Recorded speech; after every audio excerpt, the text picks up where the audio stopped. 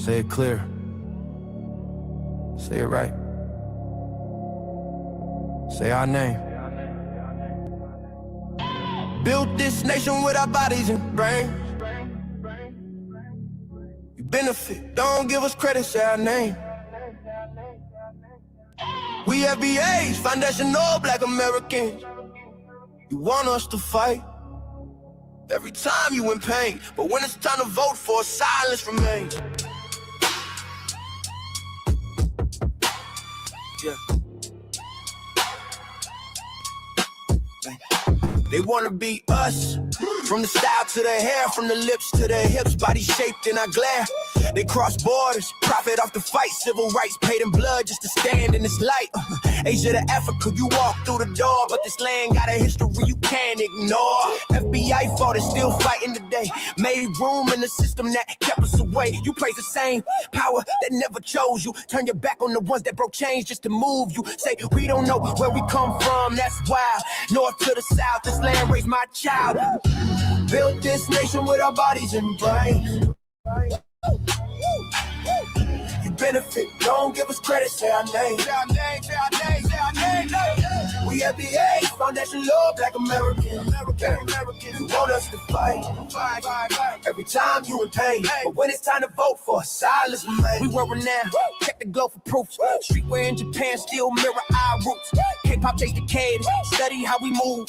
Rapper world language, everybody fluent.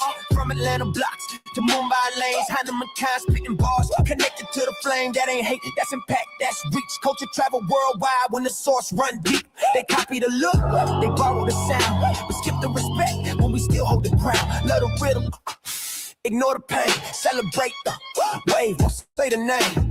This was home, before permission, before approval. Say our name. Built this nation with our bodies and brains. We benefit, don't give us credit, say our name. Say our name, say our name, say our name. We FBAs, Foundational Black Americans. You want us to fight every time you in pain, but when it's time to vote for, silence remains. Say our name, say our name, say our name. Say our name. Say our name. Say our name. Say our name. Don't need your respect. Never needed permission. We built everything when we weren't even seen as human. Biting the hand that fed you. Surviving on scraps. FBA stopped begging. We learned to build from scratch. Say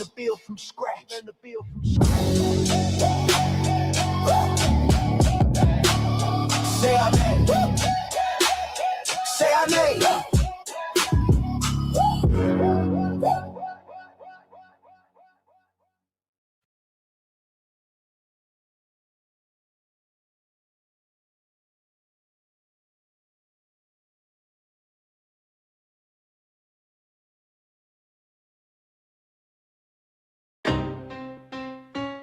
Y'all don't hear us. Pull up a seat and motherfucking listen.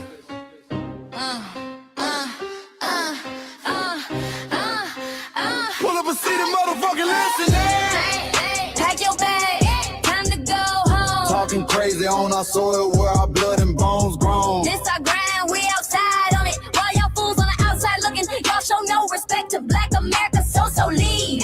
Y'all don't get it, so it's time to go home. Get the hell up out of America, take your digits, make it just fly on. Y'all don't get it, so it's time to go home. Get the hell up out of America, take your digits, make it just fly on. You landed on the tarmac, fresh off the boat. Talking about y'all building nothing, man, you choking on the note. My ancestors the reason that this country even breathes. Picked the cotton, built the White House, planted the seed. Jim Crow laws, redlined the map, we was the target. You think that struggle's a costume, man, you can't mark it. We fought the wars, we bled the blood, we died for our future's chance. And you come here and give our legacy a side eye while throwing shade on the guard. While you benefit from doors we kicked down with our last breath. Now you spit on the architects who stared down death. Disrespectful, that's disrespectful. disrespectful, ungrateful, a slap in the face to only people who gave a fuck. So let me show your ungrateful ass to the right place. Pack your bags, time to go home. Talking crazy on our soil where our blood and bones grown. This our ground and we outside on it. Why y'all fools on the outside looking? Y'all show no respect to Black America, so leave. Y'all don't get it, so it's time to go home. Get the hell up out of America, take your duties and just fly home. Y'all don't get it, so it's time to go home. Get the hell up out of America, take your duties and just fly home. Passport, the visa, the privilege to be here. Cause my grandma did march for y'all, so disappear from our land. You cosplaying our pain. Think it's a trend you can borrow, but you ain't inherit the ghosts of our sorrow. We the foundation, the bedrock, the soil, and the root. You not no bitch on me and unproductive. Always cosplay me. Talking about we ain't do nothing. You lost your mind. We built this from nothing, time after time. From the beginning to now, we been the backbone and muscle. Why you look down on the struggle and cause a whole tussle? The energy start with discussing it's whack. So let's make it clear, there's no turning back. This land is paid for in full. In blood, sweat, and tears, and dreams deferred. You don't get to come into a house we built from the dirt and telling Black America y'all ain't worth nothing. That's a violation. Facts.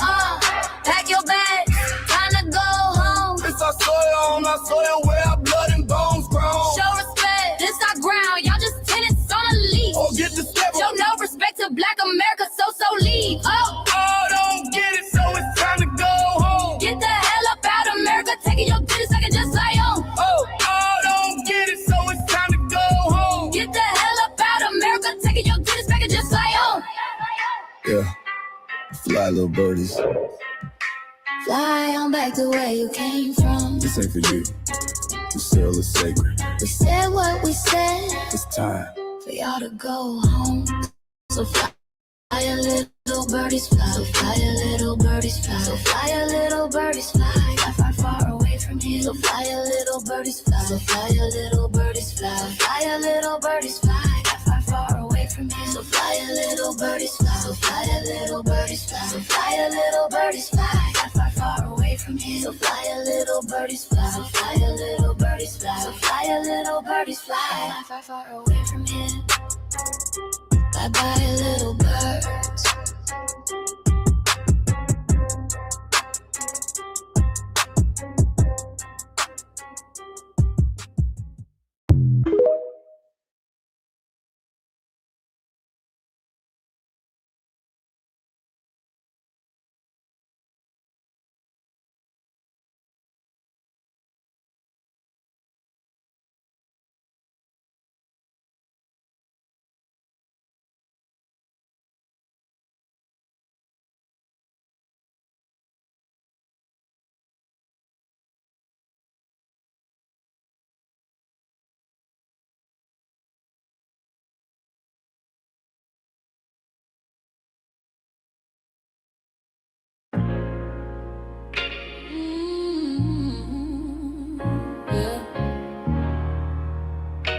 They thought we forgot, but we never forget.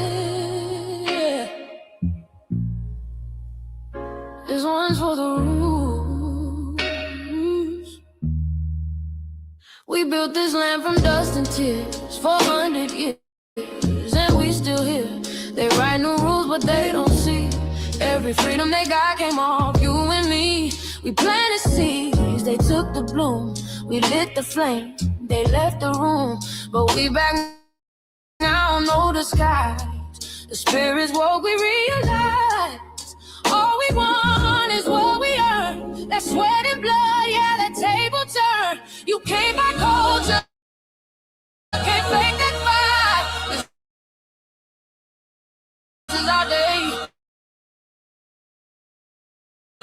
This is our right. See it loud, see us stand tall. We ain't begging for nothing, we built that all.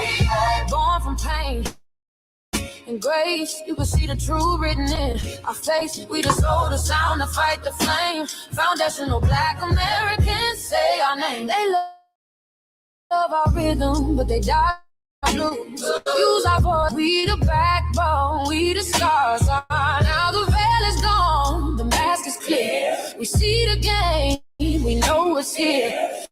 No more silence, no more lies. We lift that flag and watch it rise. Rise up. We the ones that made this nation breathe.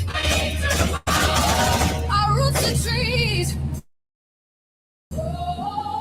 We know for the grace, and now we're reclaiming our rightful place. Can't copy courage, can't steal pain.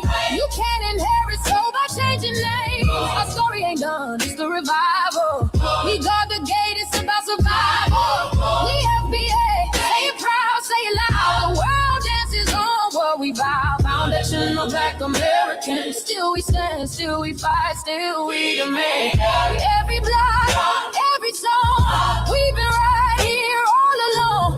The soul of a people strong and free. Foundational Black Americans.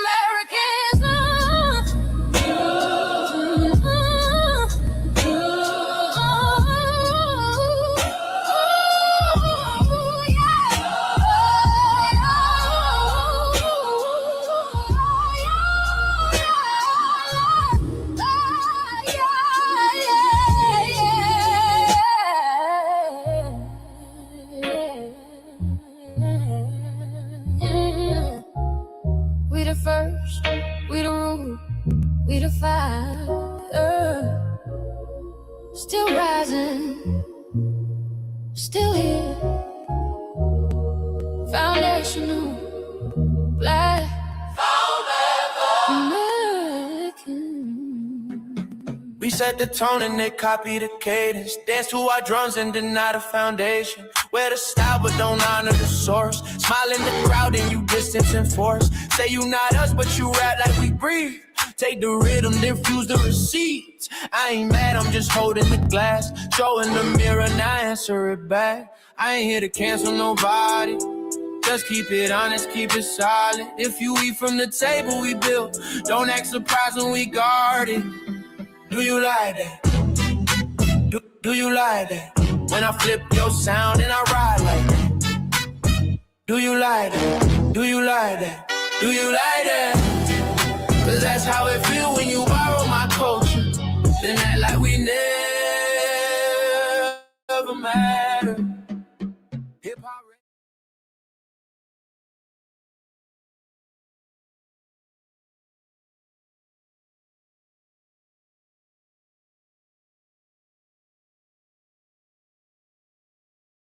Mike Larry. Now this shit here is what see it is. We're not fighting your battles. We're not carrying your fear.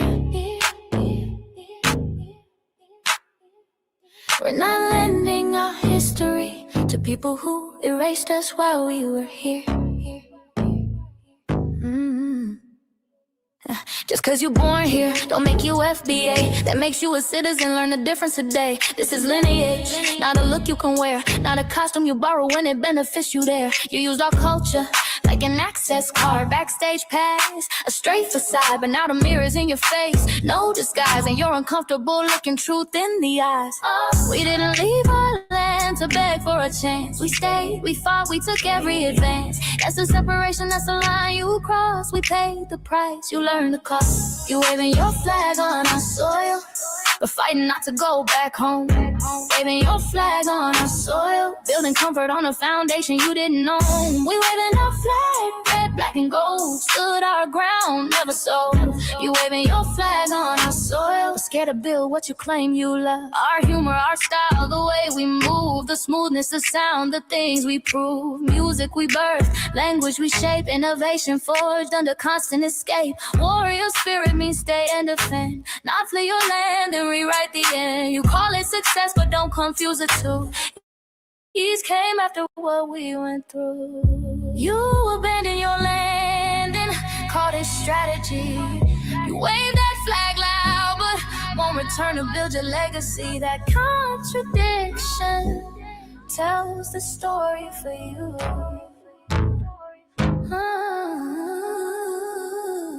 You waving your flag on our soil, or fighting not to go back home. We waving ours where we were forged, every inch earned, every brick known. We can't be deported, and that truth changes everything. We can't be deported, and that truth changes everything. We know who we are, and now we see who you are too. Just because y'all born here doesn't make you FBA at all. It makes you an American citizen. It's biologically impossible to be us because it's a lineage, not some damn costume you can just put on to look cool. You immigrants and immigrant Americans has used our culture as an access card, a backstage pass to our culture. Now y'all have to look in the mirror. Our sense of humor, the aesthetics, mannerisms, the style of dress, the smoothness, the creativity, our genres of music, innovativeness, our slang, our warrior spirit by staying on our homeland and fighting and not fleeing to somebody else's land to beg for a better life and shit on the very people who fought to have us there. That's who we are. And we know who the hell y'all are waving your flag on our soil and fighting to make sure y'all don't. Go back.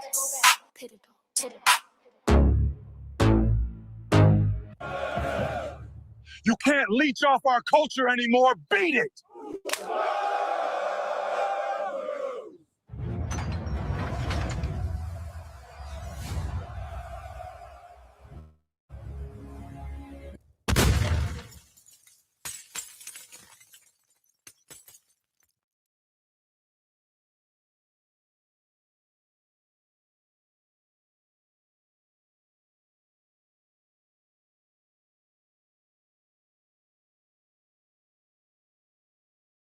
Mike Larry, man, you did it again.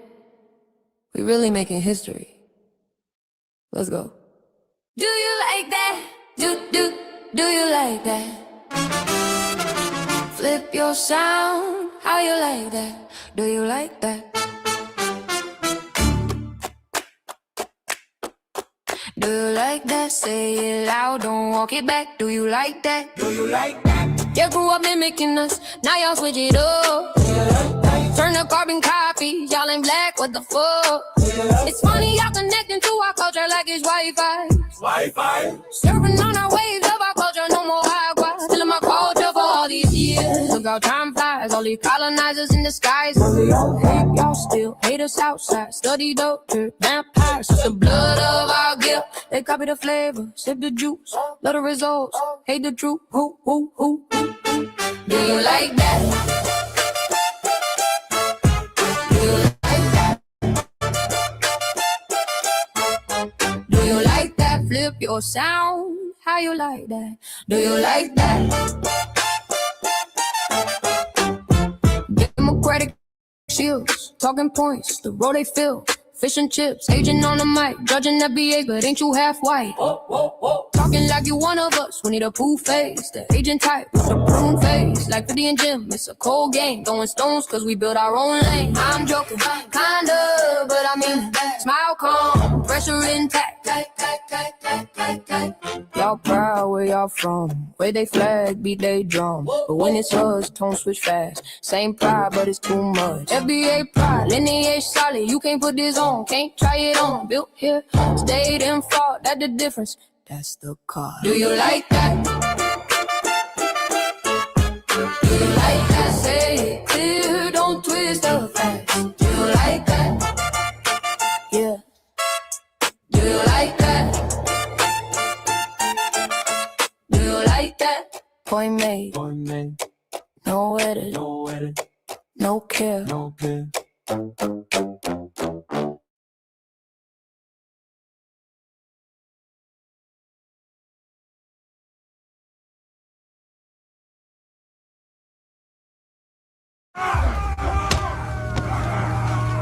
You know, erasing history is something that you have to do when it comes to conquest, domination, and destroying a people. If people knew who they were, what they were, and what they were capable of, they will understand what the possibility or a likelihood of doing in the future. Foundational Black Americans, we've always had a culture of resistance. We cultivated a culture of resistance on this land, and we've been resisting ever since we've encountered European domination. But nothing was really popping in Europe until the transatlantic slave trade, and that's where they amassed a lot of wealth. One thing that I think is unique about our culture as far as how we resist, how we fight back, is just the environment we were put in from day one. Being only 13% of the population, the white supremacists were very meticulous about keeping that population at a certain amount. There was never a period when we did not resist the encroachment of the white man. They have a natural behavior of authority no matter where they go. That's why they'll step up in front of us in the line at the store. We're not important. They don't even see us. We've never been able to excel. We've never been able to relax. We've never been able to just be, which means that existence is resistance. It must be something in our DNA, our historical background, to when something doesn't sit right with us, especially spiritually, in our souls and in our spirit, we just say no. We live resistance. You know, from the moment we're born, we're in resistance. And it's handed down generation to generation. And so I think that cultural resistance is actually in our DNA, in our epigenetics, and then it blossoms out into the culture. So there's almost nothing in America that we do, from song to dance to politics to the way we talk, the way we dress, having coded languages considered to be slang today. Everything about Black American culture is a form of resistance. Of course, they want to always downplay our contributions to the global tapestry because they continue to act like our number one export in this country is not Black innovation. Everyone understands that our resistance has been the cornerstone of what foundational Black Americans have always done. We are the life that breathes everything into this nation. The further back you go, the further Black you go. It's just simple like that, brother.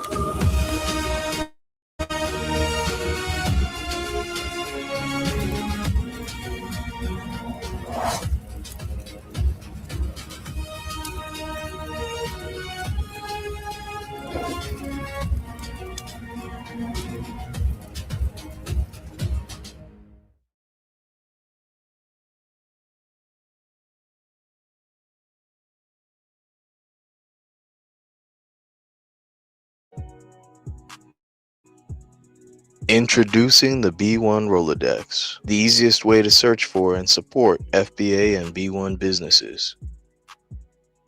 Hundreds of entries from the Black grassroots for the Black grassroots. Free to use, free to download, constantly updated. Trouble navigating the document? Try using the map version. Notice a business missing? Use this simple Google form to submit an FBA or B1 business. Also submit anti-Black businesses, which are now being collected in that last tab. Find resources, contact numbers, and much more using the second tab.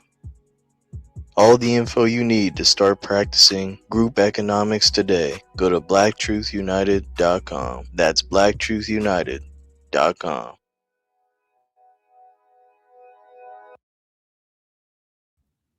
Greetings, Black family. Greetings, and thank y'all for tuning into another episode of the Frontline Black News. I'm your host,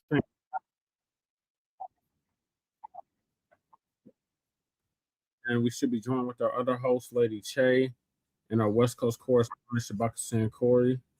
And right when I said that, Lady Che is in the building.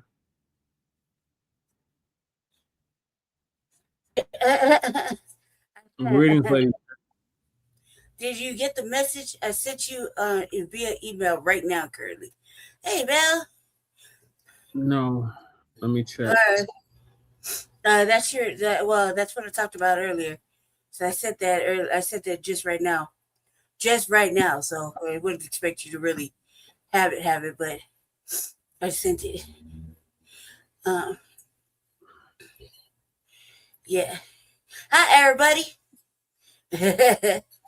I was going to make myself laugh in the other room, so I don't get the giggles now. So deal with it. Really not. I said that's really nice. You did a really good job. There's two, Jesse. There's two. So can I explain them or what? Or like, you got to show already or what? Are they about to...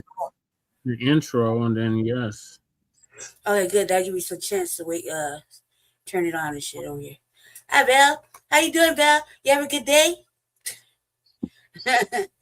I'm like super excited to be up here. Go ahead, Jesse. I'm sorry.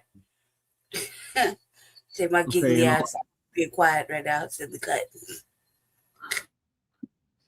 And on the season 6, I'm buffering. Oh.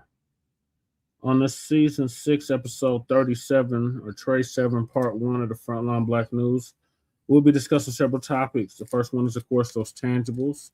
This is a year and a decade of tangibles. Continue to demand something tangible for your vote, Black family, all the way between now and 2100. Then we got, is ALC getting ready to run for presidential run? God, no. I hope not. Ugh. Then we, cause I'm live. God damn it. I think it's Manti. Hold on, lady chat. Hold it down real quick.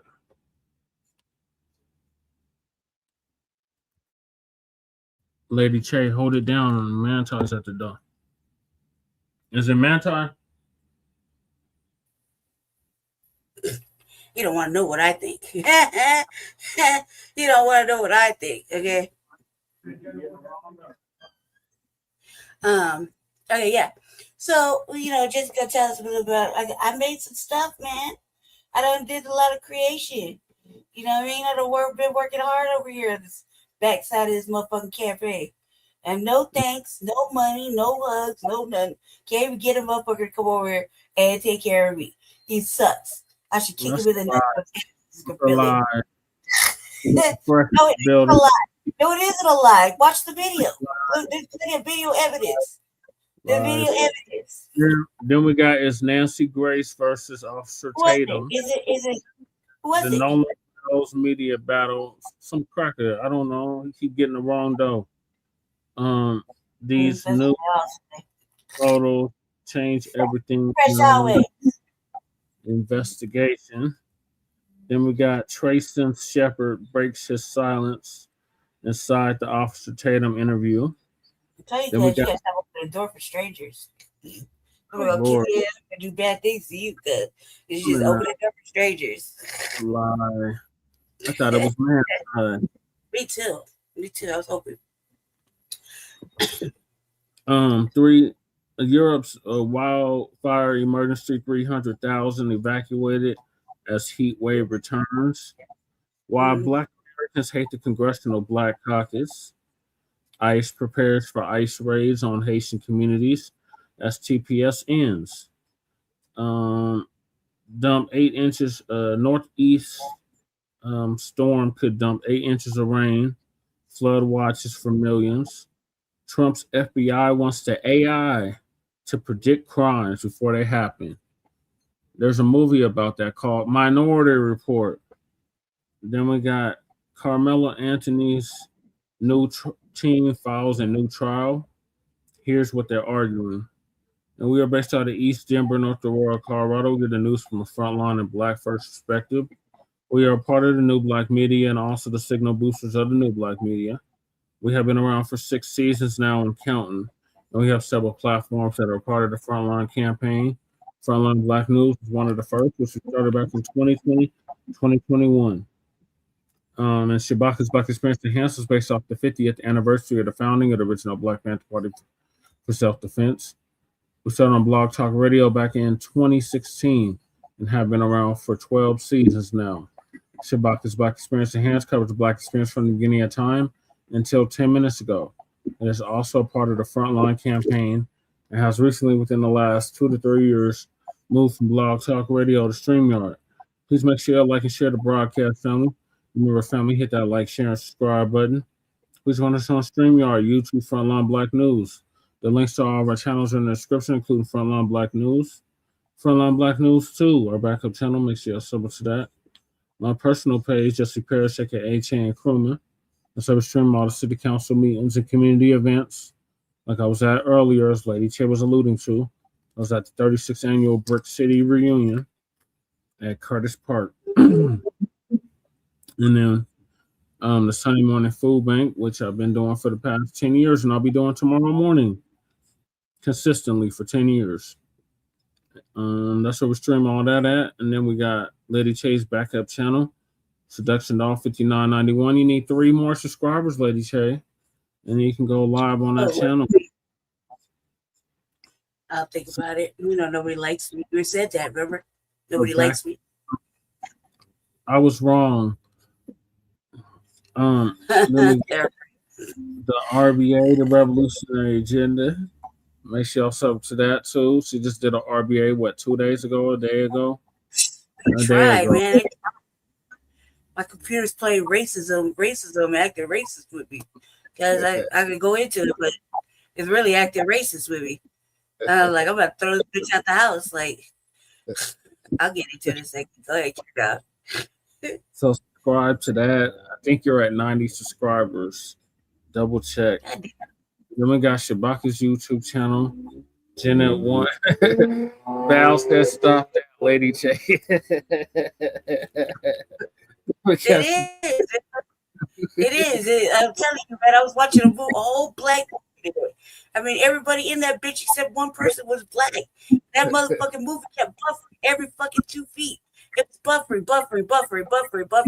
And then I put on a white ass movie, right? And I was watching a white ass movie. I was like, damn, I got all these actors in it. Watching the menu, right? That shit was crazy. I was watching this white ass film, and it just all the way through. Not one little skip, not a buffer, not a copy, a glitch in the system.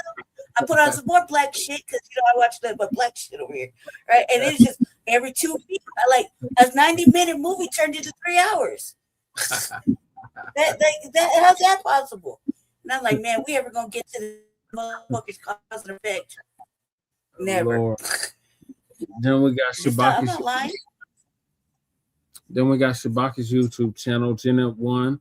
Make sure y'all sub to that so Shabaka can start going live again on YouTube. The link is in the description. Then we got our cousin or Aloxa out the Bay Area, Jay Militant. Make sure y'all sub to his channel too, What's Cracking TV with Jay Militant. The link to his channel is in the description. Then we got our brother Kukizi out the Mile High, out the Bellside, Montbello to be exact. And a link to his channel is in the description. He used to do the intro track for the Frontline Black News, and now he's doing the FBA culture reports. So make sure y'all check him out. Then we got my brother from another mother, Breeze Omega. Make sure y'all check him out on YouTube. The link to his channel is in the description.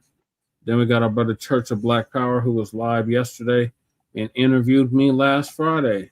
Make sure y'all check him out. The Church of Black Power. The link to his channel is in the description. Then we got our brother Torian Rain Reloaded, who's been around for a decade plus and actually put Lisa Cabrera on and came up with the We Fought Back series, amongst other series. Make sure y'all check out our brother Torian Rain Reloaded on YouTube.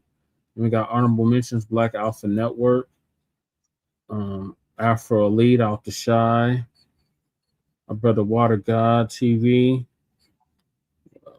Lisa Cabrera, Sister Vicky Dillard, our family, Sincere Love to God and Nicety Girl, our brother Beatzilla, our sister ZZ Rants, our sister Brooks, our brother Melrose, and a slew of others.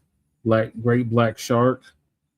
Make sure y'all sub to their channels if you haven't already. And last but certainly not least, we got our brother Black Truth United. He came up with the B1 Rolodex, which is a modern day green book for FBA and B1 businesses alike. And the link to his channel is also in the description. The link to the Rolodex itself is in the description. And the link to submit your business to the Rolodex is in the description. And also the FBA threat database, the newly formed, is also in the description. And we got Amaru. And then we got Freeman Reparation Parties merch, also offered by our brother Church, to our brother Church of Black Power, who's originally from Houston, Texas, or Watts, California originally, and is now in Houston, Texas.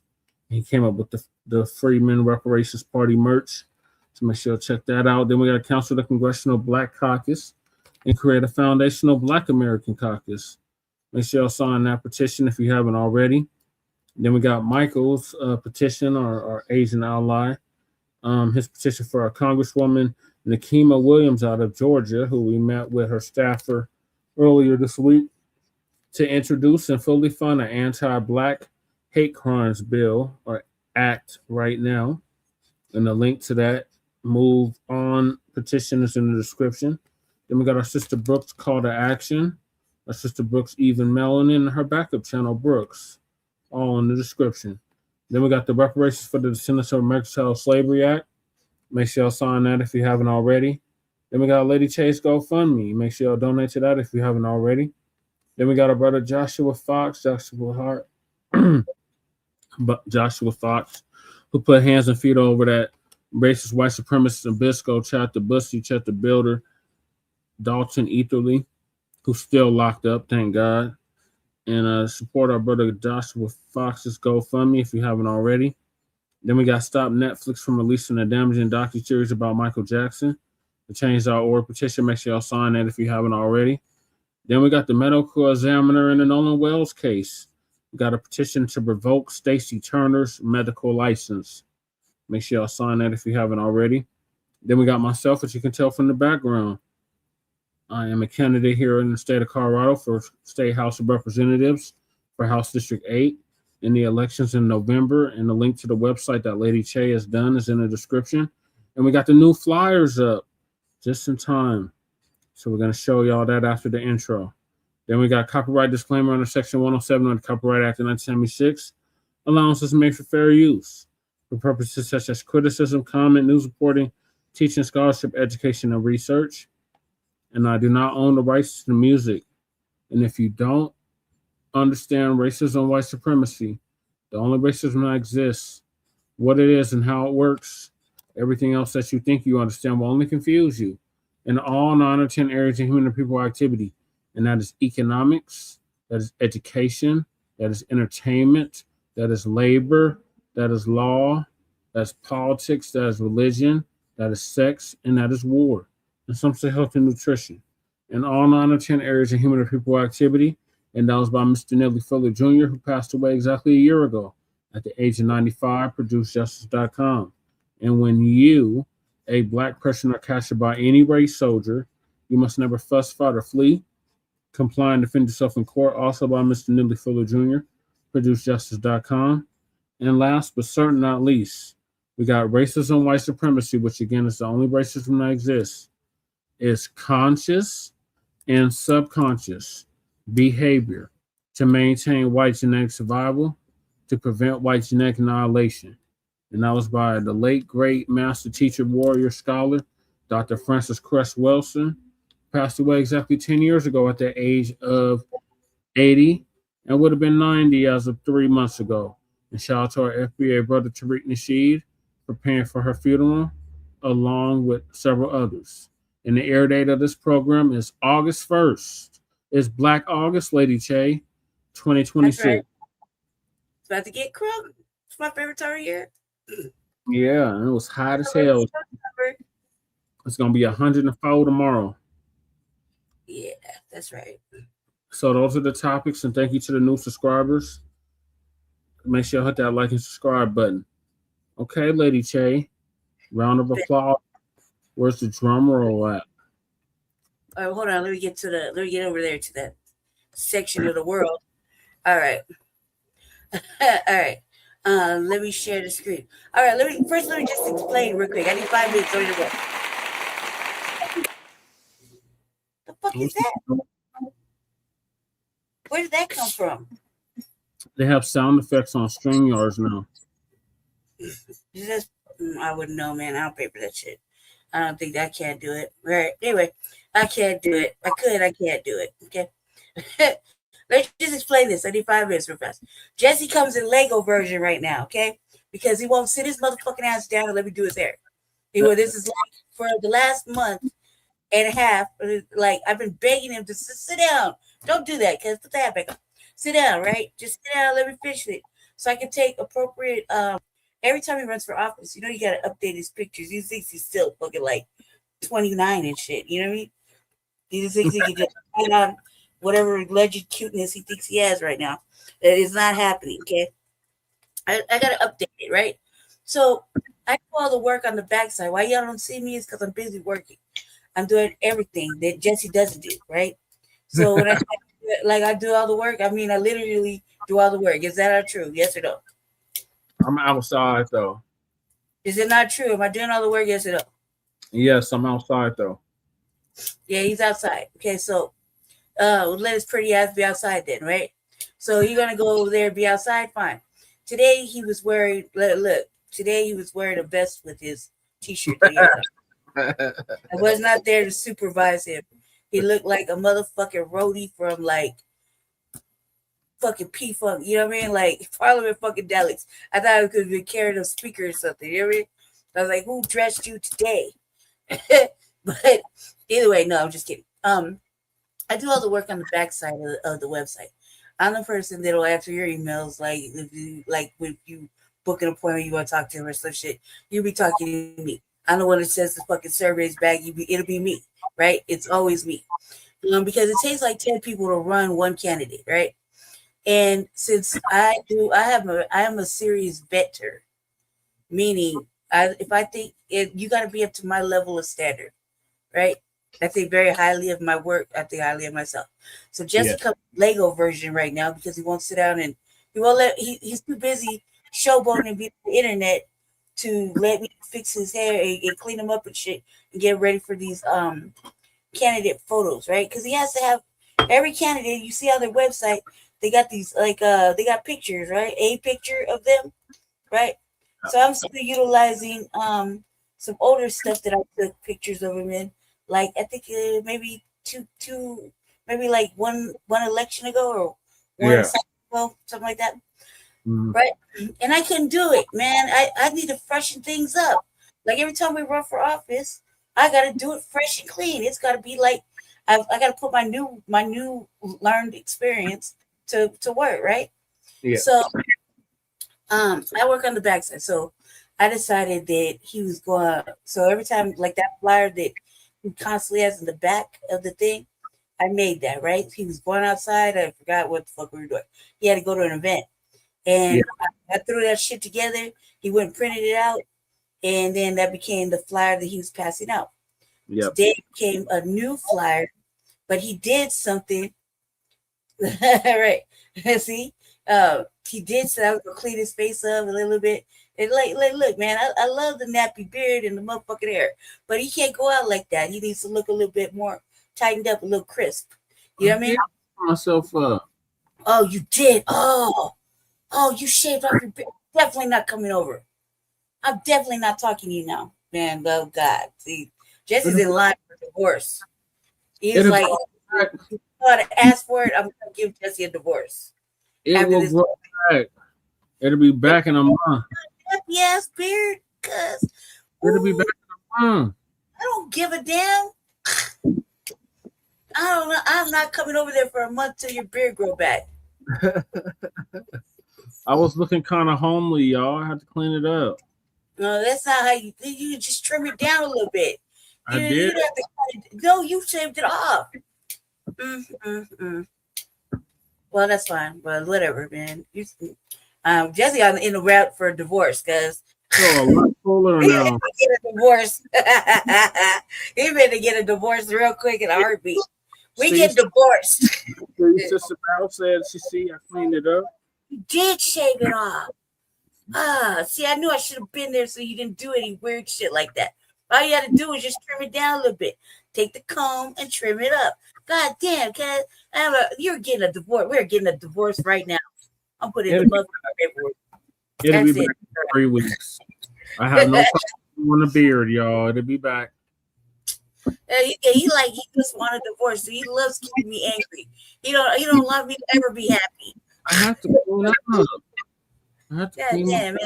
It's like looking. So what are you looking like a little boy today with the motherfucking vest? See, I was tripping. I was looking at your face too much. I was worried about the vest and how you need a merce. Oh my God, cuz I was like, who put a vest over this Eastside Forever t-shirt? Oh my God. Now you got me growling again. Oh my God. All right, let me stop. Great. Okay. All right. Back to what I'm saying. So so I made Jesse in Lego because that's the trend, right? And I have a whole fucking video set up. I have the what do you call it? The code for it, but I don't know how to implement it to make it move, right? And it has a whole thing, like a whole thing.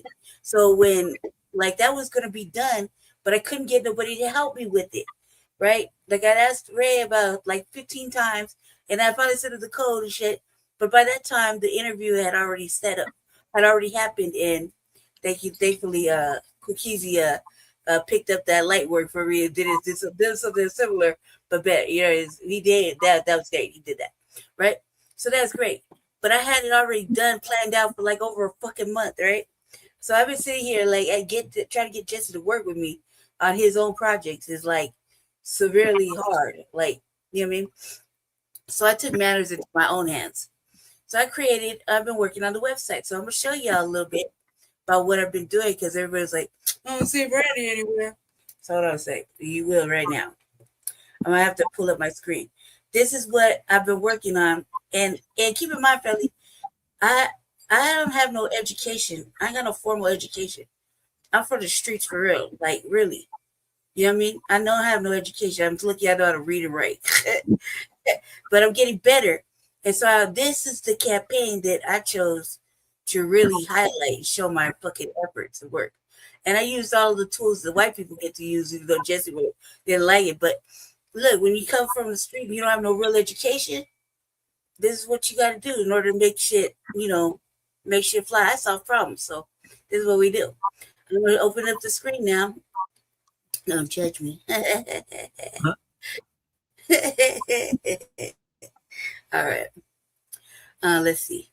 I'm going to show you the website first, okay? It's under construction. It'll be done here shortly.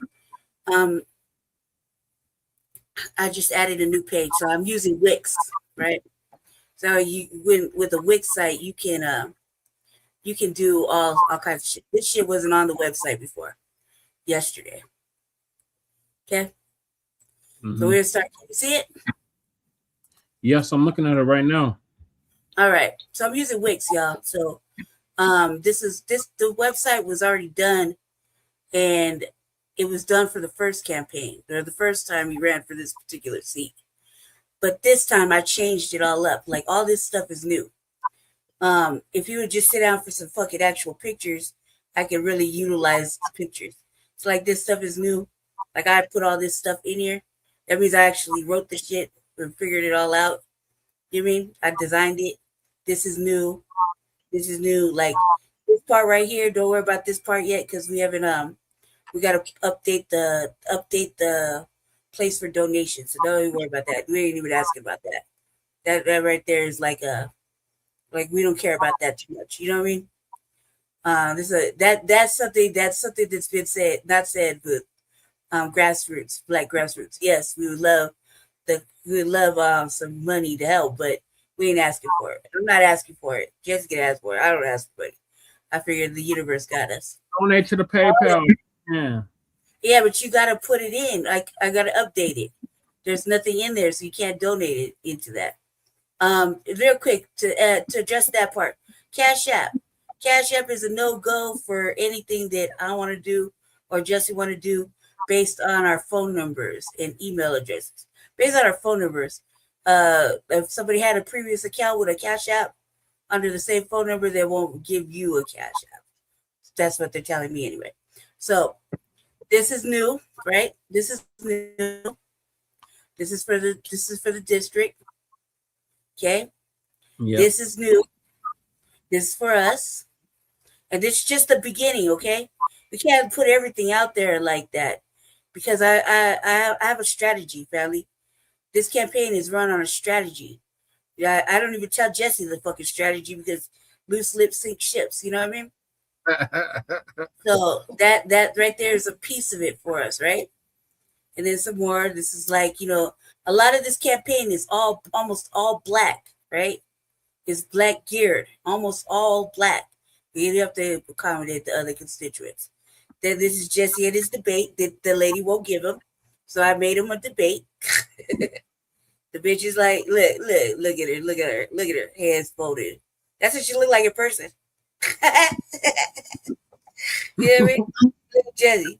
Look at Jesse. Right? That's me, except that's whatever. I was like super sunburned that day. Right? Okay, so like I'm filling in. I got like about 10 more things, so I gotta put in there. But we can't give it all away, right? So I'm being strategic with this website. You see it? Everybody see it? Okay, so some of this stuff is new. Now I'm gonna switch over, right? I gotta switch over to the next page, right? Yeah. Hold on, stop over there real quick. Okay. And then I built these I built the flyers that are going up today, which are really, really kind of cute. They said it's cute. I had to spy on people. I had to spy on it. Yeah, no, Jesse wouldn't even tell me how talented I was. That's some good ass shit right there. You did good. Those are lies. Okay, so, I said she did good. No, he's not. He's not. I'm not lying. There's actual video evidence of you not saying shit. I said she did.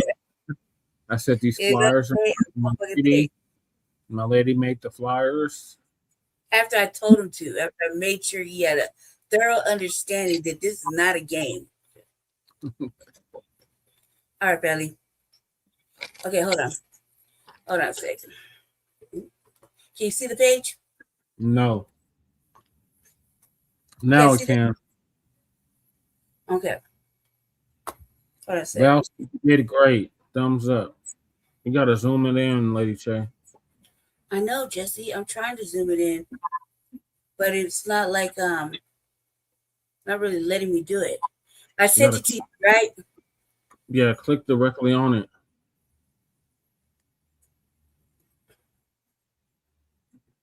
Okay, but this right here. Oh, I did. You got Kahari in the building. We are at 920 something, 925. Kahari, almost to 1,000. Lady Chase showing her latest flyer she made for me. You gotta zoom in, Lady Chase. You would think that it would let me just see. Okay. Yeah, you go. I'm using this because it's a tool and it helped me because I can spell better. I can't really. I have horrible grammatic writing. Okay, I don't know how to form paragraphs. It says this is real shit. So this is what the tool is for, right? So I know how to read, and I'm a speed reader. I read everything. I love reading, right? But when it came to spelling or writing, I lost my skill set. So this is the tool I use for. But this right here, I just sent this to Jesse. I just made this, right? Yep. I made this in the bathroom. I was in the restroom. That's how quick it took me to make it, right? I made this real fast. This is a press release, right? This is what I sent him right now, so he could, because he fucked up and he did something. He first of all, if I tell you not to do something, don't do it, right? If I find out you did it, I'm gonna cuss you out. Like I just can't control myself. I refuse to control myself, right? So I sent him the flyers that he was supposed to print out for today, right? And I said these are for the streets only. These are for the streets, right? And he posted it online and made me mad, so I made him take it down. I told him to take it down. I forced him to take it down because those are for the streets, and then you give away my strategy. I did make something for the internet, so I said this is for the internet, right? This is a little older campaign picture, right? I cleaned it up. Just kind of go with how he look right now. God, I'm psychic. Jesus Christ. Anyway, so this is his press release, right? This is his speech, little something that we talk about because he's always in city council. This is what the campaign will focus on. This is a little message right here. This is me on the corner, right? So you want to talk to you want to book something, whatever, right? That you speak to me, and that you got to give me 24 to 72 hours. Because it take first of all, I gotta know something's in there, and it is the campaign website, right? Yep. So that's that, right? But I didn't put there's you see there's nowhere to ask for money or nothing. So because we don't have that mechanism set up. Okay, see that? Okay. Yeah. Wait a second. Let me then so you see if I can scroll up to the other one. That's how I give y'all my secret and shit. Okay, so here, this is the other one for the press release, right? Yeah. And there's two. I made four really. This is another one for the press release, right? This is basically speaking to us, okay? Reading Right. for us.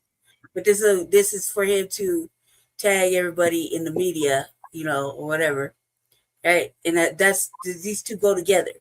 So you see, you got one to play, he's being funny right there, and you got the serious one. See, right? You get it? They're like, oh, they could put two and two together. You see what I'm saying? Yeah. Because I was being funny. And this was another one I made for when we send out to seek interviews for everybody. I would hate to throw them in there. Yeah. My soul when I had to add them. Right? Because it was looking pretty black on the first one. Yeah. And I said, oh wait, let me add some diversity. I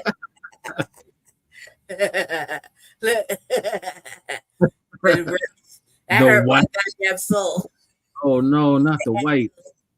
I had to add the Nabiscos in there. I didn't want to. Look, I didn't want to. So we had to put black spaces in here. Two black women in here, and then the Nabiscos sit on the outside because that way you didn't have to be touched or anything. That hurt my soul. I didn't want to. I was gonna leave it like this. See, I was gonna leave it pretty big, pretty black. Yeah. I said, oh wait, this ain't my shit. Let me just go ahead and diversify that. That hurt my goddamn soul. I ain't go front. I was like, oh, okay, let me add some Nabiscos to this. I did not want to. You would have had to twist my motherfucking arm for that shit. I was like, damn, man, I did that. Yeah. So that's the thing. I sent Jesse the 2 so he could start posting it on the internet. This is what it takes. That's nothing in comparison to all the. So far, I've put in like serious time in that website. It doesn't look like it, but if you see all the drafting and all the written work I've put in, it's like there's a message I have to create and recreate because the city dogged him. Mm-hmm. Like we don't have the last black remaining voice of our city, the last elder is a motherfucking coon and a buffoon and a motherfucking is an enemy to our people. I've said that time and time again. So we don't want to interview with him. Fuck him. He can stick that shit up his ass. And now we're just doing our own things. But I didn't want him to post the first set of flyer that I made today online because then it allows that wench to see what we're working on. And now she can really see it because now I made it possible to see the platform the way I set it up. The one for the streets is this one for the streets. You just pass it out, and it was getting some good little reviews. I mean, it made me feel a lot better because I was really upset. I was really, I was hangry. Yeah. And I was really upset, and I didn't. The thing is, like, you just want him to. We need him to win, and we need him to be a solid FBA voice in the House of Representatives. Even if it's in Colorado, it doesn't matter. It's still one strong black male voice in this see, that's the one that that's not the, what is that? That's what I just said. For the streets. Oh yeah, that's for the streets. Yeah. So people saw that today, you know what I mean? And that was good. He got some good ass reviews. I was hoping for a lot of, because he went to a little black event, so I was kind of hoping motherfuckers really sit there and like, what in the fuck? But it's different. The reason I chose this layout is because it's different and nobody's doing it. and we'd be the first. That'd be the first one to get it cracky like this. But it was I was inspired by the little political Lego videos, right? Yeah. See, I was inspired by that. I was like, hey, you know what? I can make that twerk, and I can make something like that happen. And it's different because if you didn't know his name before, you're gonna know his name now. Right. If you didn't know who he was before, now you're really gonna know who he is. You see what I'm saying? And I feel strongly about it because it's different. Like, look, man, can I just open it up one more time? Yeah. Okay. I just said, just for the sake of argument, I'm gonna show you let me show you what this bro is working with, right? In comparison to my beautiful motherfucking expertise. Like that little work. I put a lot of thought into it, man. I spent hours at this goddamn computer. And I hate it. I hate it. It's like, and I can't let him fail because strong FBA candidate. I know that's what it's just about. yes, the only one. And I can't let him fail. So I have to go super hard because it's my campaign too. Damn it! It's like the work I do. This is for my like one day I'm gonna be my own person. Okay, so you see this? Let me add it to the screen. Okay. This is this wench's website. Ain't nothing changed yet. Okay. Ain't nothing gonna change. Ain't nothing changed to this wench's website. All right. This wench's website's been the same since you ran. Okay. So let's see. Miss Sweet Lindsay. First time. She ain't changed it since the first time. She ain't changed a motherfucking thing. Okay. Can you see? You see? She's had the same pictures, the same look, the same everything, the same white people in there. You know, same thing, right? She lives right there in the neighborhood. Okay, like I could read it to you, and I don't want to. I spoke to her. I called her a colonizer to her face. I couldn't help it. Look, I'll just read it to you, okay? Just like this. This is where the colonizer thing came from. So after graduating college from the University of San Diego, Lizzie traveled to Swaziland, now Eswatini, Africa, and to volunteer with an organization working to address HIV and AIDS epidemic.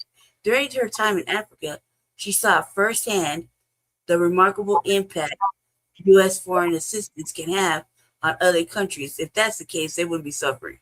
An experience that shaped her view on U.S. foreign policy and continues to inform her work today. When she returned home, she got her first job as the Senator Ted Kennedy's office. And for that role, she gained valuable insight into how Congress worked, learning how to bring people together from different sides of the political spectrum and pass legislation. Following the Senator's passing, Lindsay moved over to the House of Representatives Subcommittee on Africa and Global Health. In this role, she advised Subcommittee Chairman Ronald Payne on matters concerning global health, security, and humanitarian issues in Africa. Now, after working for Congress, she moved back to Southern California to pursue a master's in public policy from UCLA. While she was in school, she was hired as senior advocacy work officer. She was in her African outreach. Right. Yep. Mother to Mother, an international organization that partners with mothers and pregnant women to prevent mother-to-child transmission of HIV. In that role, she represented Mother to Mother with members of Congress, the executive branch, and other organizations while working for Mother to Mother. Lindsay realized the potential of small community-focused organizations to positively influence policy making. Their advocacy could help ensure we have policies that truly reflect the needs of our community. None of this work right here really is going to help the community right there. I mean, like we have strong HIV programs and shit like that, and prevent that during pregnancy. It's just common sense, right? Realization prompted her to establish Gilchrist Company in 2012 with a vision to work alongside organizations, foundations, policymakers to improve public policy in the United States and around the world. The company's mission is to advance organizations' agenda through advocacy, policy research, and analytic strategic planning, communication, support, political strategy, right? And I'm like, so you basically are capitalizing off of other people's work. Yep. That's how it sounds. That's what it sounds like to me. Yep. Right. Gilchrist and company works with criminal justice reform. So yeah, first you go from like AIDS to AIDS transition in humanitarian issues in Africa, like damn you. And now you're doing justice reform, help train and equip newly elected prosecutors from around the country to reform the system. And that's why we're failing. They also work with international organizations like Neuro International in developing a whole of government initiative to prevent and combat violent extremism in fragile states. Well, if that's the case, we wouldn't be at war. Additionally, Lindsay leads an initiative called CHAMPS. Colorado ensure we have high quality family-based settings for kids in foster care. I wish I would have known about that when I was in foster care. Throughout the career, Lindsay has continually been inspired by the organizations she works with that are not only leaders in their field, but also share her ambition to affect positive change by improving public policy for the people they serve. Okay, so in my opinion is like, okay, so you just working off of other people's work. Yep. That's pretty much what that sounds like. You know what I mean? But when I talked to her, I was like, man, this is some colonization shit. Like you just go over there, like you basically go over to the motherland for what? And how did they what are you doing over there? And it didn't affect shit over here. We got pregnant women dying and shit in the jail. Black women. Right. Black women. I can tell you how many stories I've seen with black women miscarrying in jail while I was in jail with them. Yeah. And, oh, baby. Like, we're not talking like an early miscarriage. We're talking like late in the game, goddamn miscarriage. Go ahead and shut me down. Go ahead. All right, wait, never mind. Go ahead. Hold on a second. 1 second. I'm sorry. I gotta show you one more thing on that website. Was that it was right here, right? Hold on a second. Lost my spot. I lost my spot. Here we go. Go to issues, and there's nothing blacklisted. Yeah, so there's nothing black in here, right? She gave me pushback about that, and I pushed back in public. It's not good. Where's the issues? Right here. Yeah. Yeah, these are all the things she stands on. So which one do you want to pick? I want to pick. Criminal justice. To what? Criminal justice reform. So this is the thing, cause like this is why I tried to make the shit stand out more, because she has a lot more under her. That's why she has a lot more. That's why she's on the Democratic Party. That's why they're behind her. I don't want to read this shit. I guess policy should focus on diverting individuals to alternative solutions, accountability, blah, blah, blah. She advocates for policies to divert young people from criminal justice system and youth gain access to primary for mental health, substance use treatments, programs, et cetera. Gotta like this, yeah, it sounds good. This is what, we kind of like, we're on like kind of similar. We're mostly focused on black children. Yeah. Black mixed children, black children, as long as they're black first. This is her stance on shit. Child welfare system, driven firsthand, blah, blah, blah, suitable placement options. That's a big thing for us. Well, that's a big thing for me anyway. Like those are one of the topics that I like to get involved in. Yeah. Because I was a child of the system, and I never got out of the system. So I'm I was a child of the system too.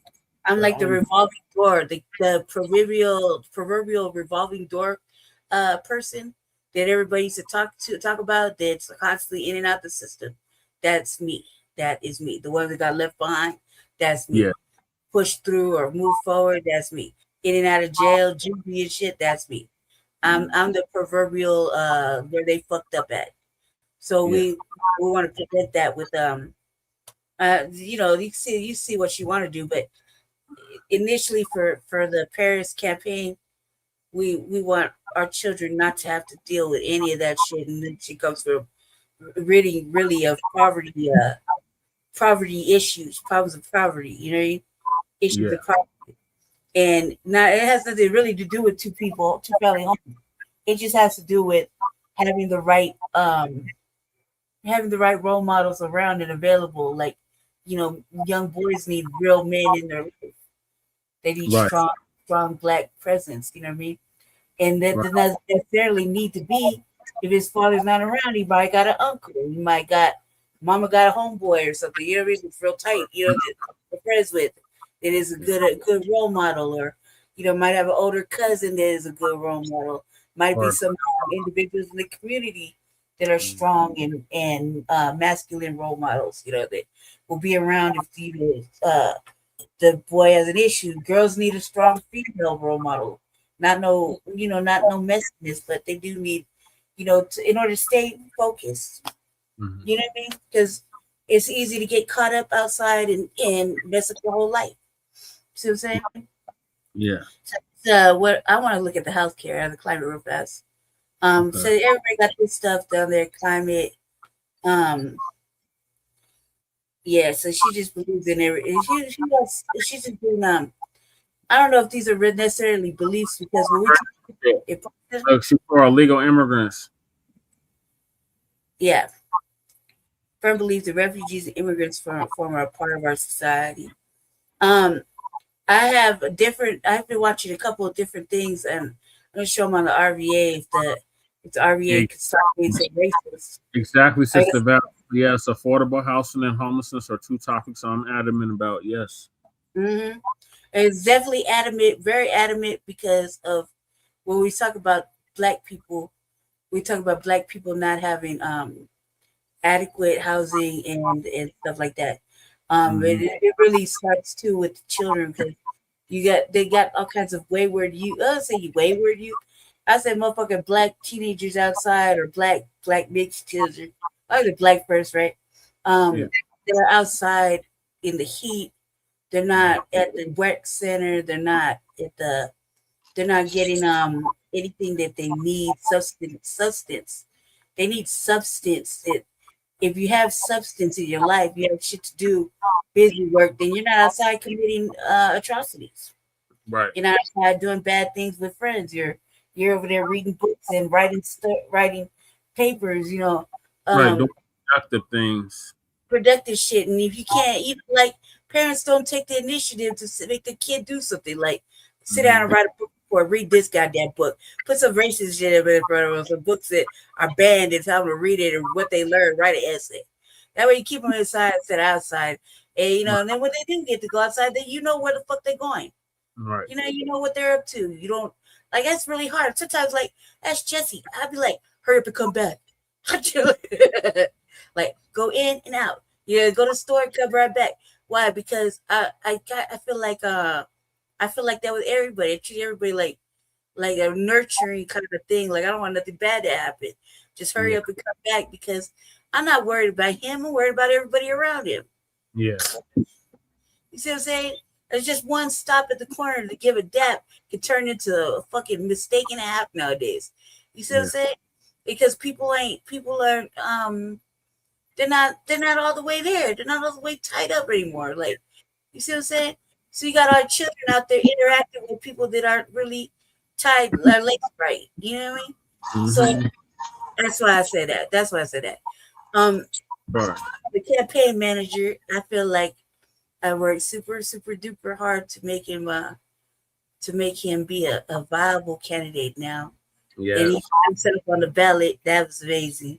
What he did last time, but that was amazing, because everybody here takes independence like it ain't shit. And now with this democratic socialism wave, people are riding that wave, and we're not. So we have to stay consistently in our lane and keep our message tight to be Black first, Black Denverite led.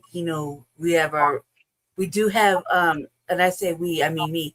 I say we, I mean me. We do have a reparations 74 page package put together, but I haven't done my I want to set it up for a peer review before I put it through, and with people that actually do the work. And it will, obviously, me and Jesse are kind of like, whatever, like a couple on the verge of divorce. Like, it can still, you know. That's a lie. No, I'm not lying. You're on the verge of a divorce right now. Shit has been for a goddamn time, man. It had to go. Yeah, bet. I know, man. I just don't like to see it. All right. All right, everybody. I hope you were pleased and took a little time out. So I'm gonna let you get back to the show. Do I gotta stay or can I dip? You can do whatever you want to do, Lady Che. No, I'll stay for cannibals. I'll stay. Let's see. Let's go ahead. I'm gonna go on mute, okay? Okay. Okay. So thank you. Sorry for interrupting the whole show. Update, Lady Che. Appreciate your work on the campaign and the flyers and everything. Now we're on to the tangibles. This is the year and a decade of tangibles. Continue to demand something tangible for your vote, Black family, all the way between now and 2100.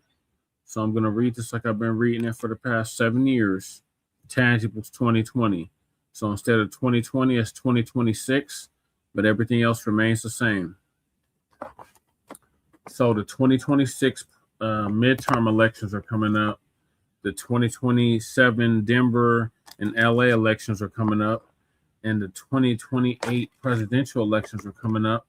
And foundational Black Americans are going to reject the 50-year-old plus malign neglect policy that has been implemented by the political system.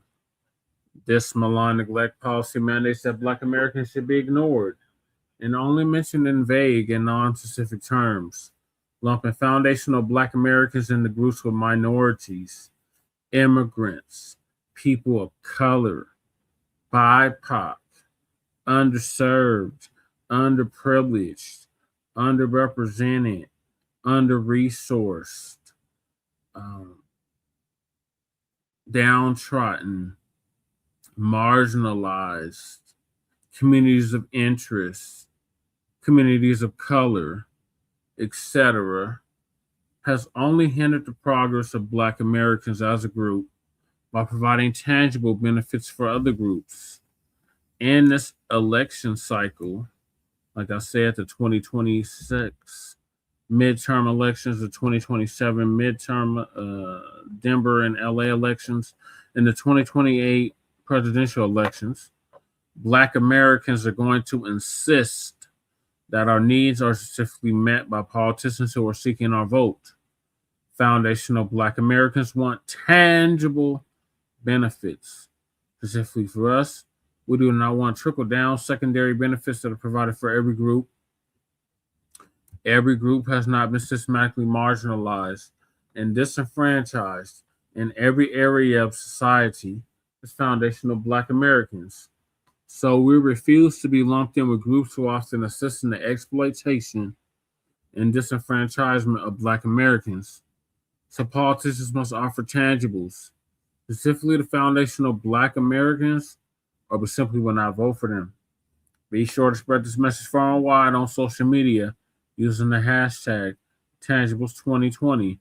And that's exactly what we've been doing, Black family, for the past 7 years. Spreading the hashtag far and wide on social media.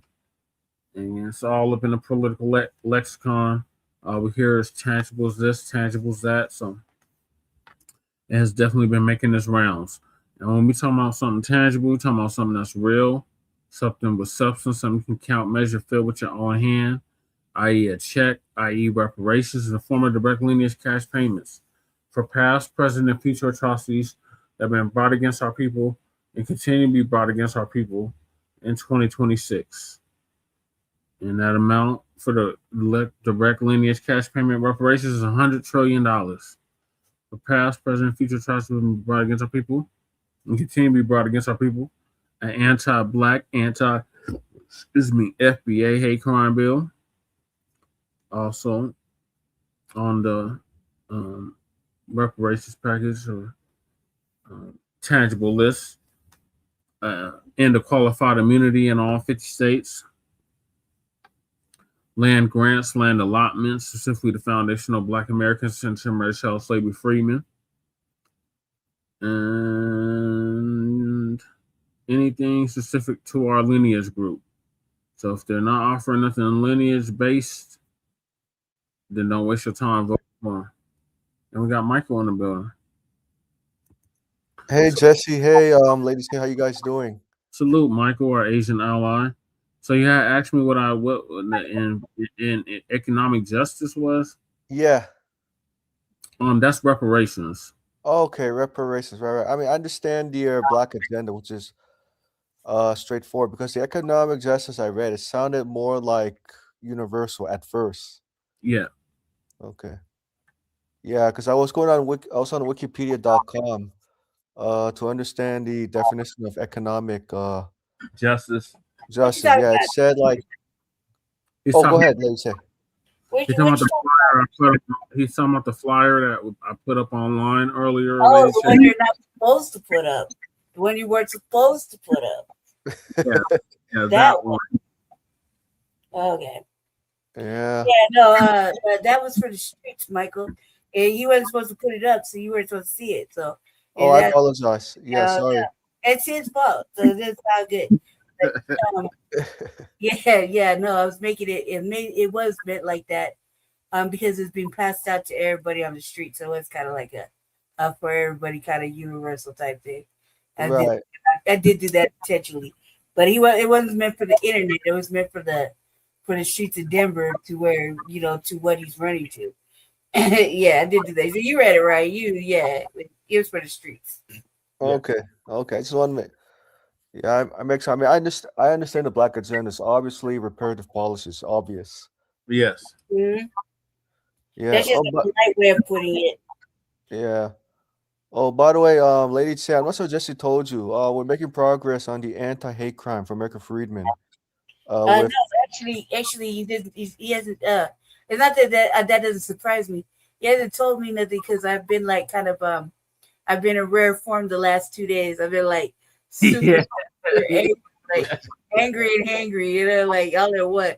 So I've been in rare form, like this threatening with the divorce. Like I just been acting all crazy and shit. Like it looks like it's crazy, but I mean every goddamn word, right? No, so of course he hasn't had a chance to tell me, but I can imagine, Michael, you're very effective. So yeah, well, Jesse helped me to really get the staff on code, because I'm glad for Jesse's masculinity, because he really changed the staffer from being initially skeptical of anti-hate crime for American freedmen to like, let's see what we can do before the midterms. Yeah, because that's his that's why I take him with me to the hospital. Like he got that masculine Black energy that it only happens with strong black men. Not to say that other races don't have masculine energy. It's just there's a big difference between foundational Black American men with masculine energy, and then there's everybody else with masculine energy. And it depends on, it takes a lot to get up to a level of foundational Black American man masculinity, just like foundational Black American women are just the magic of everything that makes it happen. Like there's levels to it. We are like at the top, and then everybody else is like right there. And it takes a lot for them to get right up to where we're at. So everybody got the different versions of masculinity. But yeah, he's right there with it. So I give him credit, and to you too, Lady Che, right? I got that energy you got, Michael. That take no prisoner energy. Like I did. Yeah. You know what's so funny? You know what Carolyn Essex told me after me? She's like, Mike, you were like a hell dog that couldn't be stopped. Like I don't know what I was thinking. And I said, I told her that because individual allies in the past, in the 60s, made a big error. They didn't follow through. They just said, okay, Tyrone, Bakisa, we'll just integrate you guys. That's assistant. I'm sorry, that's assistance. Our job is done. And what Karen's didn't realize is that just because you help someone to get to the door doesn't mean that fighting for shared power or shared economic resources is not done. In other words, individual allies got to, fight with people at the top. When I say individual allies, I'm talking about those fighting with, the Mzungus and other groups of people to allow American freedmen to realize fruition and get equitable resources. I hone in hard, like I really put my. You can say you can say I put my neck on the line. Yeah, you do, and it's really invaluable work. We are like the amount of work that you do on the backside that people don't realize is like, first of all, if you get let me just put the rules up. If you get an email from Michael and you don't respond, he is on that ass. Like Yeah, yeah. like he wants to answer whether it's good, bad, right, wrong, or different. He wants to fucking answer to his goddamn questions. All right, that's the truth. That is the truth. True. All right, so he be he be hitting these candidates and their staffers like all day long. Like he'll find a candidate that he likes in the state. Yeah. Yep, I did. And Absolutely. he'll fucking sit there and he'll go all the way through the line of chain of command Yeah. with emails from the start to get to the top, and he'll ride that line until he gets what he's desiring, which is a Zoom meeting, so he can do some further education and then get him to go along with the program. You know what I mean? So it's a process. Like they sign the pledge. They got to sign the pledge for reparations. Exactly. Yep. That's been my IMO, right? The reparations pledge, because I think what happened was when the reparationist activists, demanded, asked candidates about reparations in 2019. It told me something that, and this had implications for future elections going into 2024, 2020 and beyond, right? What happens that when Democratic candidates answered yes to reparations, I noticed something. There's like several levels, like 0, 1, 2, 3, 4, 5, right? So when they answer yes to reparations, that means that they're answering yes to a concept. That's 1, but 2 is, okay, are they going to say lineage? Great. Then 3 is, are they going to come up with legislation? And then 4, are they going to put it for the floor vote? And 5, are they going to pass it? So it's several levels, which I learned, level 4. Yeah. Through these little Zoom meetings, I learned a lot because I terrorize the and don't get me in a Zoom meeting, man. I'm in a lot of that, but I terrorize because I don't accept. No, I'm one of those people that believe it. Power is taken, right? And we go. I'll make like this last little one I participated in. I was calling out everybody's race of atrocities, and nobody gave them a study, things like that. Right. Think about the shit, but he was like, he held it together. Like he goes so hard in the paint on these emails. They're fully descriptive of what he wants to talk about. He gives them all the tools they need to follow along. He's like, he does all the work. And it's so simple to return a message, and he gets upset when they don't return because he does a lot of work. And I'm like, well, I can see it, man. And he's like, they didn't return my email, and he's all upset. And I'm like, because I'm the one I read all the messages. I don't return no emails, right? Right. I don't have to. Jesse's gonna talk about it, and me and Jesse are pretty much on the same alignment when it comes to what we're doing like online. However, I do have my own brain, and I think for myself on certain things I would do differently. I would say that I would do things differently a little bit, but that's just the areas. But we're 95%. We're in total agreement with most things, right? And right. And if I have any contention about it, look at Jesse. Jesse was walking around today with a belt.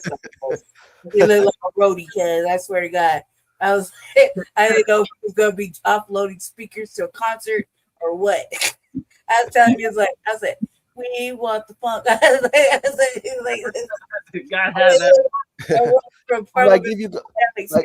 He was like, who does this? I was like, no wonder people were looking at you funny today.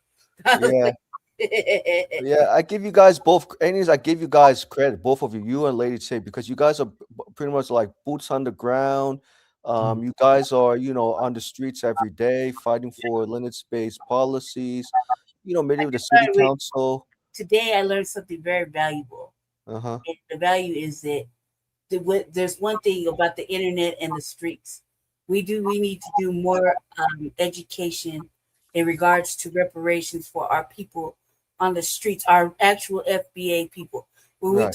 we talking to them, they have no concept of what we're asking about reparations. They don't even know, like they won't even admit to themselves that we built the fucking nation. So Yes. it's almost defeatism because our people have been programmed to be all inclusive and not think about themselves first. And that's what I noticed today in Jesse's little video. Yeah. Out there he was out there stomping in the ground, and I was typing for a little bit, but I can't be in there because I'm such a critiquing analyst. Like I know what you can't mean. help myself. So I have to get out of there because I'll be saying all kind of bad things. So I have to I have to stop being an ass. So Oh yeah, you're great too, Lady Tay and Jesse. Both of you. I mean, you guys are like more like boots on ground than I am. Like you said, I'm behind the scenes. You know, in terms of developing strategies, right? yeah, me too. And I like Yeah. they don't see me too often because like in public, I'm like this in public too. I'm just like this, if not worse. Okay, Yeah. in public. So I try to keep myself inside and Uh-huh. just on the back work. That's why nobody sees me or really hears from me too much because this is a lot, man. Like Yeah.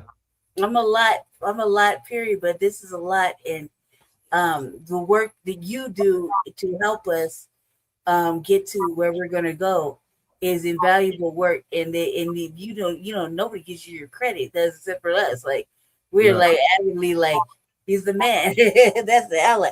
If you want to know what the ally looks like, it's right there. Right, right. You know me. I'm just very, I'm just very humble. I always give credit. I always like to give credit because American Freemen were the first one to start the reparations movement 2016 or even before that, right? I just came along and said, you know what, let me ride onto the train Yeah. and definitely assist and accelerate the trend for reparations and also I work with Audra, if I remember her name correctly, which I told Jesse, and I'm sure Jesse passed the information to you before. Audra was the one who actually got me exposed to reparations. And when I realized that reparations were very unpopular, I thought to myself, let me take an unpopular position, make it stronger, right? Like you remember MC Hammer when he said too legit to quit in Yeah. 1991 for the Falcons? Yes. Because prime time Falcons, they didn't do very well prior to 91. So they needed that MC Hammer motivation, too legit to quit. And so that really instilled me, to be like the 1991 Falcons, to make it to the postseason and just not only win it, but go all the way to the Super Bowls. It's same thing with reparations, Uh-huh. right? Just not only get to the Congress, but we would definitely want to send the past reparations bills to the White House. Yeah. Yeah, so I guess you could say, yeah, I guess you could say I had that You kind know of what like Steven Seagal energy. too. I'm like I was telling Jesse, there's no half stepping. I grew Right. up with that. I grew up with that. That's a Generation X song. There's no half stepping. You know what I mean?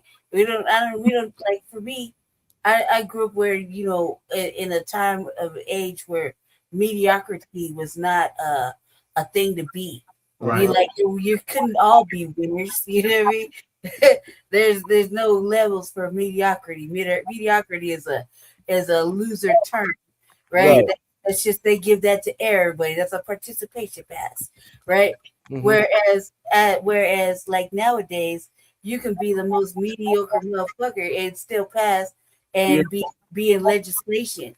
Whereas a motherfucker that isn't mediocre and has the right mindset couldn't get the right amount of votes or couldn't get. You see it like you just look I at see the what you mean.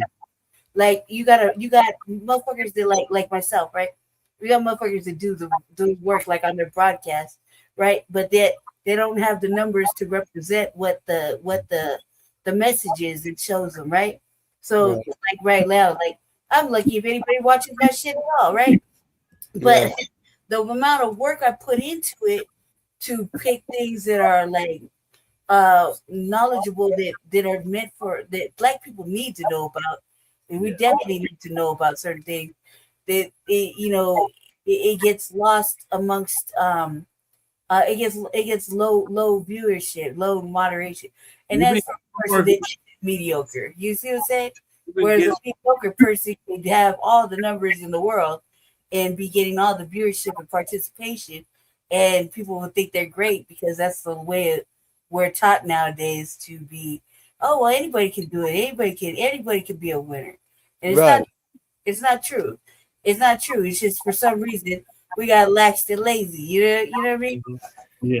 Yeah, because you know what Donald Trump showed us, right? With Donald Trump mediocrity, anything can be done because Donald Trump has that stubbornness, feisty, personality, macho-ness, right?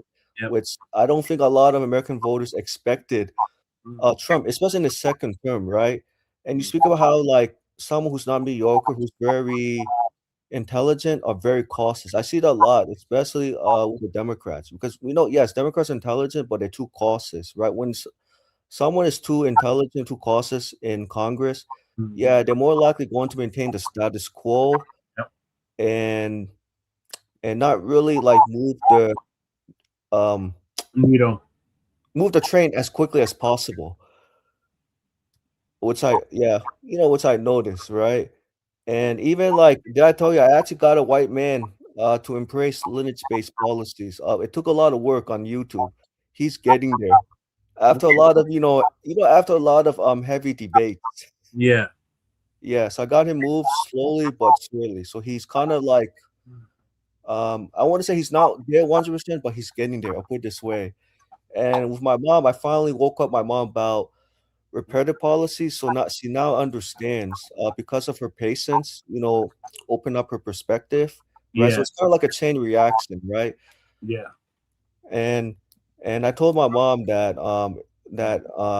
what did I say to my mom today last night? Oh, I said to her like, Mom, when you want to help FBAs, don't help FBAs to get integrated. Help FBAs to get resources because resources to them means it's about empowerment. Yep. Let them get the money they need and let them take care of their own issues or problems. Because when you help someone to be integrated, it's more like being controlled and regulated. It's not really helping, or it's not allowing the person to make their own decisions with their own resources. Right. Yeah, and also too, this one thing I'm gonna say real quick before I get into tangibles. This is the thing is like we're in the city of Denver, and we do have Black people that can pull together a press and can have these whole summits and shit like that, right? Yep. And they're usually Democrats and Yep. they're like friendly in person, but shit talkers on the backside, Yeah. right? Right. We don't like that shit, but you either be one way or the other. Like for me, I tell you, motherfucker, fake right to the face, because that's just a natural area thing. I don't like that shit. Don't be two-faced it.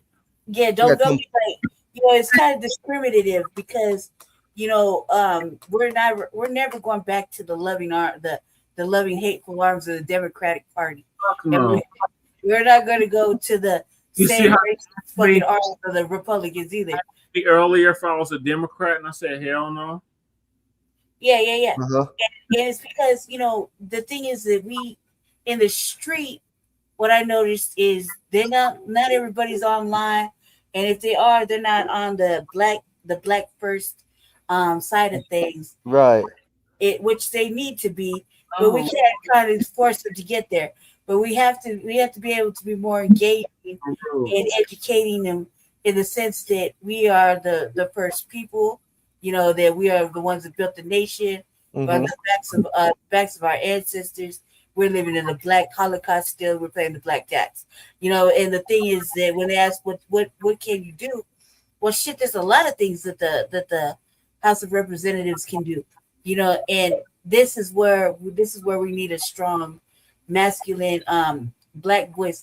We had one in there, Yeah, and we do have some sisters in there that are FBA, but I don't say but, I don't mean but, I mean however.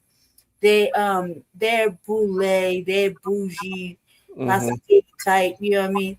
They're not the get down in the weeds with the other sisters type.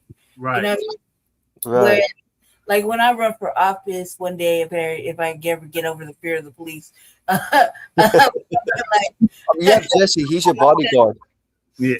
like I do protect Jesse on a day-to-day basis. And I do that, like almost in a mothering way. It's really bad. Like I can't help it, man. It's like I just want him to.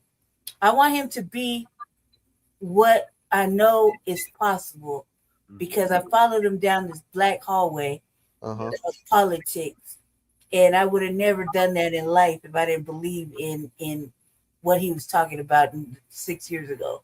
You see what I'm saying? Yeah, I see what you're saying. Yeah, whatever, cuz sure you do, right? But I followed him down a black hallway of fucking despair and agony because that's what I think politics is. I hate political season.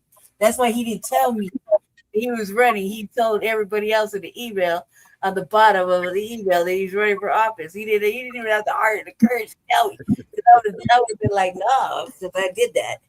I was like, no, you're not. It's because, in my mind, political season just means I have to work hard. And this one I thought we were going to have a vacation and be normal. Here we go. Right? But this time I felt like, man, my work is improved. This is going to be a good message. This is the right time. And if not now, then when, right? Right. And it's also about working smart too at the same time. Right. I work smart, not hard. Yeah. I even told my mom a couple years. I said, Mom, it's about working smart. And she said, Mike, are you crazy? How can I work smart if I don't make enough? I'm like, Mom, you can make a lot of money, but work smart, work efficiently, understanding the task, what you can delegate. You know what I mean? And actually, who told me this was my mom's babysitter's husband. He told me in 2015, Mike, you got to work smart. Don't work hard.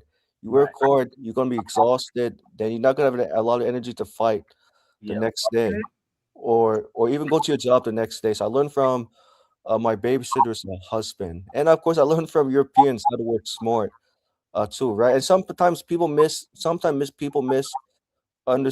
the definition of working smart. They think working smart means slacking up. No, working smart means you know when to intervene and when not to intervene.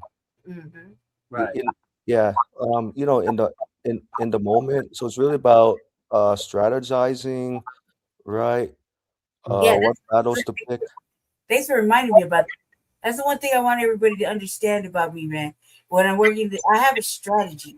I'm very secretive. I'm very quiet. Keep things close to the chest.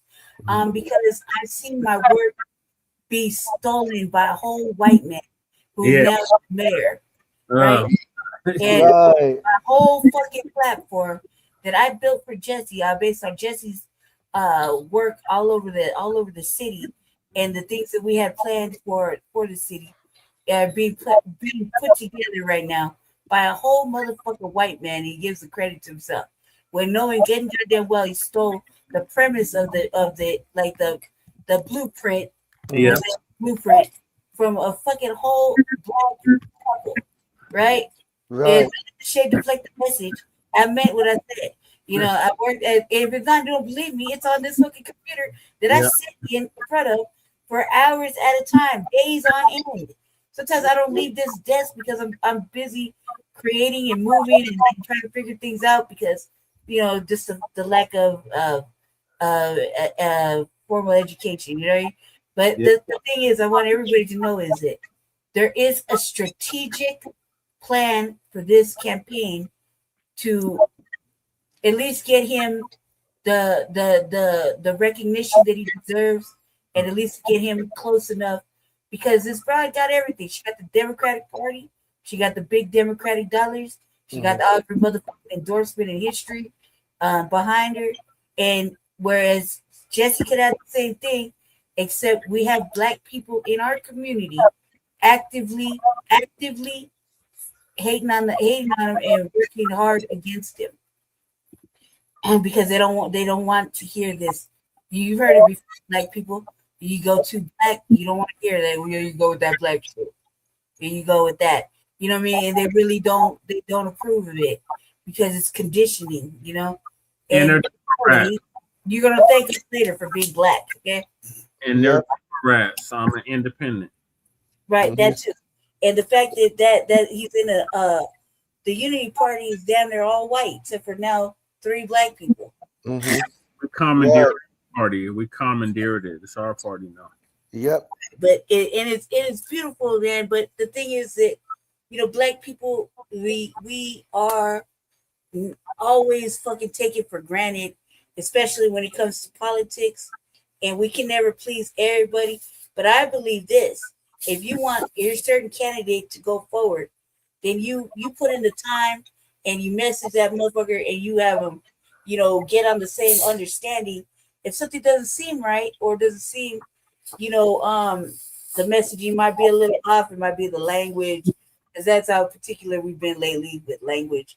Then you send an email and you work with that candidate to get them to where you want it to be.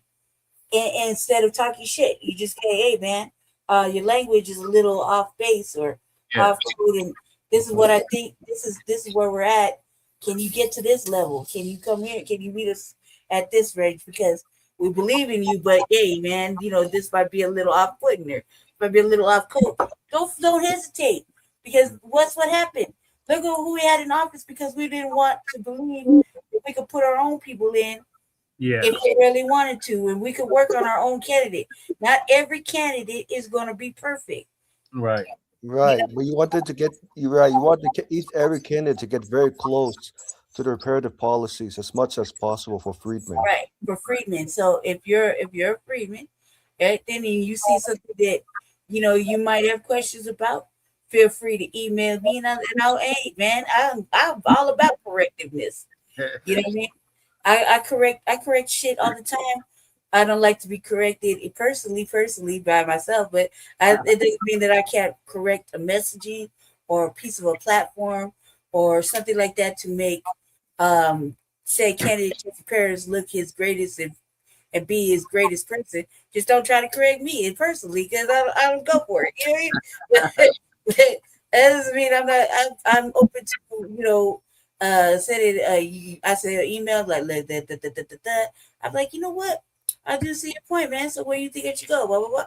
All right, great, man. I'll implement those changes, because I want, like everybody should want, FBA, a full FBA person in the House of Representatives and Congress and the Senate that's not going to switch up. Right. And that's why the pledge is. That's why the reparations pledge is very powerful, because with the pledge, after they sign the document, agreed, the pledge, you can hold them accountable easily. And next time when they forget, right? When you say to the incumbents, Representative Tyrone Johnson, do you recall you signed this pledge? And Tyrone Johnson at first says, I don't recall. Well, sir, we have your signature and dated. You very promised not to dilute. And then the incumbent Tyrone says, oh, that's right. Lady said, that's right. Just yeah, I remember. Yeah. Well, Tyrone, did you do anything after signing the pledge? Just how Republicans did it in 1994. It was called Contract of America, right? And the reason why Republicans were able to win effectively in midterms and, of course, presidential elections is because they had a ground game. They made sure to update the contract every year, right? And they made sure to get their candidates on code, right? So it's the same thing with reparations, but it's on a smaller scale because it's for 48 million FBAs and counting, right?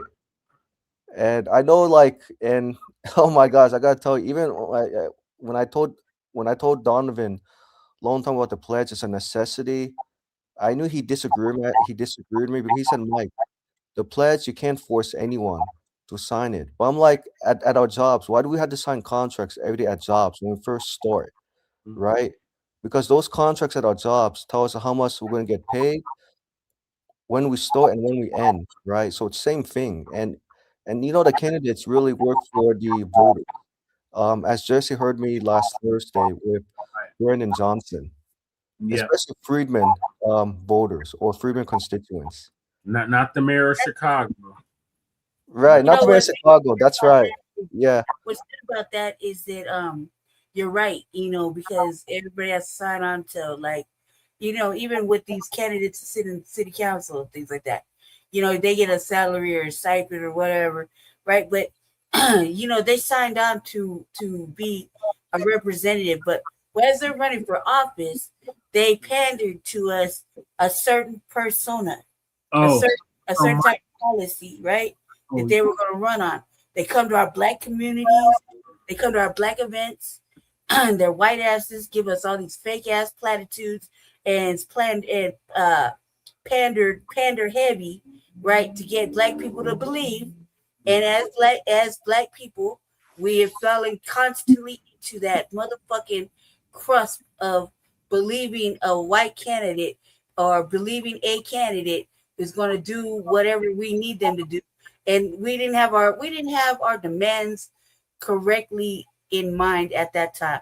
We've come a long fucking way for the last 10 years to now to know what we want in a candidate, right? And how far we're willing to go to let them understand that we are the holding of the vote.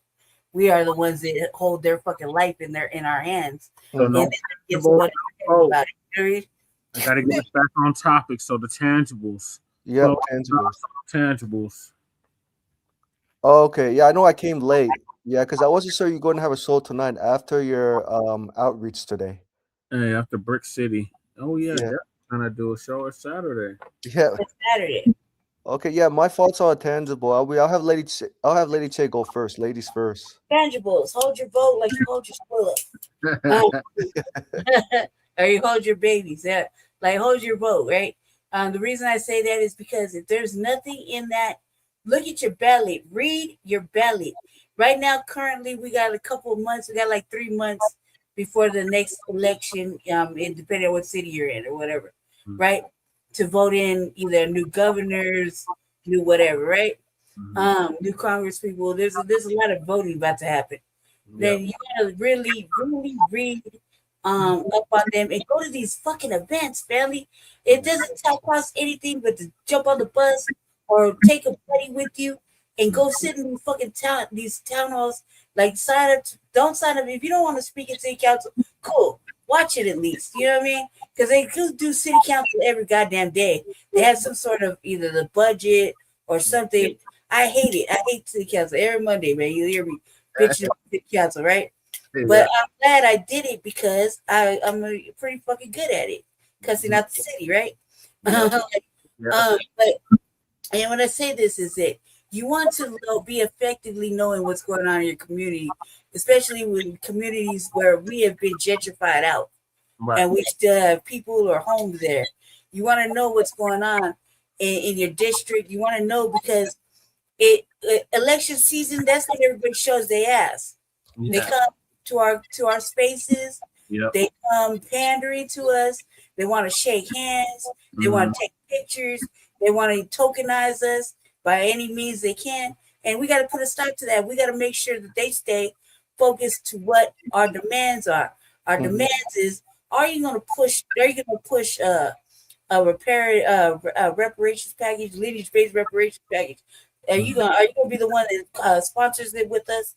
Are you going to be the one that helps get us to the goal? I mean, yes, we understand there's constituents of all flavors in the district, but we're talking about the first and the most neglected people in the district. You see what I'm saying? Are you actually be up front in the forefront of your mind? You know what I mean? These are things that we really need to know, and we have to ask everybody, including these motherfucking democratic socialists that are making. We need to ask them those questions because they're not pro-black. Right. Those are anti-black people, and they're making waves and have all the numbers to help push them forward, but they don't ever mention black people. There's a black face, Ethiopian face, that just moved to the head of the thing, right? And they got motherfuckers riding this democratic socialist wave, but they're not for black people. Right. And we're not talking about any kind of black. We're talking about American freedmen black. Okay. Yeah. Even though DSA was started by Fannie Lou Hamer. Really, I didn't know that. Wait, Fannie Lou Hamer started the Democratic Socialist of America. I thought she started the Freedom Democratic Party in the 60s. She did that too. Wow. So you see how far it's come, and then don't let them too. Also, family, if you see it, make sure you stop it. Do not let these motherfucking white candidates float anything off the backs of our fucking our ancestral leaders, such as whenever they want something to move forward, they always throw a little MLK in there. Like, no, stop that shit right where it's at, because you do not get to use civil rights leaders to move your propaganda. Right.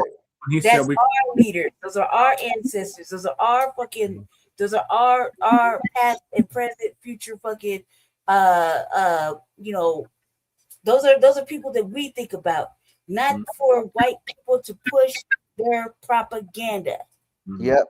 Especially when progressive Mzungus say BIPOC, and I say this to any viewers who might know some individual allies, make sure you hold individual allies accountable by having a binding contract, right? Similar to a pledge, what I created.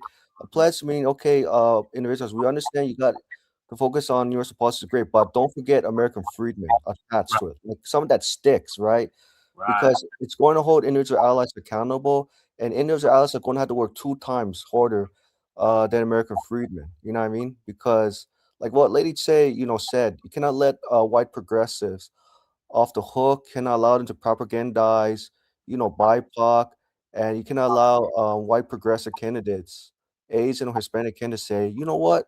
We believe in MLK's I Have a Dream speech, but MLK had more than I Have a Dream speech. He said, I came to DC to get for my people.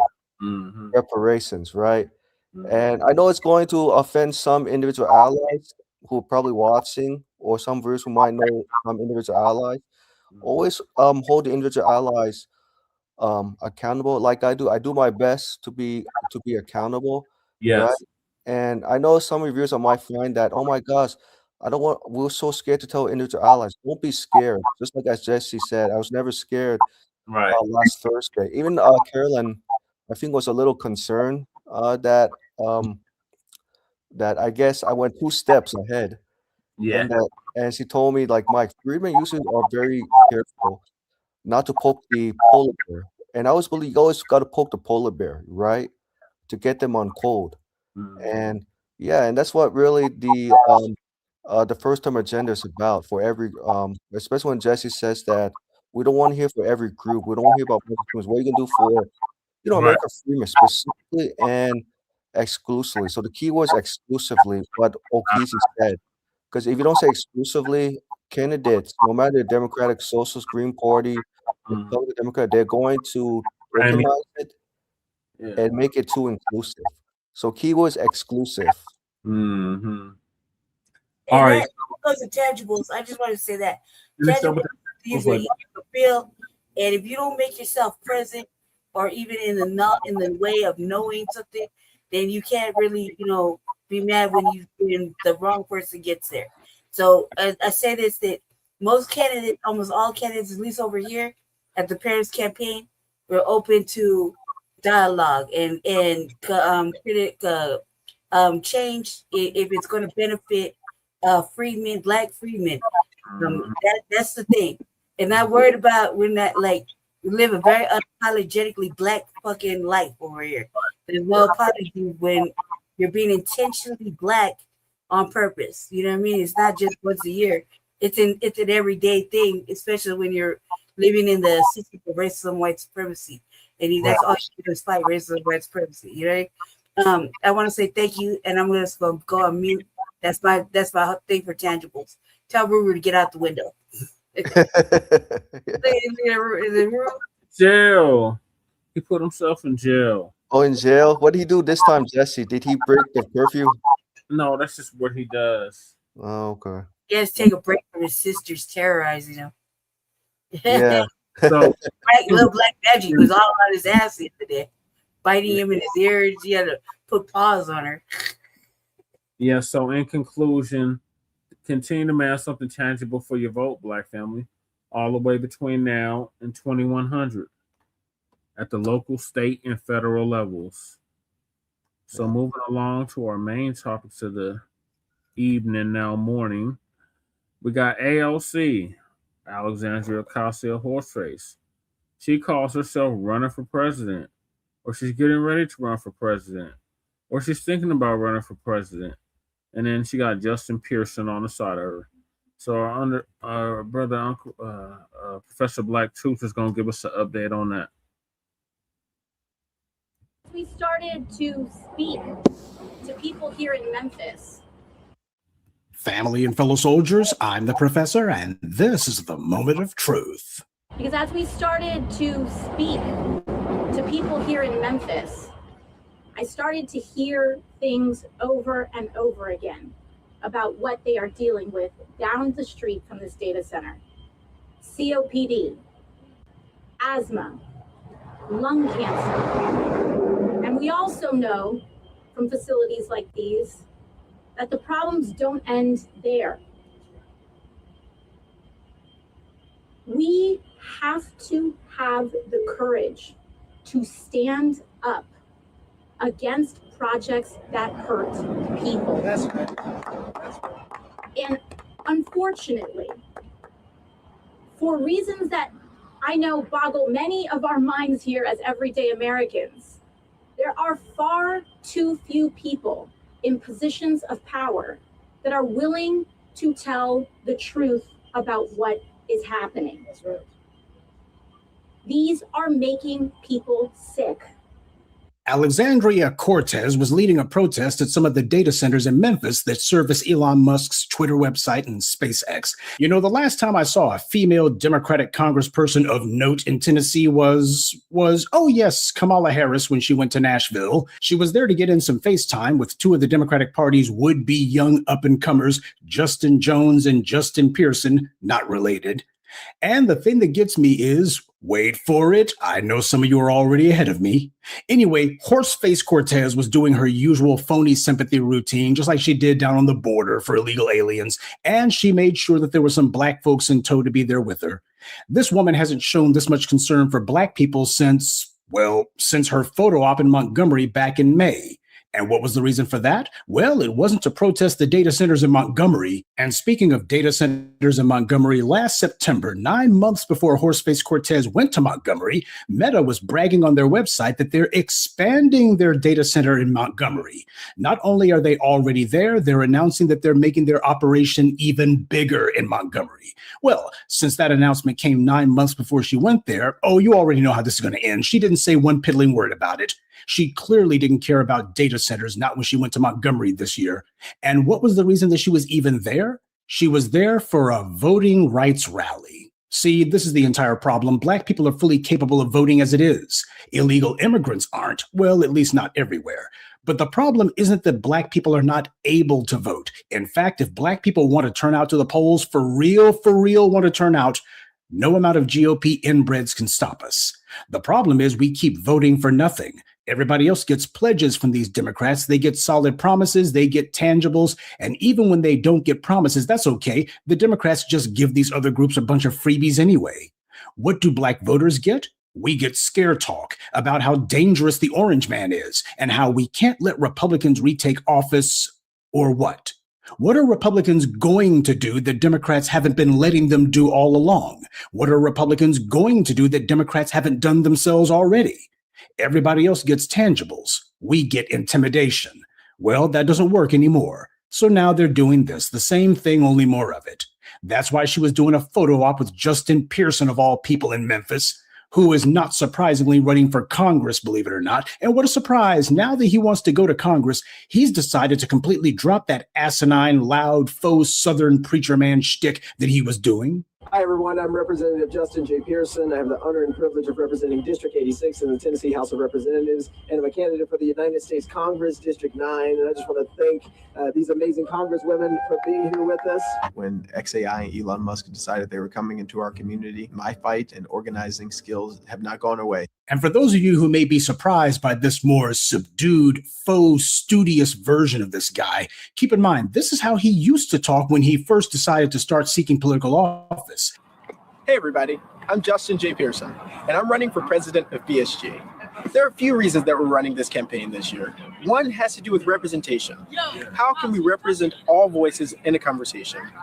I wanted to do this by partnering with organizations from the voting Democrats to the voting Republicans. I want to bring together different voices, dissenting voices, voices that may be more liberal or more conservative, in order that we can reach a point of sort of the radical middle where conversation and dialogue happens and growth happens. Did you get that? This guy comes out sounding exactly like Obama. Oh, I want to be pulling from voices for Republicans and Democrats, both liberal and conservative. We're going to be representing the radical middle. And doesn't that sound exactly like what Barack Obama did? He had all of these Republicans and so-called centrists running around. That way he did absolutely nothing for black people because he was representing the radical middle.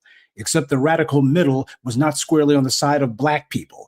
This is the kind of pap and pablum that you spout when you're trying to get the support of party bosses who want to know that you're going to toe the line. They also need to understand that basically you are politically fluid. Yes, I'm doing the play on terms such as gender fluid. Well, this guy's politically fluid. That's what they want to see. He wasn't doing political dog whistling when he was running for student body whatever. This was a flat-out foghorn. This guy was desperate to get himself on some white Democrat or Republican's radar. Hey, look at me. I'm an up-and-comer, and I already know the script. I'll play right along.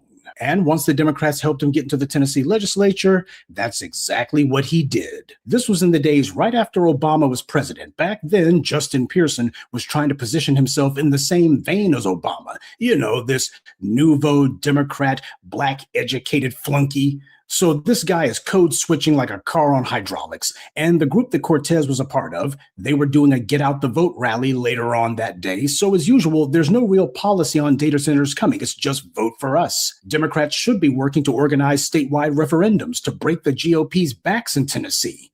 But they don't do that unless there's something about abortion on the ballot. And believe it or not, all that nonsense isn't the reason that I made Ocasio-Cortez the subject of this morning's briefing.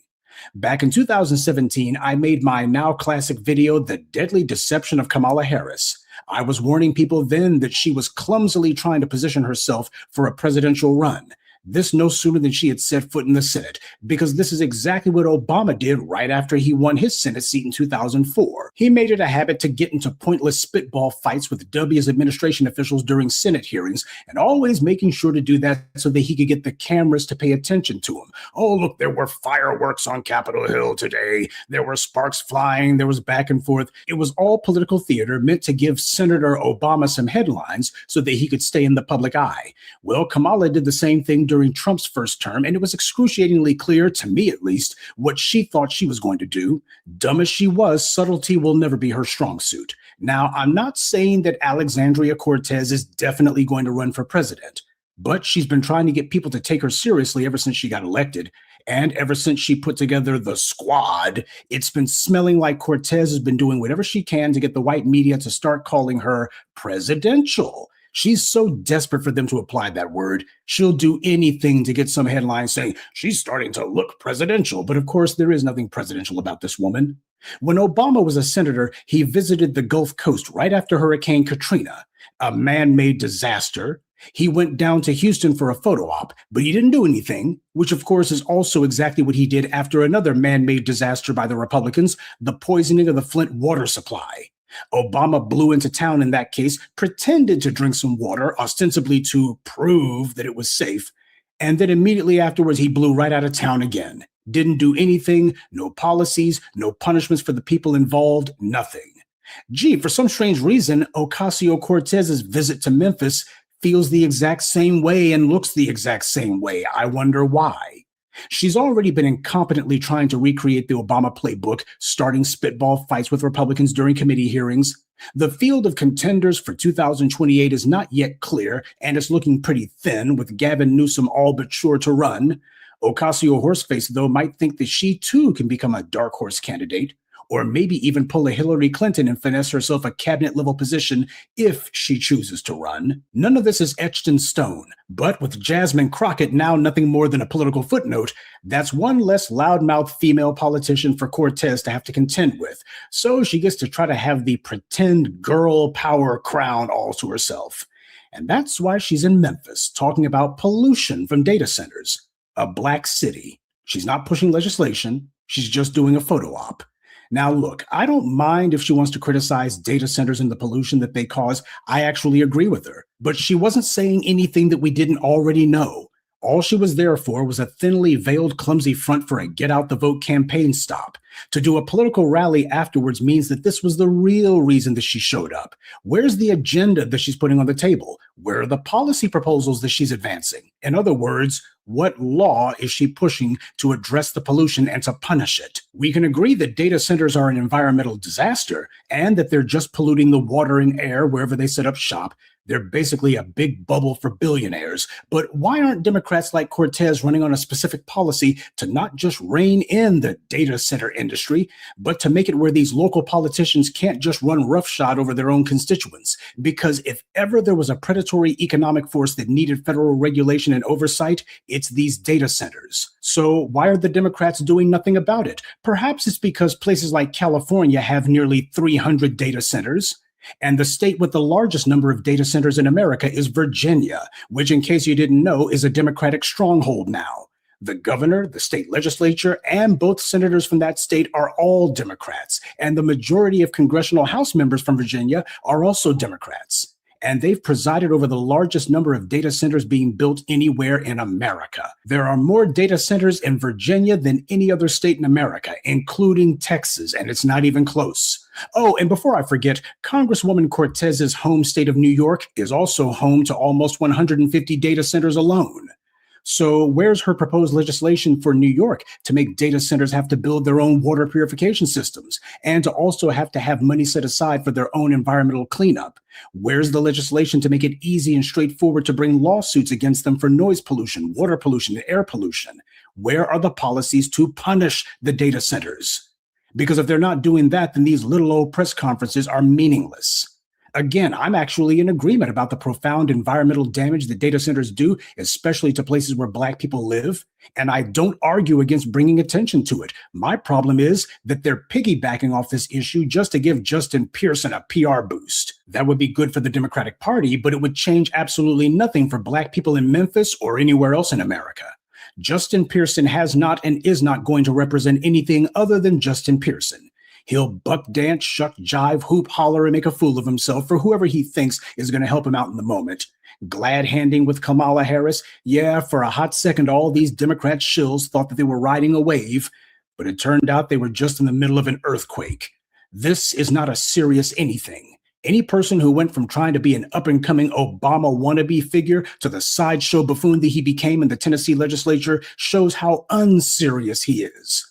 Of course, he's never said one piddling word about reparations. And notice he hasn't said a word about using state referendums to undermine and break the backs of these red state legislatures. They're not putting any sort of agenda on the table. No matter what they tell you, allowing Republicans to run around causing all kinds of racist mischief is far more useful to Democrats than actually doing anything to stop them. After all, they would lose an issue if they did. The Democrats do want to solve problems for all their other constituents. But where Black people are concerned, they see us as the problem. So while I'm not going to say that this is my formal announcement that you better watch out for the would-be presidential campaign of Horseface Cortez, but it is me telling you that this woman has all the earmarks of someone who might be putting together an exploratory committee for her own clumsy, half-brained attempt to see if maybe, just maybe, she can actually run for the presidency. Stranger things have happened. But if these Democrats are really so hot and bothered about how Black communities are regularly used as dumping grounds for white corporate pollution, then what are they doing for reparations? Because everything from weaponizing infrastructure against us to allowing redlining to continue all the way to the present, to corporations dumping toxic waste into Black neighborhoods, all of these things demand redress. But who isn't demanding it is Alexandria Cortez, Ayanna Pressley, or Justin Pearson. The only thing they're demanding is that we vote for them. Good day and be one. I'd like to take a moment to mention some of our contributors: Chevalier Foster, E-Rock, D. Sherrod, Fidel Phillips, and Kiko Hayes. Salute to them and thank you to everyone for listening, liking, and sharing this message. Black empowerment only exists because of you. All right, y'all. What are y'all thoughts on what the good professor just laid out about ALC and Justin Punk-ass Pearson? Yeah, my thoughts are that Justin Pearson, AOC, they're pandering, right? Learning from Barack Obama, Bill Clinton. They realized that, yeah, we need to have Republicans, Democrats, independence if we want to win in 2026, and they're not offering tangibles. And I find interesting how Professor Truth unexpectedly agreed with AOC, because I know he's very independent Yeah. about, but he definitely makes a great point that okay, it's great that Justin Pearson and AOC are talking about the issues data centers, but the key is what kind of policies they're going to propose moving forward to galvanize voters. Right. And they did not, both of them did not mention reparations, because American freedmen hit affected by data centers, they definitely need to be compensated, right? Because when Right. you like what Lady Chase said before, data centers are kind of like are very similar to like cancer alleys, Mm-hmm. and victims, they got to be compensated because there's a cost to it, right? Money's involved. Yeah. And I was, I was surprised. Justin Pearson said the radical middle. Wow. Yeah. Lady Che, what are your thoughts? What are your thoughts, Lady Che? Go ahead. Well, considering that I was the first to bring it up, bring that particular data center to the forefront at the RBA. I've been talking about that particular one for a minute, for a almost a year. So nothing that's talking about is like, it's not brand new to me, but it may be brand new to everybody else. But on the RBA, we have discussed that several times, that data center has been killing Black people for real, for real. And I've said it that Elon Musk loves killing Black people. So I mean it, because he does. That data center has caused everything from COPD. Like I said, I'd be telling about it all the time, that the people in that community, some of them elders had never touched a cigarette in their life to have COPD and die from it, or to have any problems with their heart or their nervous system or their brain, anything like that, until that data center was put up. I've been saying that for almost a year. And I was like the first one to bring it to everybody's attention, just that I don't watch the RBA. It's not the RBA. But I think that that's what I'm always talking about. They tokenize a community, they pander, they're doing all this political grandstanding, but no real policies are made. And if you have an opportunity to go to one of these little stupid ass photo op sessions, make it a point to fucking to stress your demands. What are you going to do for us? How are you going to fix it? What are you going to do? What kind of policies are you genuinely going to bring forward to changing it? Things like that. Like, I mean, we are doing the best now that we're getting thoroughly and thoroughly educated. Well, look, it's Khalifa. I could look at Khalifa. Hey, pretty little girl. Where my baby at? Hi, Khalifa. Pretty little Khalifa, my little Khalifa. Hi, baby. Khalifa agrees with you, Lady Che, about the policies. She's finally letting me touch her and stuff. I just do more socialize with that. But honestly, family, this is that lady cannot lead us to nothing. She doesn't really lead us to anything except bullshit. So and Justin Pearson, like, yeah, he might have toned it down, but last week I just showed on the RBA him doing his church shit, you know what I mean? At an event where he was talking and stuff, and I skimmed right through it because it was just a lot of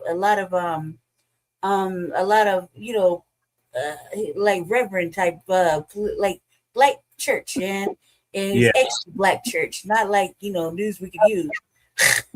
You know, so I say that I agree with the professor, man.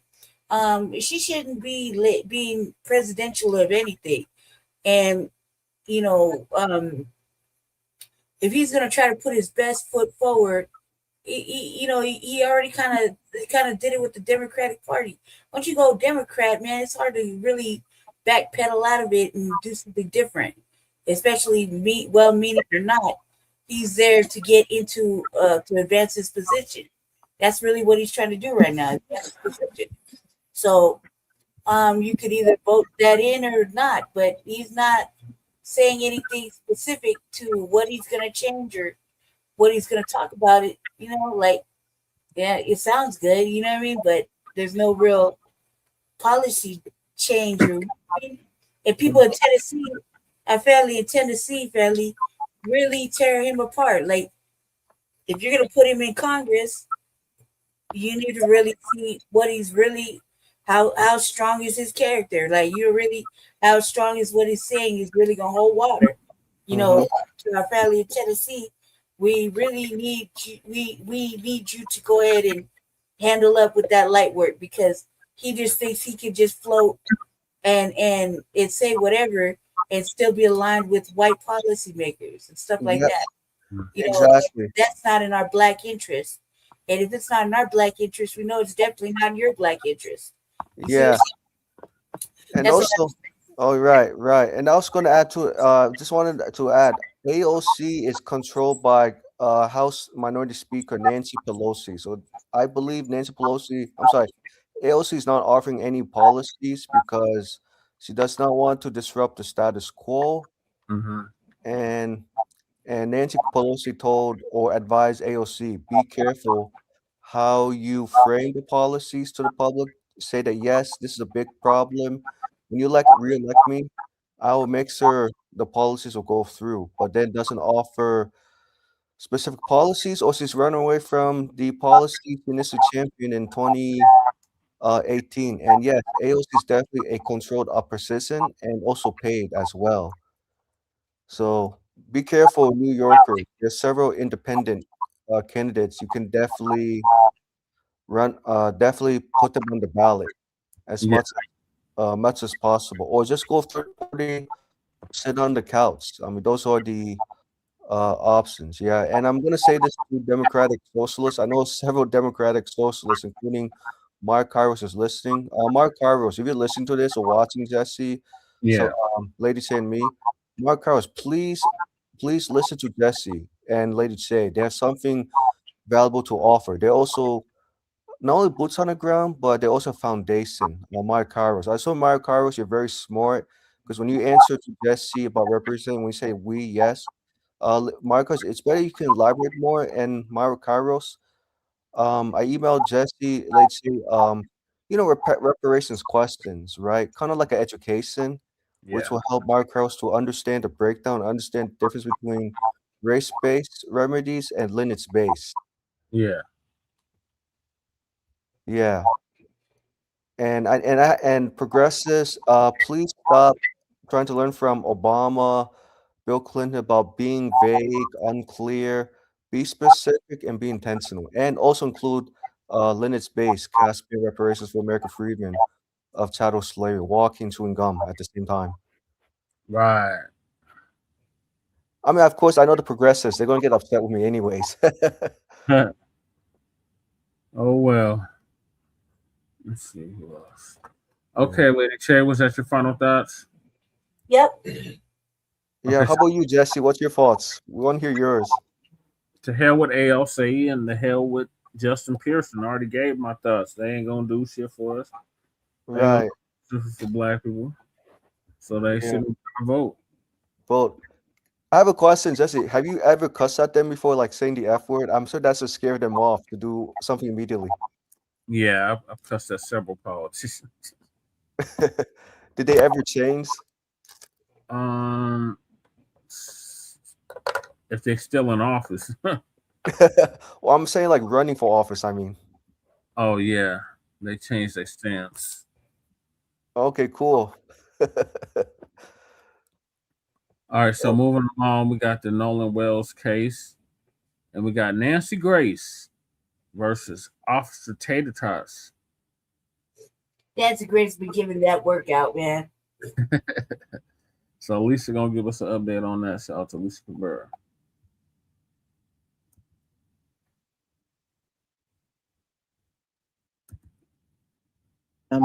Interviewed a couple of those white teenage kids. Well, he was. Shalom, family. Good to see you all here. Hope you're doing well. Now, many of you may know, just from being online, Officer Tatum interviewed a couple of those white teenage kids. Well, he went on Nancy Grace, and she really railroaded him when you really think about it, but you will see. So anyway, he really goes above and beyond trying to protect them white teens. This man is a disgrace. I don't blame anybody for not listening to him. I normally don't. I don't like him. I don't particularly care for his style of podcast. I don't like it. And I know he's a grifter. He's a coon. And he does not try to hide his disdain for other melanated people. So there's a list of reasons why I don't care for him. But he could not outwit Nancy Grace during this interview. Now, in part of the interview, you're going to hear him actually lie. He tries to say those white teens took a polygraph and passed it. They did not actually get hooked up to a polygraph. They were asked a series of questions and they answered the questions. And I don't see how that's a polygraph. That's not a polygraph. And she kind of corners him until he admits it wasn't a polygraph. And he's only going on their words. He didn't see any results on whether they passed or failed on these answers. So, and a dude is full of crap. So you're about to see it. Shalom to everybody in the chat. Hope you're doing well today. All right, let me share my screen.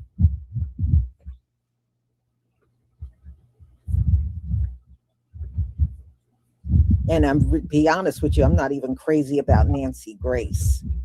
You know, she's one of those people that rose up on the OJ trial. And she just went in front of the cameras being all loud and rowdy, opposing OJ. And that's how she really rose up and ended up getting her own TV show. In fact, a couple of them ended up with TV shows from the OJ trial. Thank you for the ones.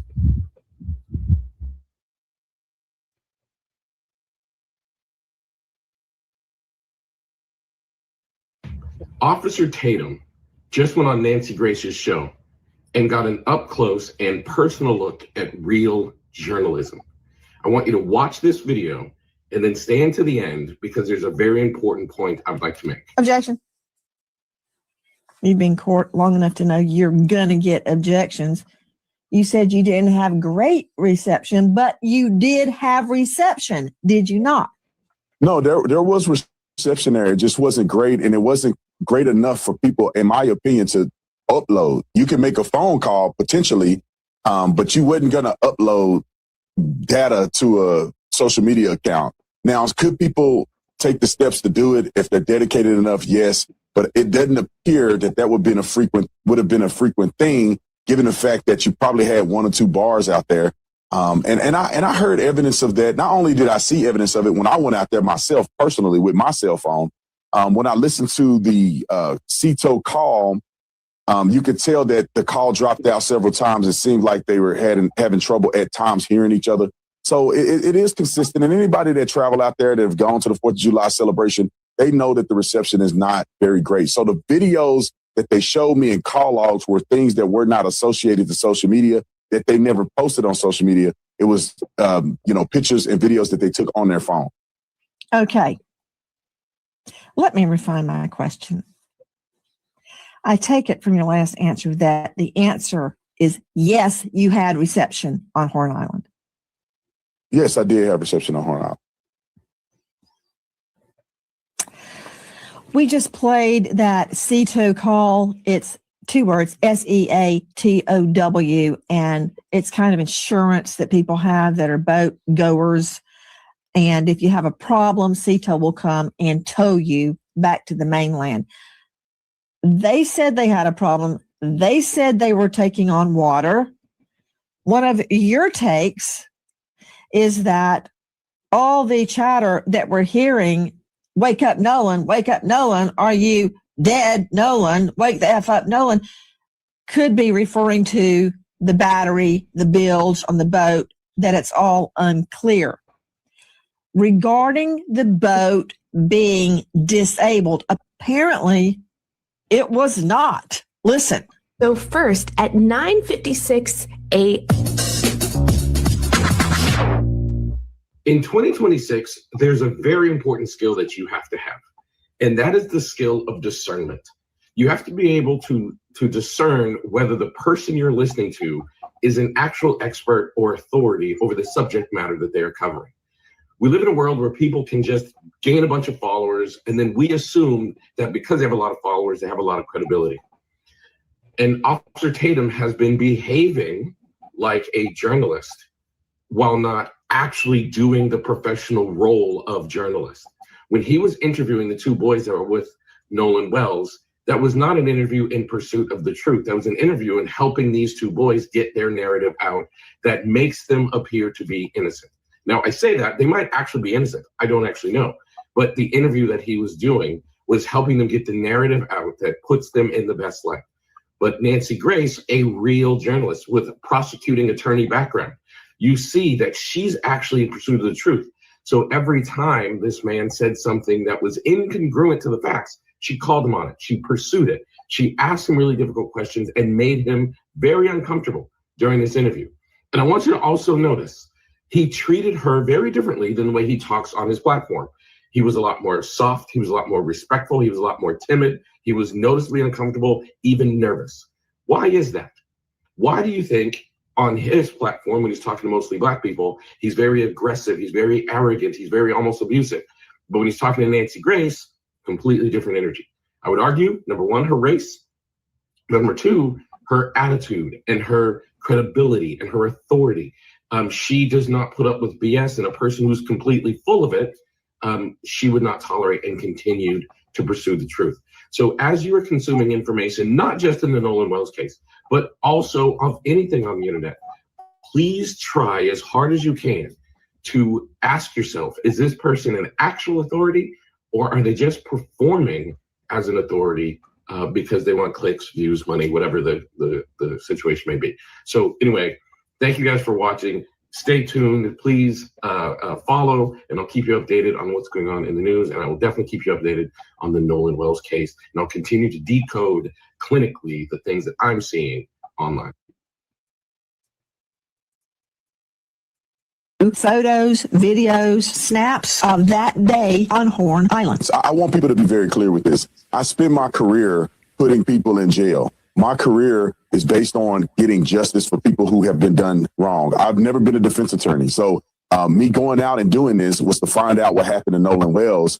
And in talking to these young men, the burden of proof is they're going to have to prove to me. I'm not going to listen to what they say out of their mouth. They're going to show me. And in many cases, they showed me videos of Nolan on the island. They showed me videos of the boat when they were getting towed out, which is consistent with, kind of similar to what the phone call was. I mean, they showed me pictures of them with Nolan. They showed me phone records of them calling Nolan's mom and all of the above. So they seemed very... All that don't say shit. And they still don't have on the same clothes that they had on when it was with Nolan. Consistent. They seemed very genuine. And they also proved to me some of the things that they had told me in the interview that I had with them that I have uploaded on my YouTube channel. Officer Tatum, are you telling me that they had reception on Horn Island? Because many people are saying, well, the reason that there's nothing on Nolan's phone of that day, like there's no pictures, there's no snaps, there's no text, there's no anything, not because it was deleted, but because he didn't have reception. But you're telling me the other boys did have snaps, photos, videos, and reception? Yeah, no, Nancy, let me clarify this for you. Don't stutter now, Ninja! Don't stutter now! No. Former prosecutor with nearly a decade of courtroom experiences. Former prosecutor. Nancy Grace is a former prosecutor. Rage Tatum just said he never played a defense. That lets you know he's trying to defend the boys. Check it out, y'all. It wasn't that they uploaded this online. They showed me videos and things that they took from the boat during the outing on 4th of July. I was personally out at Horn Island. I rode out there on a boat, and I didn't have great reception there. And I left my phone in the boat when I got into the water and we were actually going out to do interviews. Objection. You've been in court long enough to know you're gonna get objections. You said you. She's not playing. She said, shut your ass up. You're not used to this right here. You on my platform. Ain't nobody playing with you, boy. Didn't have great reception, but you did have reception, did you not? No, there was reception there. It just wasn't great, and it wasn't great enough for people, in my opinion, to upload. You can make a phone call potentially, but you wasn't going to upload data to a social media account. Now, could people take the steps to do it if they're dedicated enough? Yes, but it doesn't appear that would have been a frequent thing. Have the friends taken polygraphs? Well, from my understanding, all but I believe one took a polygraph, and from what was told to me, that they all passed. And all of the ones that took a polygraph took one without a lawyer.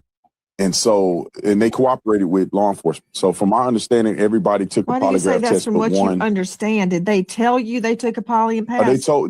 Yes, ma'am. They told me that they did it. I wasn't there. So that's what I'm saying from my understanding. They told me that all the boys except one, which is Warren, I believe, took a polygraph test. All of them did not have lawyers and did it and cooperated with police. Warren also cooperated with police. I just believe he didn't take a lot to take the test, but Warren is the young man that I interviewed. So according to what they told me, they all took a lot to take test and passed. And it's an equivalent of a lot to take the test. It's not a traditional lot to take test, but it's the same theology of trying to get to if a person is lying. I don't know the name of it. It's an equivalent of a lot of test. It's a different methodology. I don't believe it was a polygraph test. I believe they took other stressors in order to analyze it. Stop it, tater tots. He just lied. In the beginning, he said they took lie detector tests, they took a polygraph, and they passed. Now he's backtracking and he's saying it wasn't a polygraph, but that's what he said in the beginning. He's trying, like I said, he's trying his best to defend these white teens. That's exactly what he's doing. That ain't, a stress test. That's not a polygraph, but he said it was. All right. He said it was a polygraph and they passed the polygraph. Now he's backtracking.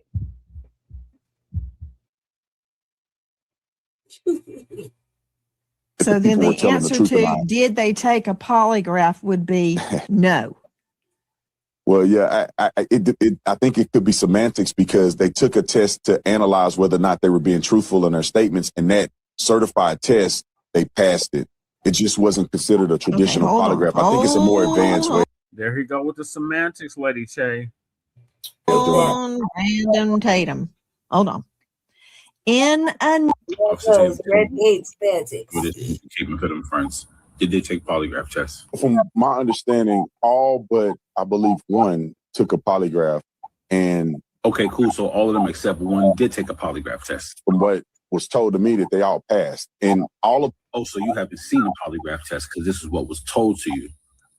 The ones that took a polygraph took one without a lawyer, and so you have no concrete information, wasn't there, but you also know that they took the polygraphs without lawyers there. Okay. Oh, and they cooperated with law enforcement. So seems like you're making a whole lot of assertions. My understanding, everybody took a polygraph test from what one. You understand. Thank you, Nancy. I have the same question. They tell you they took a poly and passed? They yes, ma'am. They told me that they did it. I wasn't there. So wasn't there and have no information, but everything that they told you is just good as the gospel. Warren also cooperated with police. He didn't take a lot to take the test, but Warren is the young man that I interviewed. So and you don't think it's significant that Warren didn't take the lie detector test because you interviewed him and he seemed believable? They all took a lie detector test and passed. And it's an equivalent of a lie detector test. It's the equivalent of a lie detector test. Wait a second. So they didn't take a lie detector test, the tradition?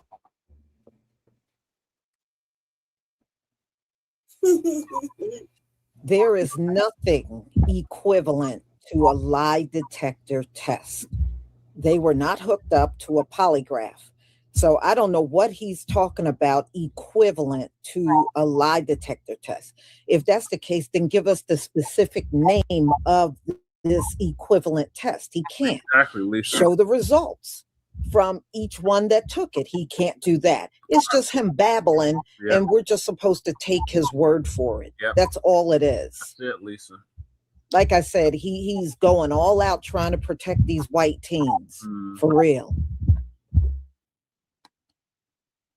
Shame on you. Lie detector test? Not a traditional lie detector test, but it's the same theology of trying to get to if a person is lying. Officer Tatum, we're not talking about theology. Did you mean technology? Are you nervous? I don't know the name of it. It's an equivalent of a lie detector test. So now you don't even know the name of the test that they took. All these tests that they took that you said that they passed and cooperated with police, you don't even know the name of the test. So then the answer to did they take a polygraph would be no. Absolute disgrace. You have no concrete information, don't know nothing, ain't seen nothing, can't verify nothing, but you out here caping. Disgrace. Hope you like being on that side. Right. All right, so welcome to part 2 of the breakdown with Officer Tatum and totally embarrassing himself and showing us that he lacks a lot of evidence that he's so factuated with and that he so strongly pushes, and turns out he has no damn clue. But part 2, shall we? Seemed very genuine, and they also proved to me some of the things that they had told me in the interview that I had with them that I have uploaded on my YouTube channel. Officer Tatum, are you telling me that they had reception on Horn Island? Because many people are saying, well, the reason that there's nothing on Nolan's phone of that day, like there's no pictures, there's no snaps, there's no text, there's no anything, not because it was deleted, but because he didn't have reception. But you're telling me the other boys did have snaps, photos, videos, and reception? Yeah, no, Nancy, let me clarify this for you. It wasn't that they uploaded this online. They showed me videos and things that they took from the boat during the outing on 4th of July. I was personally out at Horn Island. I rode out there on a boat, and I didn't have great reception there. And I left my phone in the boat when I got into the water, and we were actually going out to do interviews. Objection. Objection. Yeah. You've been in court long enough to know you're going to get objections. You said you didn't have great reception, but you did have reception, did you not? No, there was reception there. It just wasn't great. So you see how easy she caught him up. Now, all of a sudden, it is actually reception out on Horn Island. So many people told me it's 10 miles out, you have no reception. Though it might be spotty, you do have reception.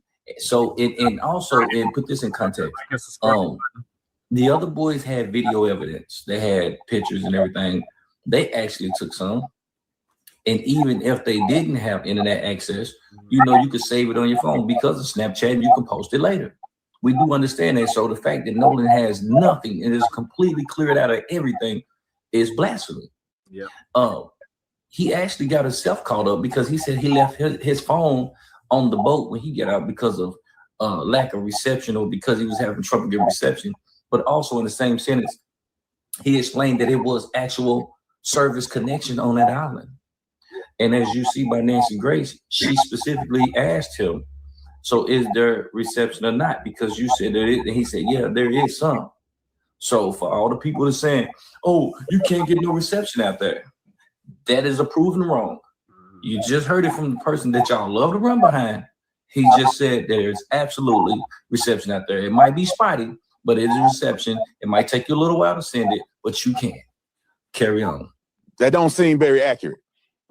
And why nobody talking about where's his black friends? I don't know where that's at either. Now, this is one of the biggest things that gets me. In the video you just seen, he said, now where is all his black friends? I don't hear nobody talking about that. You talking about the black friends that was interviewed first publicly? Are you talking about them? Or you talking about the black friends that wasn't on the boat when he went out there with his white friends? What exactly are you saying? See, what Officer Tatum is trying to do is he's trying to switch races. He's trying to make it look like that his black friends, in fact, had something to do with it. And I'm going to tell you who he's trying to make it look like has something. He's trying to make it look like that Javon Williams young man has something to do with it. Why you think he said, where are all his black friends? He's not talking about the ones that's interviewing with him. He's talking about Javon Williams. Javon, if you know anything, you better get talking. Because I'm telling you, they're about to spit it on you. Because you know what? You were supposedly left on that island with him if he was indeed still on that island. They're trying to paint it on you. They're trying to push it on you. And that's what exactly is Officer Tatum's, that's his motive. He's trying to get it off them and trying to put it on someone of the same race so it won't be a race war or it won't be found out what's going on in that race, in that town. You better watch what you're doing. Watch yourself. That man is an infiltrator. He's planning to do this for a reason. He's planning to have black people going at it with black people. He's planning to take your mind off of what's actually going on. The fact that he said, where's all the black people? When there is none in question of the actual case.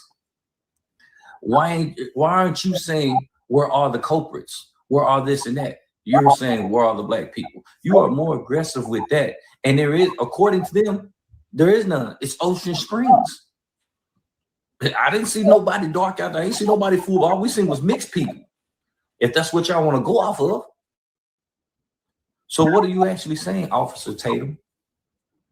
See, y'all, this is why I say he needs to be called in. Yeah, the hell with he needs to be investigated himself. He needs to be hit with tampering with evidence or, subpoenaed or given a court order to say he needs to stay away. Yep. Because he is causing more of a problem. Yes, he is. Now, if you want to help the Crumps and help everybody else, which we do appreciate, you keep your dumb ass out there and keep looking stupid. Because you can't answer a question. You can't answer it with your chest. Because you completely manufactured most of your findings. Yeah. And it's obvious. See, my thing is, why isn't it emphasis on pressuring the young man to find out who actually bought those drinks for them? Right. Who actually supplied them with the drinks? What store they got them from? I don't care. If they went and got them themselves, what store did it come from? Right. If somebody bought it from them, which adult bought it from them? Because whether y'all trying to push this toxicology and you putting out the narrative that Nolan was drinking, he was heavily drunk. All of them was heavily drunk if you listen to the phone call, if that's the case. But Nolan the only one that didn't come back. Nolan the only one that's dead. So I don't want to hear that. I don't want to hear it. I'm just wondering why these adults that was on that island wasn't called in for questioning to find out who provided those young men with drinks. Because whoever bought those drinks, and if something happened to Nolan, you know what?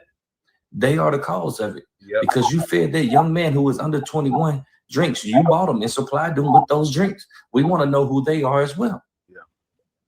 Why haven't they? Why isn't that something you push? Y'all push the toxicology. Won't you push out why they was able to get intoxicated? Right.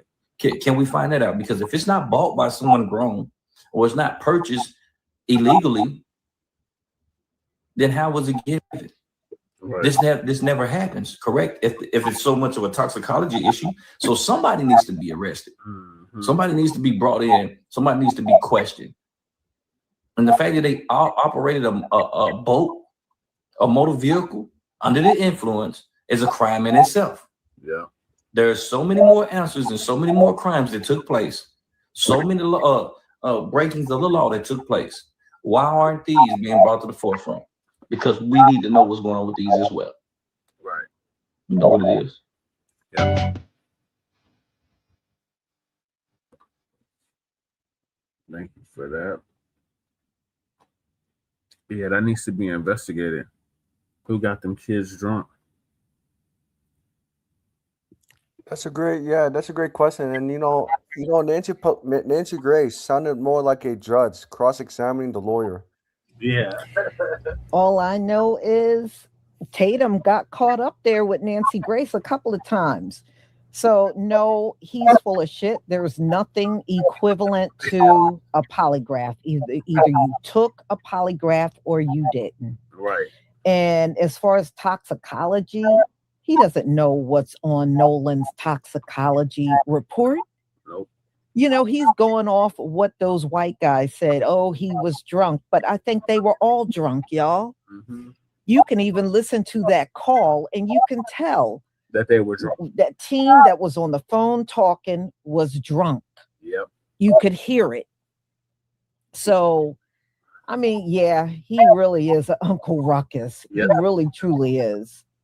Yep. And I don't think he made things better for those boys. Now, my question is, when they all came back without Nolan, why didn't the police confiscate every single phone that was on that boat? Yeah, like they did. Every person that had a phone on that boat, they should have taken every last one of those phones to look at the video, to see what kind of pictures were taken. Right. You know, because a lot of these teens are stupid and they'll film things they have no business filming. So the fact that they didn't do that, that says a lot right there. You know, Mississippi police got a bad reputation. Yep. They've had a bad one for many decades. Yep. And as you can see, they are still operating on the same system from 60, 70 years ago. Yep. They haven't changed at all. Just like the police chief trying to declare no wrongdoing and all this stuff. Man, shut up. Nothing was even done at that point. But this is what they are used to doing, especially when the circumstances, you know, is a melanated person gone and the last ones around them were white. Yeah, they always wanted to dismiss the whole thing. So from what I understand, Nolan's mom is filing all kinds of lawsuits against them now. Yeah. She's throwing them lawsuits around. And because she says she's trying to find answers. So this is going to be an interesting case. Yes, it is, Lisa. You know, and the grand jury, I'm not happy that this is going to a grand jury at all. I'm not happy about that at all. You know, just the entire premise of a grand jury, you know, just like Breonna Taylor, you saw how that went before a grand jury and they screwed her over. Yeah. But see, Daniel Cameron, another coon, did that on purpose. Yeah.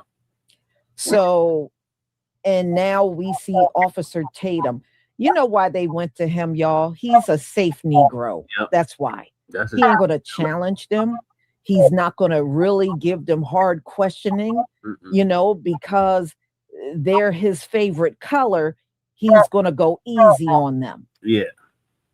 And that's exactly what he did. And you can tell he was helping that teen along with the interview, because if you watch that whole interview, there are parts where you can clearly see the camera was stopped and then restarted. So you can see when there were times when, you know, what he was saying might not have been good for him to say. All of a sudden the camera would cut out and then come back on. You know what I mean? I saw that a couple of times in that interview. I said, okay, he must have veered off and started saying things they did not want on camera. So, yeah, I stand firm on what I said. Officer Tatum is trying to help these white teens. He's going above and beyond to protect them. Yeah, he is. All right. Clarence Stewart, thank you for the 30 jewels. Flower. Enoch to Revelations, thank you for the 250 jewels.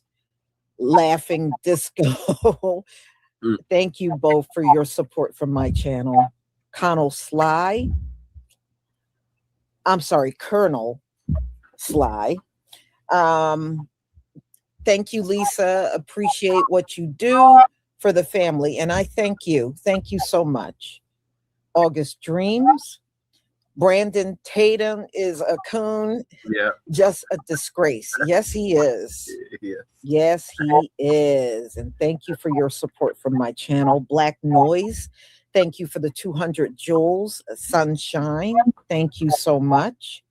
Black Noise. Thank you for the 10 jewels. Gold coin. Thank you.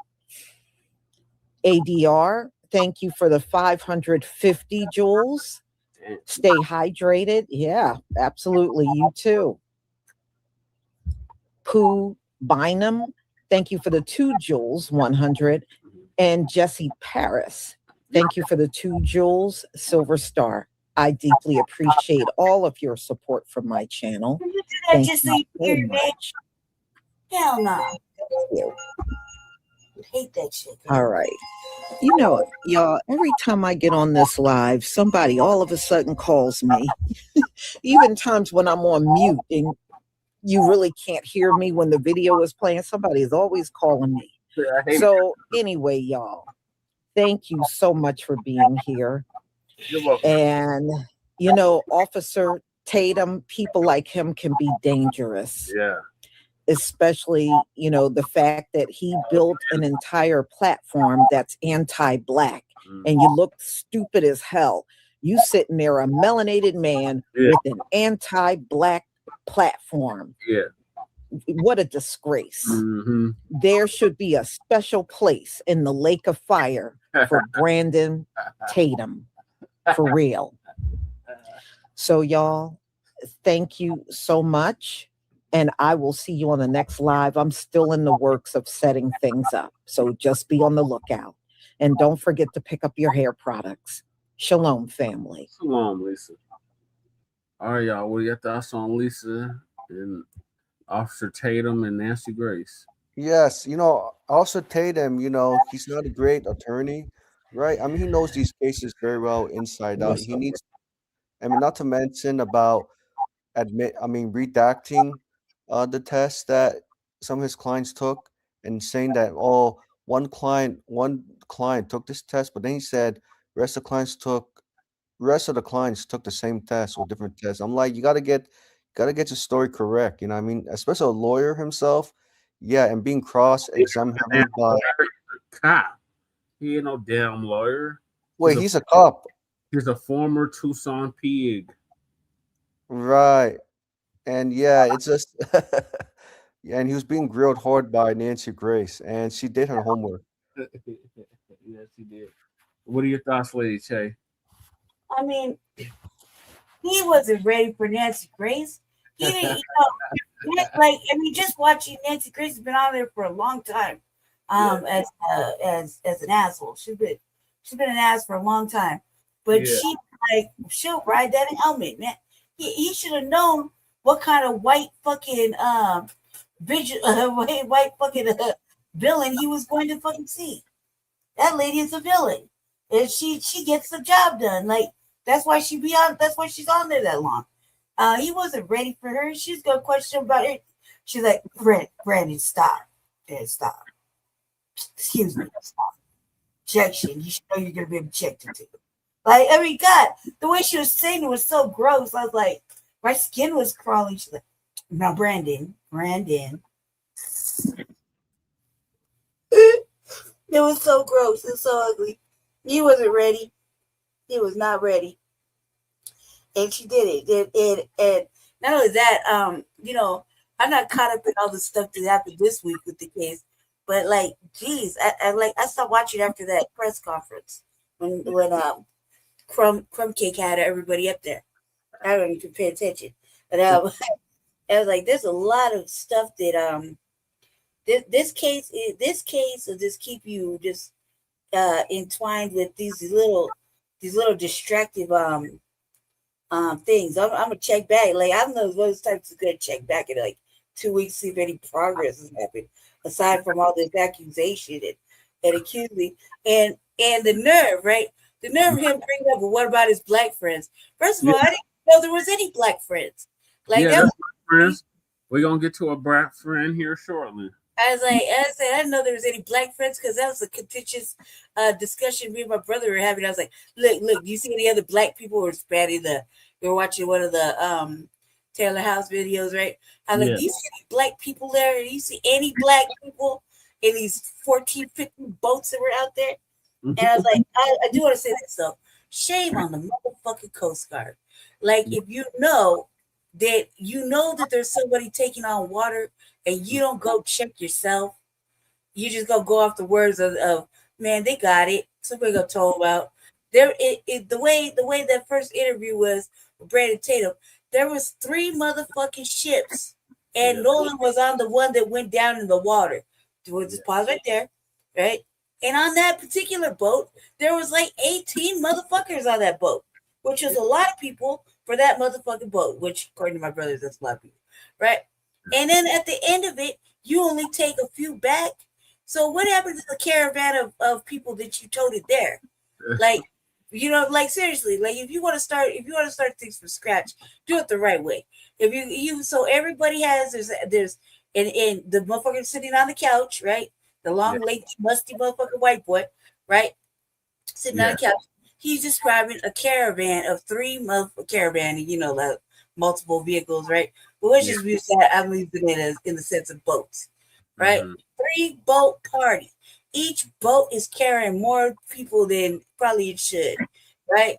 And they all go together. So that's like, do the math, 18 plus there, you know, so there's a gang of people, right? We're talking about 40 fucking people. So he knows all these people that were on each motherfucking boat, including the young man that didn't come back, right? Then you need to talk to all 40 people that started out the trip.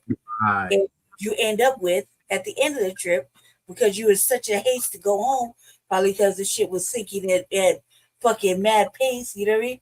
But shame on the Coast Guard for not doing a fucking perimeter check just to make sure everything was straight. I could be like, yeah, I got it, but really, I'm being a knucklehead. I really ain't got it. My boat sinks faster than I could fucking, you know, talk about because I'm too busy bullshitting in the water. You know what I'm saying? So, shame on the Coast Guard for not checking and not going to do his own proper due diligence. He's just gonna take the word of an alleged grandfather to sound like the same motherfucker that made the call. Yeah. Right? In the first place. Just note to self. But the other thing is like, look, I didn't think there was any other black people in this little boy's life to really talk about because he was hanging out with all the wrong ones. And if there was, yeah, I would say that Officer Tatum definitely was trying to, you know, push that line of misdirect and push it back over here because that's what an enemy to our people would do. You know what I mean? That's that type of fucking cowardly deflection based on his fucking work. Why would you think white people would tell you the truth of anything, Tatum? You know what I mean? They don't even. I mean, that's the whole purpose of White Lives Matter, right? Right. White tears matter. Why would you take anything they say? Like at face value. Right. Butter biscuit eating raccoon. You know, hard pauses. The motherfucker got a rehearsed conversation. You know what I mean? There's you know, looking around and fucking shifting in their seat and shit. Like, come on, man. And then he behaving the same way on Nancy Grace. Nancy Grace just barely looking in the camera like, come on now. I'll Tatum, Brandon. So gross. They real talk though. She was giving him that low level work. That was hardly anything for Nancy Grace, but it was enough to embarrass the shit out of him. You know what I mean? Like I've seen her go more hard bodied than that on suspected individuals. You know what I mean? When she wants to find answers, that's the one you don't want to get in front of, right? But he decided to put himself in the line of fire for what? Like for what? Why? If there's not enough answers, if there's more questions than answers, there's something suspicious about a situation. We're gonna be here all year because a lot of things don't make sense. Like I said, I stopped watching after the fucking the press conference with Crump and the three families. I was over it. I was like, not over it, but I didn't want to see any more grandstanding and I don't like when people capitalize on Black death. Yeah. Stuff like that. And that shit really bothers me. So I try to check out of that. So that's all I gotta say. I'm gonna sit back now. Carry on. Okay. All right. So moving along, we got Katie. New photos change everything in the Nolan Wells case. So Lisa's gonna give us an update on that as well. Last night I was up for a while and I was looking at, pictures that were posted of Nolan, and there were many pictures online. But one thing that really stood out, Nolan had an eye for white girls, y'all. He did. And we know the reputation that Mississippi has when it comes down to our men. You know, it's a horrible reputation. All the way back to Emmett Till. It's a horrible, horrible reputation. We saw what they did to Emmett Till. Yep. And that was over a lie that Carolyn Bryan told. Yep. So to this very day, y'all, do you know those racists down there in Mississippi? They always go and shoot up Emmett Till's marker in the spot where they found his body. They shoot that thing up all the time. It's constantly being replaced. Okay? And we know what they did to Medgar Evers. Yep, they killed him. Medgar Evers was unalive right in his driveway by Byron Dela Beckwith. Yeah. Y'all, they took 30 years to arrest that man. They made sure he was old as hell. Yep. Before putting him in jail. They let that man walk free for decades down there. And see, that is the kind of reputation that Mississippi has when it comes down to our people. Remember, Mississippi was like the #1 state for lynchings. Yeah. Okay, they did all kinds of heinous things down there to our people. They got a horrible reputation. Even to this very day. Now, if you look at how the investigations go, white Mississippi cops don't like doing investigations where their people did something to one of us, especially unalive us. Yeah. And they have to do they don't like doing the investigation. They even tried to say there was no foul play when it came down to Nolan because they don't like doing investigation. Remember, we're dealing with the offspring of the ones that went buck wild doing all them lynchings down there. We're dealing with their offspring now. You think they're any different? Nope. They're not. They're not at all. And what a dangerous place to chase white girls is Mississippi. Let's be real, y'all. Nolan was one day going to have to deal with that. Yeah. But that one day came on that boat. Now, what happened was Nolan was with a girl that dated one of the guys that was on the boat. His name was Bart. And he probably still had feelings for her and felt a certain way. So he was on that boat. So when you see there's a picture out there where you see the white guys on the boat and Nolan is sitting down with Katie in his lap. Now, just picture that. A bunch of white guys all by themselves, you know, they're just really with each other. And the only guy on the boat with a girl is Nolan, and it's a white girl. Oh, no wonder. Look, y'all. Look, you know what, Patricia? I'm not in no fear of that. Look, you know what has happened to me online? I'm serious. Do you know what has happened to me online since I've been here?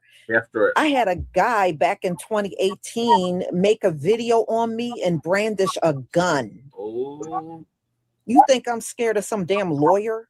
Some guy brandished a damn gun. Okay, I'm not concerned. There's always going to be somebody trolling you, always going to be someone threatening you. That comes with the territory when you're a YouTube creator, and that is the fact. So, no, I have no fear of that because, look, I have been through it all. I have had my life threatened over a damn video. But good luck if you want to run around and tell people that. So anyway, look, y'all, the bottom line is Mississippi Yeah. reputation has not changed over the years, y'all. No, Those same people are there. And another piece of info I learned, shout out to Queen Amadaya. Bart's father is a doctor and he does pain management. And Nolan's mother is a nurse practitioner. Do you know they both work at the same hospital? Bart's father and Nolan's mother work at the same hospital. And the plot just continues to thicken, y'all. At the end of the day, y'all. At the end of the day. Lord. We have good at our all. children reality. Nolan was in the deep south chasing white girls. Oh man. If you haven't spoken to your children and you live down in the south and people are seeing that, you need to have that talk. Right.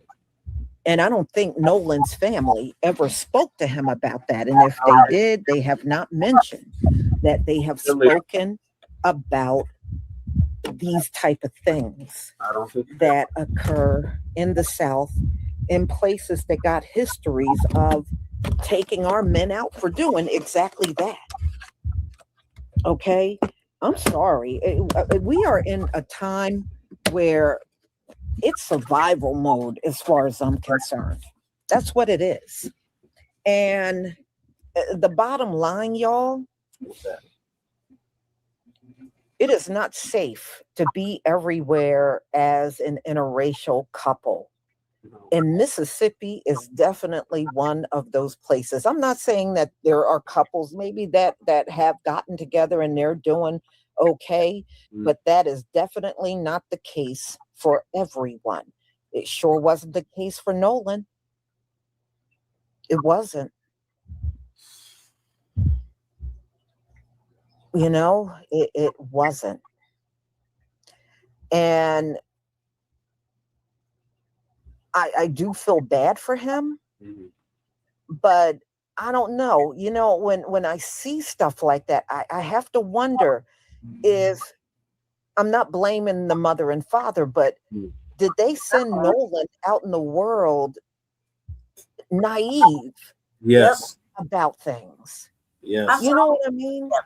You know, I know they said they spoke to him about when you go out with a group, you come back with the same group. But did they tell him about what it would be for him to date and be with white girls and hugged all over white girls out in public? No. Especially in a predominantly white space? Did they have that conversation? Hell no. And I don't know. Did they send him out in the world naive about what life really truly is in America? You know, I'm just being real, y'all. You right, Lucy. Where is Nolan in the sisters? Right. Now I see him with a couple of, you know, with some other brothers. I see that, but I have yet to see him in pictures with sisters. I haven't seen it. Maybe they'll crop up on the internet soon. I don't know. But the ones I'm looking at, it is him with white girls. So the moral of this story, y'all, be honest about these things with your children. Right. Don't send them out in this world believing everybody is going to be okay with that. Everybody is not going to be okay. Apparently, the people Nolan was around, they were not okay with that stuff. Nope. They weren't. You know, that's unrealistic. Hold on, I see the super chat. Nakisha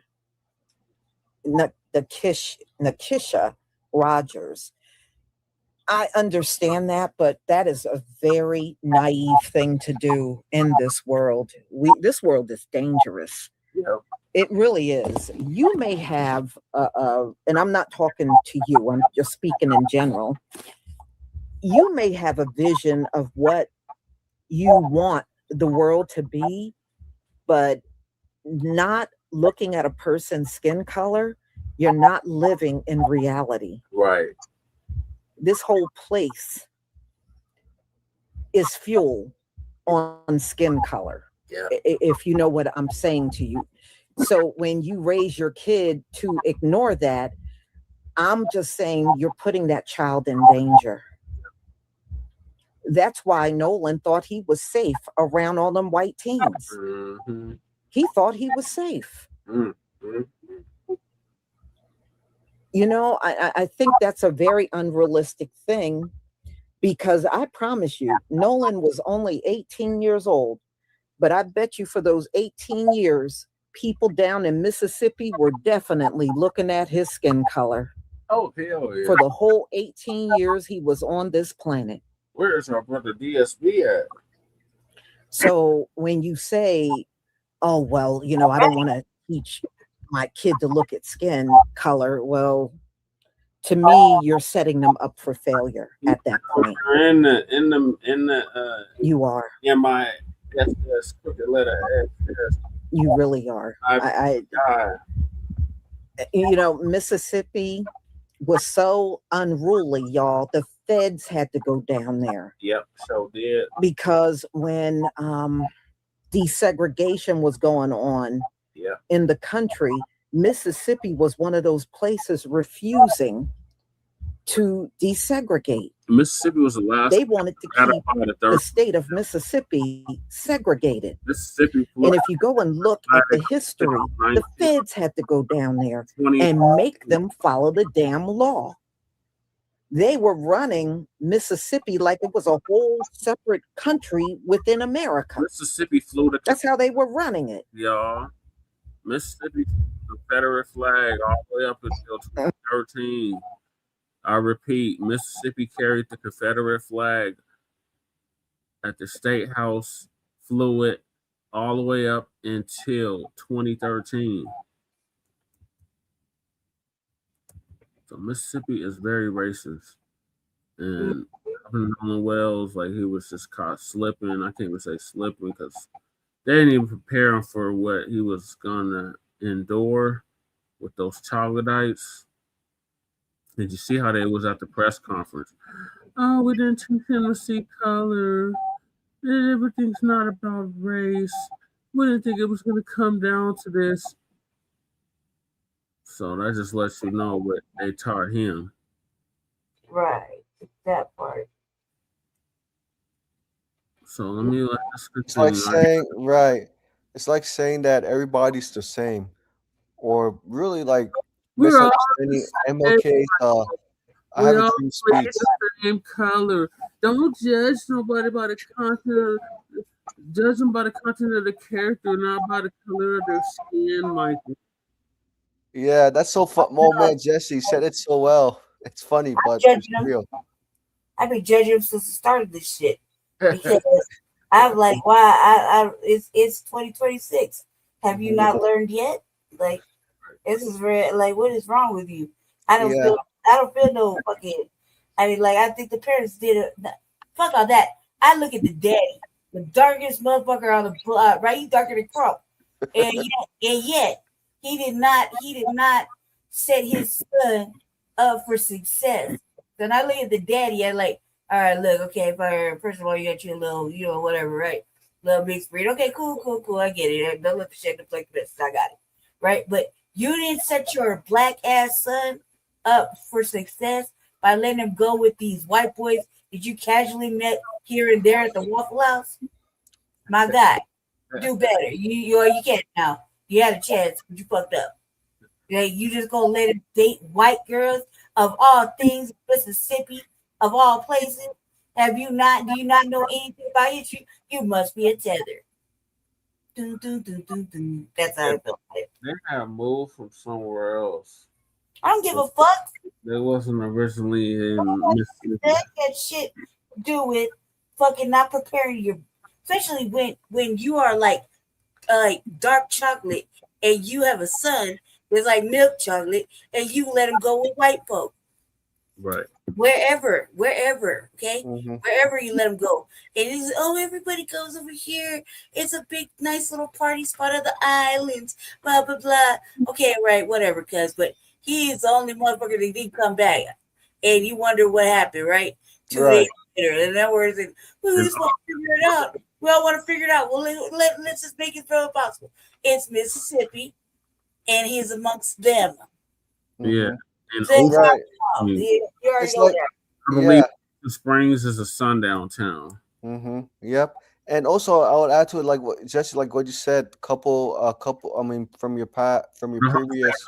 Mississippi is a sundown state. Yeah, sundown state. Yeah, from previous live stream when you said like in the 1960s or 70s, the baby boomers fought for. I'm sorry, 60s fought for the parents of the baby boomers fought for integration and interracial sexual access. Access, exactly. That's what TVA taught us. Yep. Yeah. And so I think it made like the parents, today too comfortable and telling like their son, hey, we live in a diverse country, a melting pot, without realizing racial society, Michael. What? In a post-racial society, yep. Yeah. Post-racial society, yeah. And I don't see color, but best you color see your black ass. I don't see color. I just see people. If you're on that type of shit, you was in the sunken place. Mm-hmm. And that's why I think MLK failed, because he didn't vet the allies very closely. Right. Well, they're just letting anybody in. Same thing with the Panthers, Michael. Wait, Panthers? I thought the Panthers was very exclusive. At first, Michael, but then they started being inclusive. Oh my, inclusive. That's because a lot of pressure from the allies to be included that caused a lot of pressure. It wasn't no goddamn allies. It was just there to try to use us for a numerical value, and then understanding us in our common need, like Dr. Claude Anderson has been telling us for 50 years. That's right. True. Carry on. Okay, it's not currently or historically documented as a sundown town. Sundown towns are communities that intentionally maintain all white population by forcing black residents and other racial minorities out through local laws, violence, or intimidation. Remember I told you about that time I was in Platte Valley, Lady Che, and them try to run me out the neighborhood? According to research, that's over there by Columbine, Michael. Columbine, Platte Valley. Yeah, Platte Valley. It's like to the west of Littleton. West of Littleton. Sundown. Littleton is a sundown town. Lady Che could tell you all about it. Sundown towns are overly concentrated in Midwestern, Western, and northern states, rather than the deep South, where Jim Crow segregation rallied on a resident black labor force rather than total geographic exclusion. Ocean Springs and the broader Mississippi Gulf Coast have a long-standing multi-ethnic history with continuous African American residency, foundational Black American residency. Ocean Springs is a diverse and integrated cultural city in Jackson County. So this is where our brother Nolan Wells was killed. In Ocean Springs, Mississippi, on Horn Island. And wow. Well, once you see it, you can't unsee it, right? So let me go ahead and get started. If you can see my screen, please give me a 1. Still a sundown town. Epic Eric, the whole state of Mississippi is a sundown town. The whole is a sundown state. Right. Just like Karmelo. Thank you, everybody. Thank you. Thank you. It's racist as fuck out here too. Long racial history. Michael, do you know they destroyed Chinatown in Denver in 1880? 1880? The No, plot I did not thickens know in the that. Nolan Wells case, y'all. And of course, everything is all alleged. Now, it's been alleged that Katie and Bart had a thing going on. And Bart wasn't just there to celebrate the 4th of July. Bart was there to put an end to that shit that Nolan had going on with Katie. And this is why they lined Nolan up, allegedly. Also, there's a smear campaign going on, saying that Nolan was drunk out of his mind, spewing all types of hatred towards Nolan with no proof of nothing. Then they had a nerve to say, yeah, there's 2 people who came out to say that Nolan was on the island after the friends had left. 2 people out of 40, out of about 400 to 500 people, and they know the exact time. Now, if you ask me what time was what 15 days ago, I am not going to be able to tell you that time unless it's a doctor's appointment or something like that. But just understand, people do get paid to say things, allegedly. Check this out, y'all. Has the motive for the mysterious death of Nolan Wells just been revealed on social media? Walking in the opposite direction towards my boat. And I dabbed Nolan up.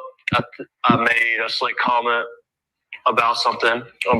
Actually, about the girl that he was with. I made a slick comment to him. So he made a slick comment about the girl Nolan was with. Now, we all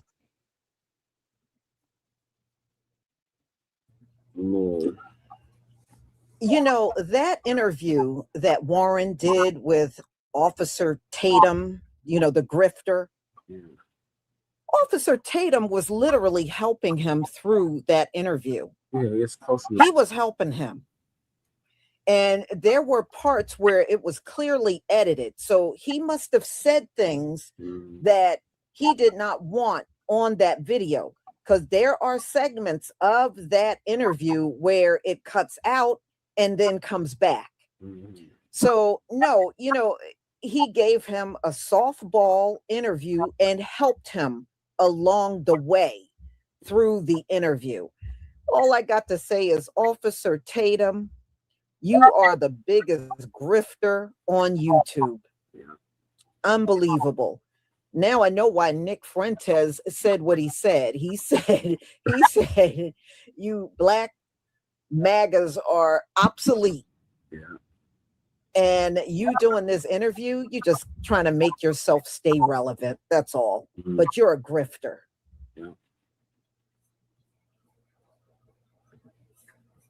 Oh, the girl Nolan was with on Horn Island was Katie, right? Introducing. Whoa. This is Katie. And guess who the gentleman is over there? Wow. Now we still gonna keep it all alleged because I was looking at the tattoo. Maybe she got the tattoo after this, but she's in a picture with Bart, y'all. That is Bart Edmiston. This is the same Bart who identity was almost hidden from all of us, because Warren went on to Officer Race Tatum's channel and he kept saying, my buddy this, my buddy. And we all like, who is my buddy? And one time he slipped and said Bart's name. But the buddy he was referring to was Bart. And that's Bart. So Bart and Katie were a thing? Huh? Now, for those of you all who don't know, Bart Edmiston plays football.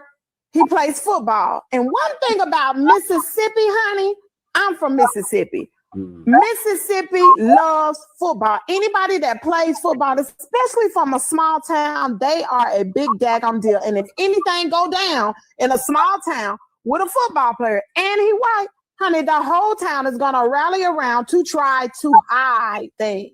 Is that what they doing in the Nolan Wells case? Everybody know what happened?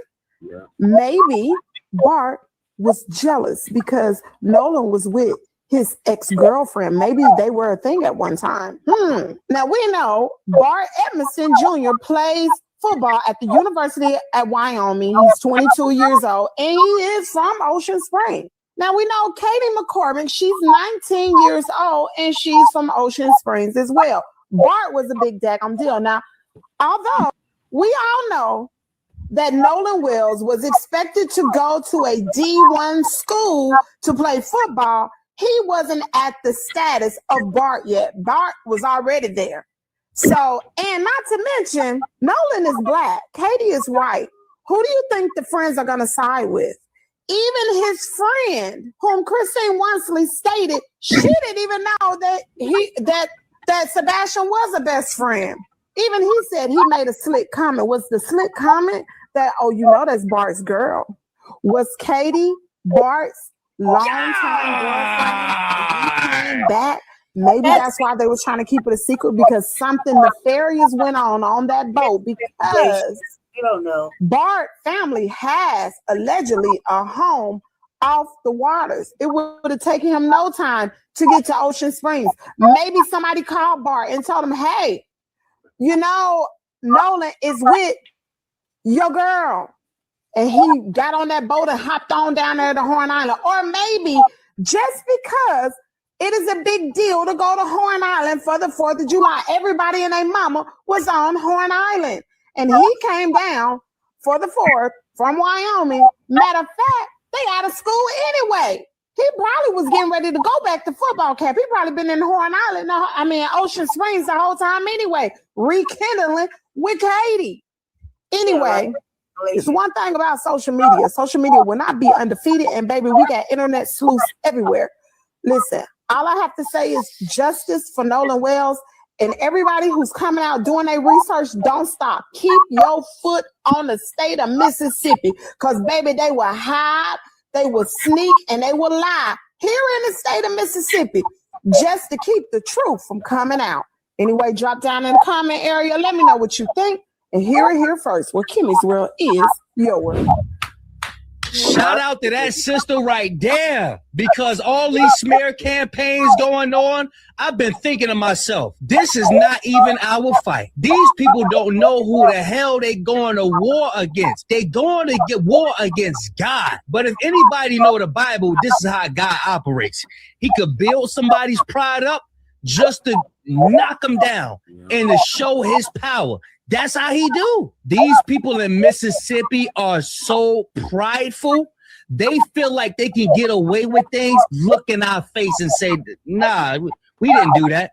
Like, we don't see y'all. There's something, a very important clue that we missed. I read it, but I didn't quite put it together.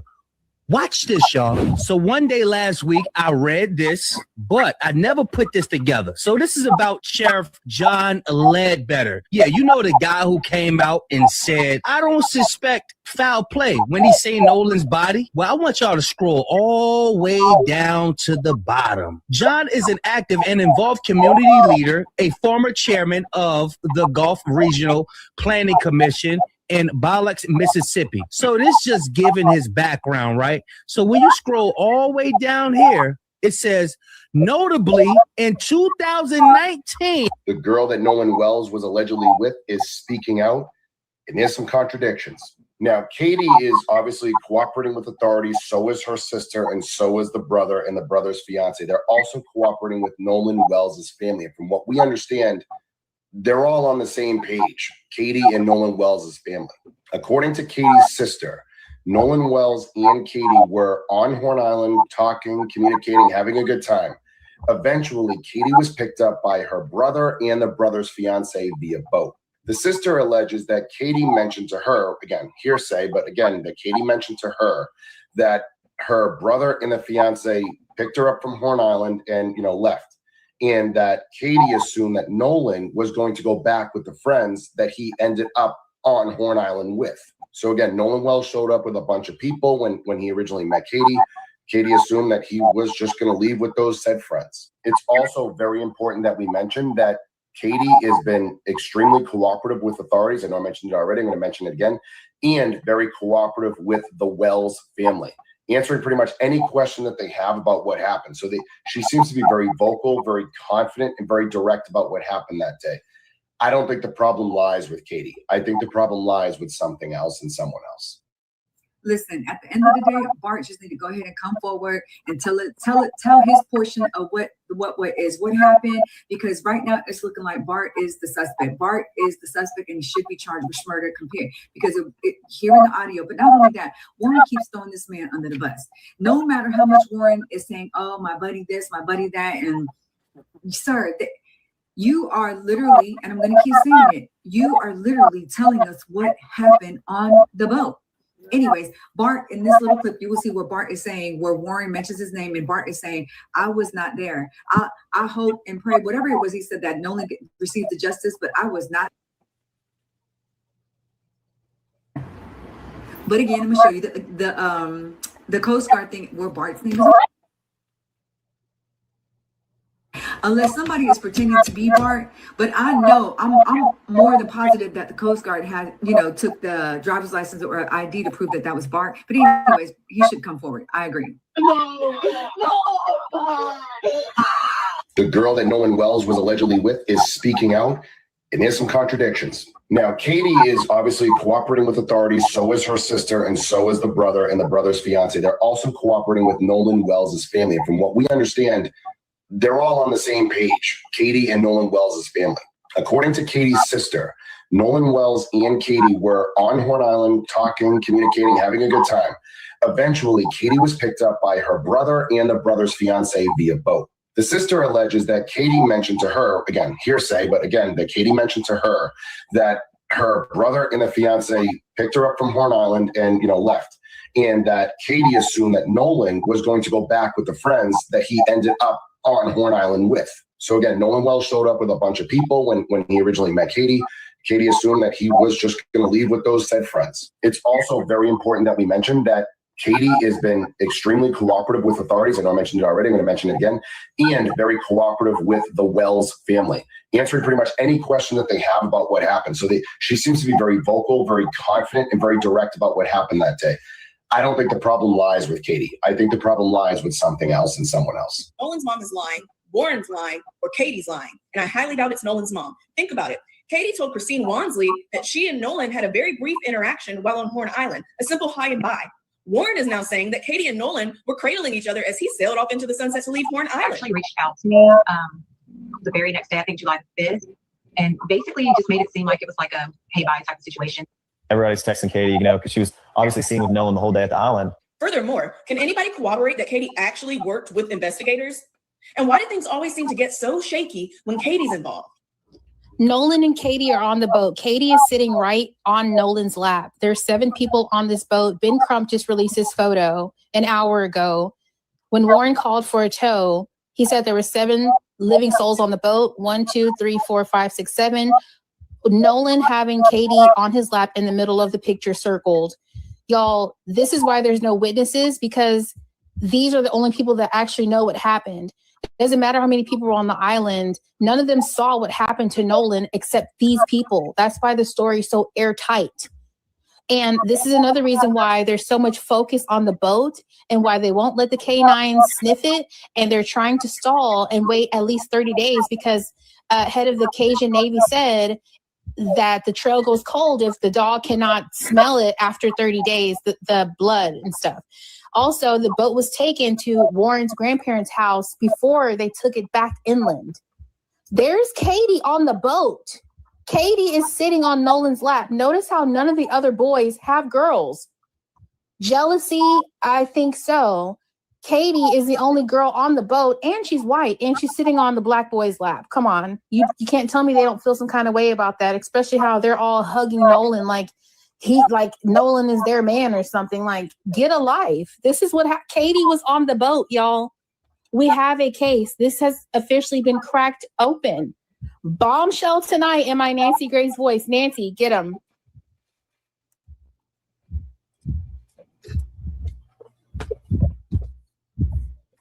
Lie, Michael.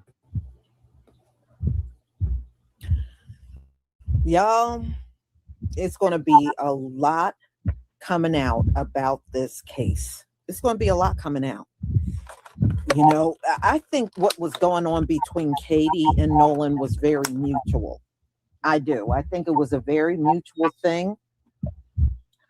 She was once with Bart. Then he says someone named Tracestin called him and told him that, hey, they found Nolan's body. Notice how he's not.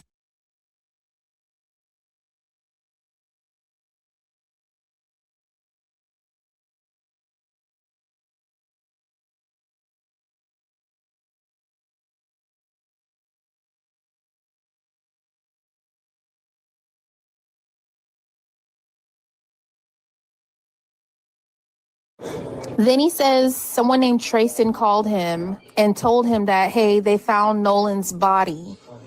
Notice how he's not shocked at all. He has no remorse, no feelings. He's probably a narcissist or a psychopath or something, but we can pull his phone records and see if Tracestin actually called him to see if his story actually aligns.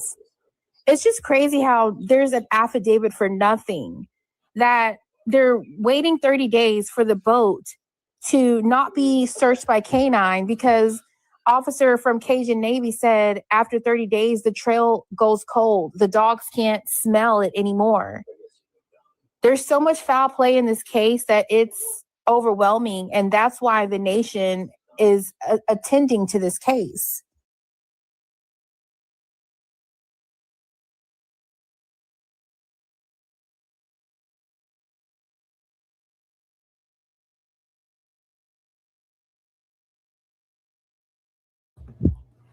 Oh yeah, we're gonna see a lot, I think, over the coming weeks. Many things coming out about this case, but y'all,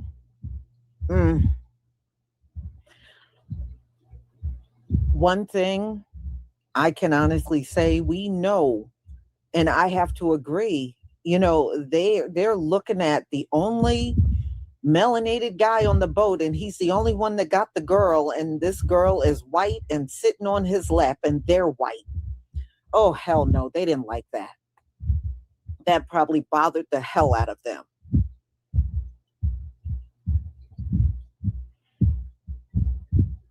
You know, I kind of agree with that. Let me go back. Where are you? Y'all chosen. You know, I kind of agree with that, but I think, like I said, I think Nolan's family sent him out in the world kind of naive.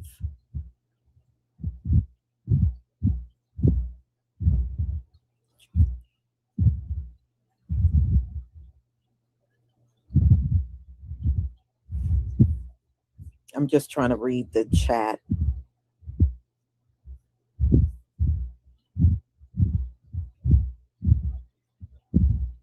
Yeah, you know. Well, who knows? Well, I'm sure over the coming weeks, there's going to be a lot more coming out about this case.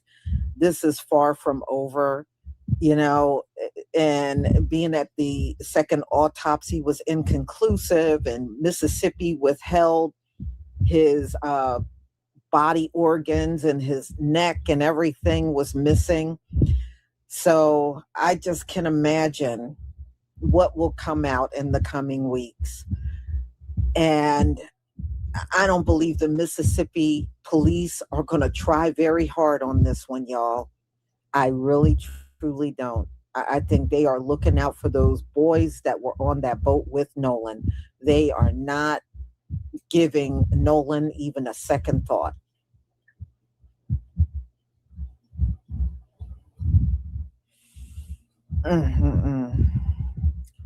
So y'all, I'm going to go ahead and conclude. Now, I do have another live coming up, and I think it's kind of funny. So there was a Cuban guy that got Trump tattooed on his arm. His ass got deported. He's back in Cuba. And from what I understand, this Cuban guy, from what they're saying, he was a millionaire. And his ass still got deported back to Cuba. And so we're just going to watch that. And these people are so silly. They are. There was another one that had Donald Trump's face on his chest. and he got deported too. So this guy, he is like the second one. Why would you tattoo Donald Trump on your body? Of all the people you could have, Donald Trump? Woo! These dudes are crazy. So y'all, I will see you at 4:45. Have a wonderful afternoon. And let me just check out Shirley Salone. Thank you for the 440 joules. Uncle Alert and Fawn-Nessa. Thank you for the 550 joules shopping cart. Okay, let me see what that is. All Beautiful 71. Thank you for the 30 joules. Flower. Okay. 6 Esticas. Please be careful because there's a news saying that Bart lawyered up and is suing all content creators posting pictures claiming that he dated Katie. Well, you know, that's all I got to say is there's hundreds, not even, maybe even thousands of videos out on social media. And he must have a huge investigation team to be able to pull that off. You know, I don't see how they can get everyone. There are thousands of videos about Nolan and those guys on the boat. And let me tell you something, even the major news stations are doing stories on this as well. So that's a tall order. Good luck to that. That's all I got to say. Good luck. Because if you can get all thousands and thousands of people, you are good. Okay, Nikisha Rogers. Nolan's mom stated that she didn't want to teach her children to look at a person's skin color. Well, that is very naive. In a racist nation like America, that's a very naive stance to take. That's all I got to say. Daniel Meyer, thank you for the 39-month membership. Some of our people need to stop saying, I don't see color. That is an extremely ignorant thing today. Yeah, you're right. I agree with that. Beverly White, thank you for the 550 joules. Stay hydrated. Thank you. Thank you for your support. Ellie Brow, thank you for the 2 joules, Silver Star. And Blacc RU 365, thank you for your super chat channel support. Thank you. Ellie Brow, thank you for the 2 joules.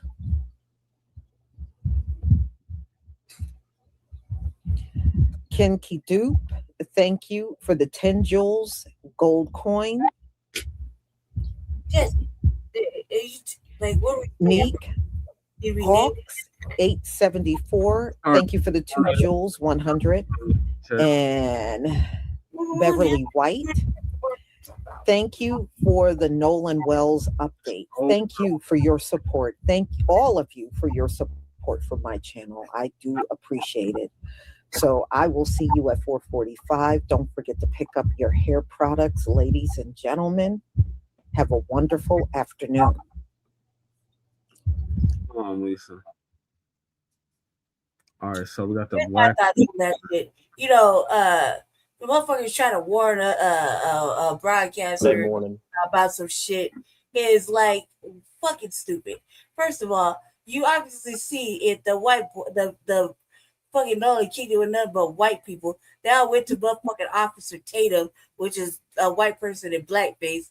So you get that them white motherfuckers is up to date with the new Blacc Media. Stop it. Slap yourself 3 times on the tray for doing that.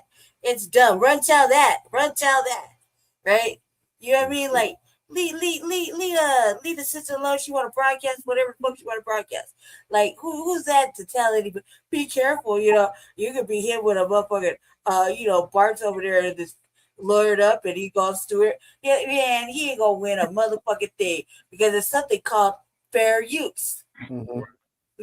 Run tell that, assholes. Run tell that. Fair use. It's on the Fair screen right now. Yeah, it's on the internet. It was displayed on the internet. Blame Officer Tatum. You should really sue his ass if you're gonna start with anybody. He's the one who put the sham of the fucking lies out there. So, Yeah. so run tell that, bitches. How about that? You know what I mean? There's something called fair use. Right? We get hit with the fair use strikes all the time. What do you think this is? They're not hooked up on what the new Blacc Media say because they continuously make all kind of mistakes. They ain't listening to shit. So it's like I felt like, that shit is just trolling to the worst, to the highest extent. Anybody does that to another broadcast, be careful. Nah, fuck all that. Fuck all that. You know what I mean? If it's on YouTube, it's fair use. It's fair game. Isn't that what it is? All of a sudden they want to hit you with if you're being monetized and shit. Luckily, that's not happening over on this page. But who gives a fuck? I'd like to see that work out. I would just be like, yeah, all right, fair use, cuz. And go ahead, bring that paperwork so I can bring this paperwork. How about that? Run tell that, bitch. You know what I mean? How about that? Because it's stupid. It really is. It really is to go ahead and say that a motherfucker is suing because he and his white little feelings that there's an accusation going on about him and, losing control and being jealous. Hey, look, man, I also want to say this. Everybody want to be an armchair motherfucking detective and work for the law. Doesn't it seem like it? Try to figure out this case. Like, come on, man. For real? They are we all on that page? We want to be detectives now. We all want to figure it out. Yeah. We can figure out motherfucking things that outline speculation that's really creating rumors and drama. You see how it's not really helping, right? So they're making it worse. Do you see what's happening? Everyone's like, oh, maybe this is what it is. Maybe he's feeling some kind of way because they went to an island and he's the only one with a white bitch. And they went to the island filled with nothing but white bitches. So, like, why bring the fucking feast to the buffet? You feel me? That's all that's on that motherfucking island is white bitches everywhere. White bitches everywhere. Could they have pulled one if they wanted to? Sure. If they lacking in game, hell yeah, possibly. Did he get a girl just to get a girl? I don't know, man. We don't even know if that was really a real picture and not just something enhanced. Because, that's also the same picture that had the one motherfucking leg hanging out with some motherfucking shoes you would never wear on a boat and some motherfucking lengthy ass socks that you wouldn't wear on a hot ass motherfucking day. So, I mean, I'm just saying, we gonna be serious about it. You gonna go to the island where all the hoes is and bring hoes with you? I think not. I say not. You gonna go where all the white bitches is? Of course, there's a lot. So the island's just kicking it with hoes, man. You know what I mean? It's the weekend. They're off on the island. They're drinking. White bitches drink. White boys drink. Right? You gonna say if he was drinking? Sure, he probably was doing some casual drinking. But we should really wonder if he was found and he was dead. Where the struggle at? Right. Where the struggle marks at? Where the struggle marks? Where the struggle on his hand? So was there any struggle marks anywhere? Like, I ain't gonna let nobody drown me anywhere or lynch me or nothing. I'm gonna fight you to the end. I'm gonna make you work for it, right? Mhm. So you gonna see my motherfucking hands are gonna be beat up. My nails are gonna have all kind of skin shit underneath because I'm trying to claw you. I probably got a piece of your face in my mouth because I try to bite you. You know what I mean? I'm coming with some sort of struggle. You know what I Like mean? tools. You're coming with tools, basically. Yeah, like I'm gonna fight for my life. Right. Drunk Yeah, or not, I'm gonna fight for my life. Just to see me drunk and storming a whole room, right? Terrorizing a bitch, right? But if I was gonna fight for my life, and just say I'm gonna fight for my life, you're gonna see some sort of struggle on me somewhere, shape, or form. I might have a bruise on my eye. I might have a cut on my cheek. I might be, my arm I might have dislocated my shoulder from all the swinging I'm doing. You know what I mean? Like there's gonna be, my feet are gonna be bruised up. My legs are gonna be bruised up from, blocking kicks or whatever, whatever, right? I'm gonna have some sort of markings that show that I was gripped up, because it's gonna take a lot for you to hold me down, right? That's Jesse, he'll tell you, right? So it's gonna take a lot for for a motherfucker to put all their weight on me, or I'm gonna wiggle out, because that's what foundationals do.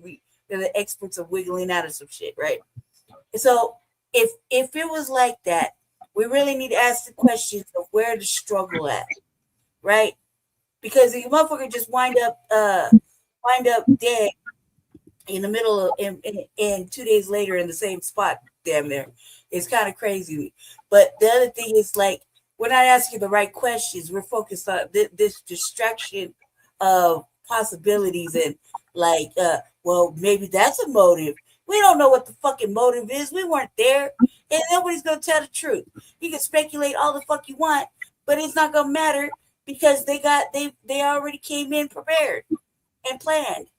And since nobody's really, really pressing them, they're getting away with softball pressure. You're not gonna really get the answers that are fucking supposed to develop. Look, man, this is the same place that buried people outside of the prison and didn't tell nobody. Yeah. You know what I'm saying? This is the same place that has unmarked graves still to this day. You know what I mean? This is the same place that like Mississippi goddamn, this is the same place. Okay, so you can't expect them to play by the rules, and considering that everybody over here on the black side of things got all kind of questions, you think them white boys is listening to anything we talking about? They don't take black people seriously in Mississippi, because they think on the black side of the internet listening to all the speculations and fucking rumors starting and fucking highlighting of what ifs, and that could be a possibility. I mean, come on, Nolan signed out to Black Queens Never and Snow Bunnies Forever type of fucking mentality. You know what I mean? Which is really crazy, but whatever. Obviously, that didn't work out. Has it ever? Has it ever? You know what I mean? No, it has not ever worked out for being black with a white girl in Mississippi. Ever. All right, so let's get to Right. And also, it's interesting. I think it's important in today's climate, for parents to teach their kids martial arts. You know what I mean? Especially when they're going to be hanging out, interacting with Mzungus, the racist ones. Yeah, you get no argument from me, Michael. But I'm gonna move on to the next video. And that is the Black friend has appeared. And he did an interview with Tater Tots as well. So Lisa gonna give us an update on it as well. So anyway, he interviews him, and the funny part is his mother gets interviewed and says she don't even know who this Tracestin Shepherd is. She never met him before, but he claims to be, Nolan's close friend. And I said, that is really bizarre. And so do all those white guys on the boat. They all claim they were his best friend. I tell you what, you ain't much of a friend if somebody ends up unalive the way that Nolan was. I was looking up the history of Ocean Spring. Y'all, it's got an ugly ass history. Maybe I will piece that one together so you can hear about what kind of history that town has. It's not good. It's not good at all. So anyway, let me go ahead and share my screen so we can get started. Okay, not that one. Now, where is it? Hold on one second.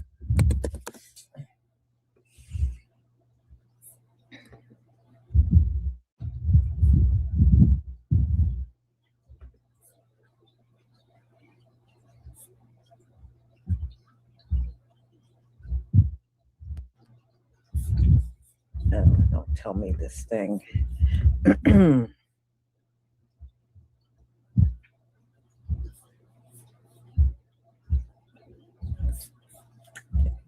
here. And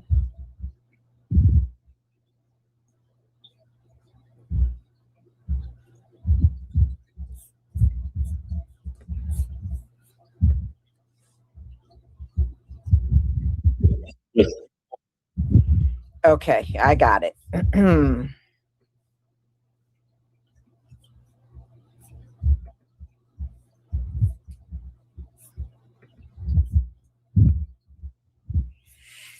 Okay, give me a one if you can see my screen.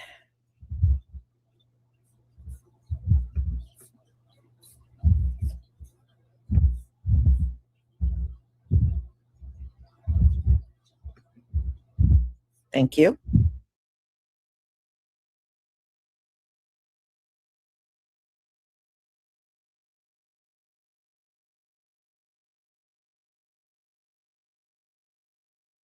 With on my other buddy's phone talking to Warren. He was dialing Coast Guard because he hung up the phone and was like, hey, this is them, bye, and hung up the phone. And that was the last time I talked to him until the next morning when we all decided, well, when I woke up about 7 o'clock that morning, we had all decided that we were going to go out on the boat and go look for Nolan. Wyatt had already had his boat still in the water. We took that boat out. It was what day are we talking? That's Sunday morning. Sunday morning on the 6th, the 5th? So it's Saturday the 4th was the 4th of July. Mm-hmm. The 5th was Sunday. We were on the water from 9:45 to 11:50, 12 o'clock era, about lunchtime. Mm-hmm. While we were on the water, we talked to a rescue guy, and he told us to get off the water and said that they kind of had the island in the water under control. That's the professionals, man. Yeah. They told us to get on social media and find out any information we can. And by that time, we had already talked to a good amount of people out there. So it just made sense. So we went back in and we concluded our search and started the search off socials and started sharing everything we could and try to get a hold of anybody that could have talked to Nolan, that Nolan possibly would have reached out to. And that led into the night. It led all night long. I didn't sleep at all Sunday. Monday, I was up at 5 a.m. I was putting fuel in our boat at 6. I got told that we were taking out another boat to Chandelier at 7. So I put my boat back on the lift, and I went to McDonald's, and then I got the news after I left McDonald's that his body was found. So it was already a plan that we were going and searching and trying to do everything we possibly can. And that's all I wanted to do. Is I wasn't there to help him out in his last minutes, but now I feel like as a friend and as one of my guys, man, I do everything in my power to help now. And that's why I have reached out to the family. I have donated to just your normal death gifts, I would say, as you pay your respects. And do you think Benjamin Crump being involved in this case made it better or worse? 100,000 times % worse. Because why on the Tuesday after where has your civil rights been broken? Where has it been shown? You brought Benjamin Crump to stir up a community that's already tight-knit.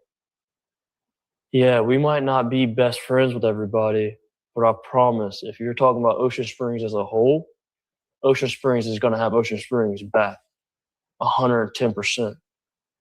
We back each other. Everybody I've seen, we back each other. And for them to push this narrative and really push it, just shows me is like you have no idea who you're dealing with or who you're messing with. And I think he's taking the grieving parents and manipulating and turning this and making it sound all bad, because nothing's like that at all. No. Have you gotten death threats? Or, because I know that the other young men that I spoke to about this, especially the white young men, they're getting all kind of death threats. They're being accused of killing Nolan. Do you get the same backlash and threats that some of those guys have gotten? Yes, I've gotten the death threats per se, but I've also gotten the threats along the lines of where it's like I've been cast out of the Black community. I've been called white. I've been called a wetback. All these things. I wasn't there to help him out in his last minutes, but now I feel like as a friend and as one of my guys, man, I do everything in my power to help now, and that's why I have reached out to the family. I have donated to the family, and I have giving them just your normal death gifts, I would say, as you pay your respects. And do you think Benjamin Crump being involved in this case made it better or worse? 100,000% worse. Because why on a Tuesday after where has your civil rights been broken? Where has it been shown? You brought Benjamin Crump to stir up a community that's already tight-knit. Yeah, we might not be best friends with everybody, but I promise, if you're talking about Ocean Springs as a whole, Ocean Springs is going to have Ocean Springs back 110%. We back each other. Everybody I've seen, we back each other. And for them to push this narrative and really push it, just shows me is like you have no idea who you're dealing with or who you're messing with. And I think he's taking the grieving parents and manipulating and turning this and making it sound all bad, because nothing's like that at all. No. Have you gotten death threats? Or, because I know that the other young men that I spoke to about this, especially the white young men, they're getting all kind of death threats. They're being accused of killing Nolan. Do you get the same backlash and threats that some of those guys have gotten? Yes, I've gotten the death threats per se, but I've also gotten the threats along the lines of where it's like I've been cast out of the Black community. I've been called white. I've been called a wetback. All these things. I've been sent photos of me and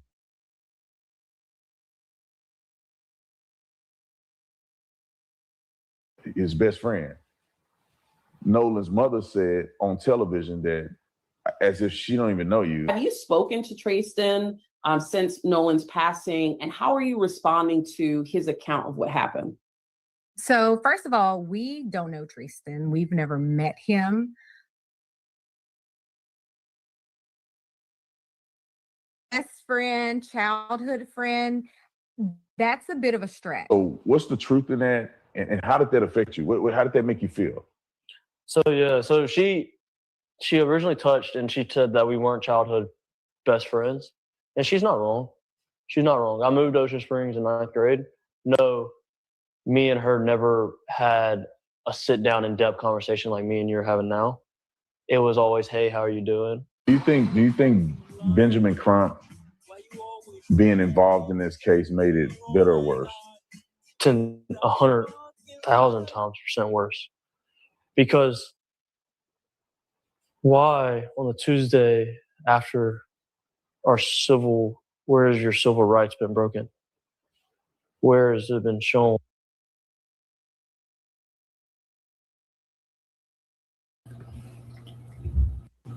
And now my thing is, if the parents don't even know who this is and never really met him before, and he's claiming to be a friend, why is Officer Tatum interviewing him? I would think you would stick with whoever was on the boat. This guy was not on the boat. Okay, he was not on the boat. He might have been on the island, but he was not on the same boat that Nolan was on. So my thing is, what's the purpose in interviewing this person? And he really showed a few photos of him with Nolan, but I just find it really strange that the parents don't even know who this dude is. So you're interviewing him for what? I don't get it. Okay.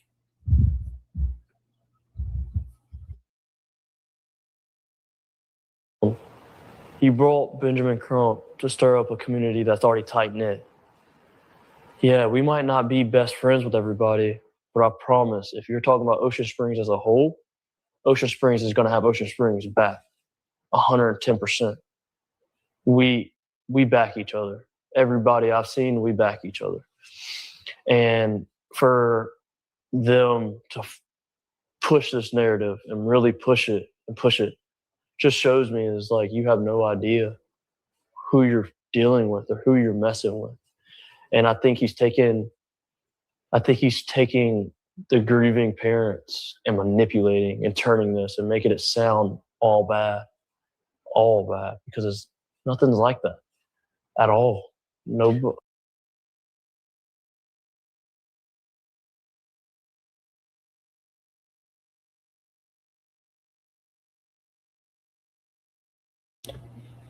Y'all, this is Mississippi. Mississippi always take these stands against any Black lawyer or anybody of prominence that chime in on a case. They always take this, they're the enemy stance against them.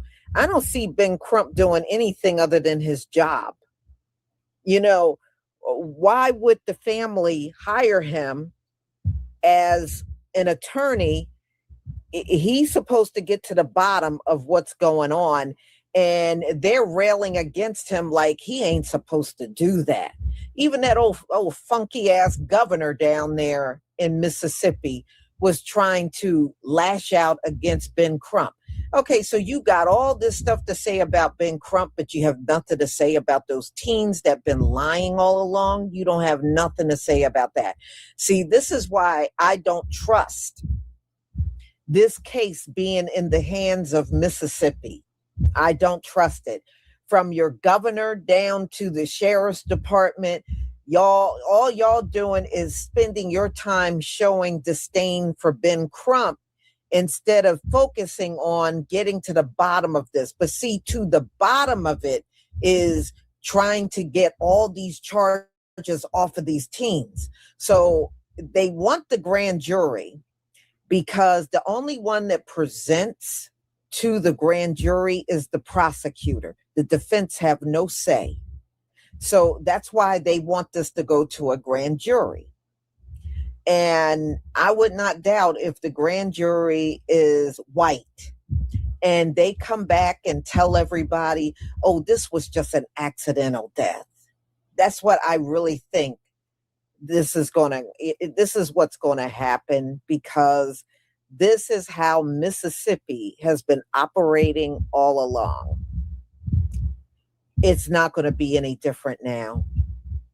It's not. It's going to be a grand jury that's going to be slanted in the favor of those white teenagers that was on the boat. But they got the nerve to talk about Ben Crump and race and all this. Y'all made it about race centuries ago down there in Mississippi. Okay, it's no point in you trying to shift the blame now, for real.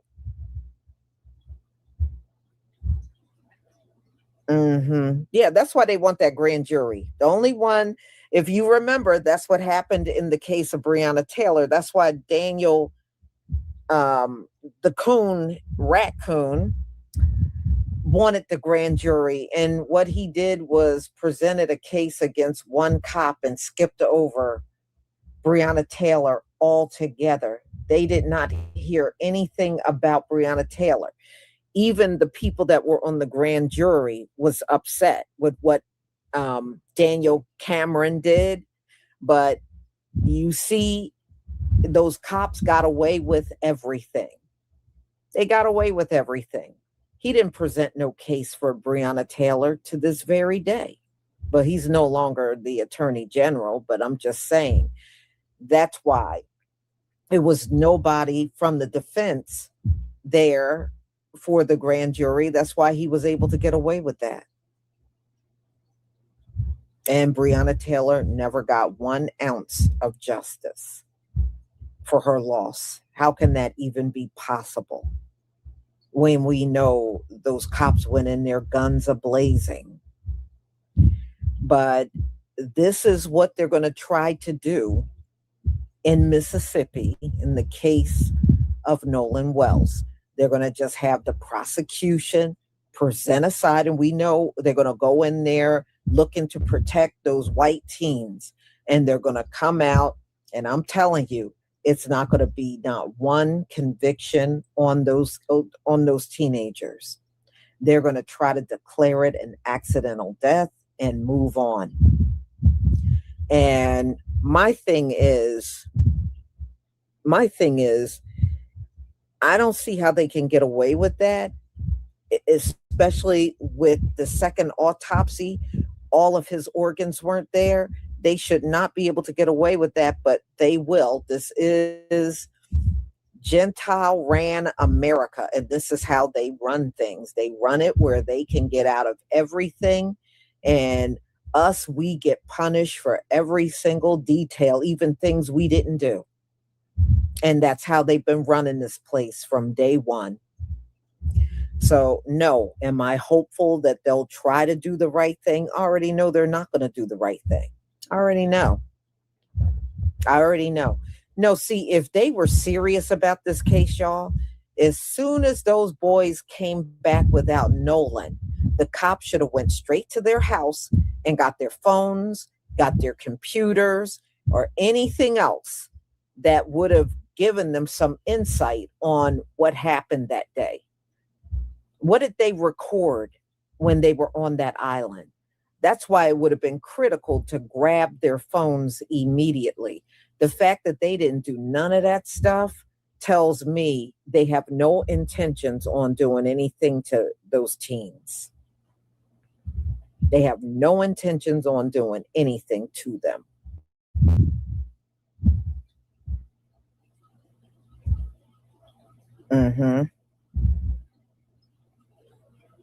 Yeah. And there's no way they should be still sitting around with their cell phones. And when I saw that, I knew instantly they weren't going to do nothing about it. They're just sitting back. And you notice the cops aren't giving you the sheriff's department is not giving you any updates. That's another sign. They're not sitting there investigating nothing. They're not investigating like they should be. They're not. They should have been able to give some details by now, and they're not giving you nothing because they're not doing nothing.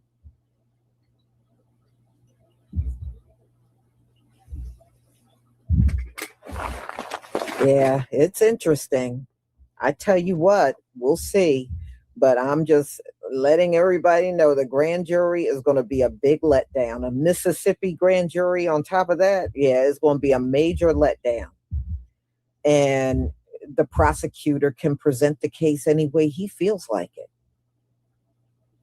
He can present it any way he feels like it to the grand jury.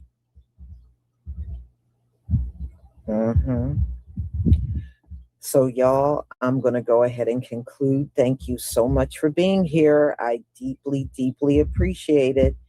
And we'll definitely come back together tomorrow because I have to set up the Bible study along with a few more lives, and that's it. So be on the lookout, and y'all have a wonderful evening. Don't forget to pick up your hair products. Shalom, family. long. So shout out to our 20 plus viewers and the new subscribers that just subscribed. Appreciate you. Hey Jesse. You got to go, Michael. Oh no, I was gonna add a comment. Yeah, Lisa Cabrera, she's right. She's not optimistic about the not case. buy 12 tribes on earth hair growth oil and hair magic elixir unless you want super healthy, gorgeous hair that grows. They have a whole line of amazing hair growth products, including We are us, Lady J. Oh, Lisa, you're there. First of all, I like that little boy was mixed as hell. Like, either he's black or he's Mexican. Then you call him a wetback. That's like a slur for a Mexican. Like, you know what I mean? That literally swam over. Like, what the fuck? You know what I mean? Pick a lane. What I didn't like about that boy was how he was like basically threatening menacing in his own little interview. Like, bringing Ben Crump here. I mean, you just don't know who you fucking with. Woo, woo, woo, woo. Like whatever she said, something to that effect. And the fact that, he was like, that he made it a point to say that he donated to the family. He made it a point to say, why did you bring Ben Crump here? This is a tight-knit area. Tight-knit who? Question mark. And he's like, where was the civil rights violated? That's Ben Crump is a slip and fall ambulance chaser. Because what are you talking about? Civil rights? That motherfucker chase any ambulance. You know what I mean? Like he was like I just have these questions. Secondly, he was not really thorough in his dialogue. He basically was like the white boys. So him saying he's been excluded from the black community, where was he a part of it? You can't tell, right? You can't tell if he was ever a part of it by the way he talks, by the way he's behaving. You know what I mean? He's not. He's doing he's like we protect our old type shit, just like that the one sister said 3 episodes back. You know what I mean? So I'm saying this. I didn't really feel like that was a strong interview. What the fuck, Brandon Tatum? Why do you care? You know what I mean? Like he said, do you believe that he made it worse or better? I don't really know. Like, I mean, I have my thoughts on Ben Crump. Once you take the money, man, you really would put a price on your justice.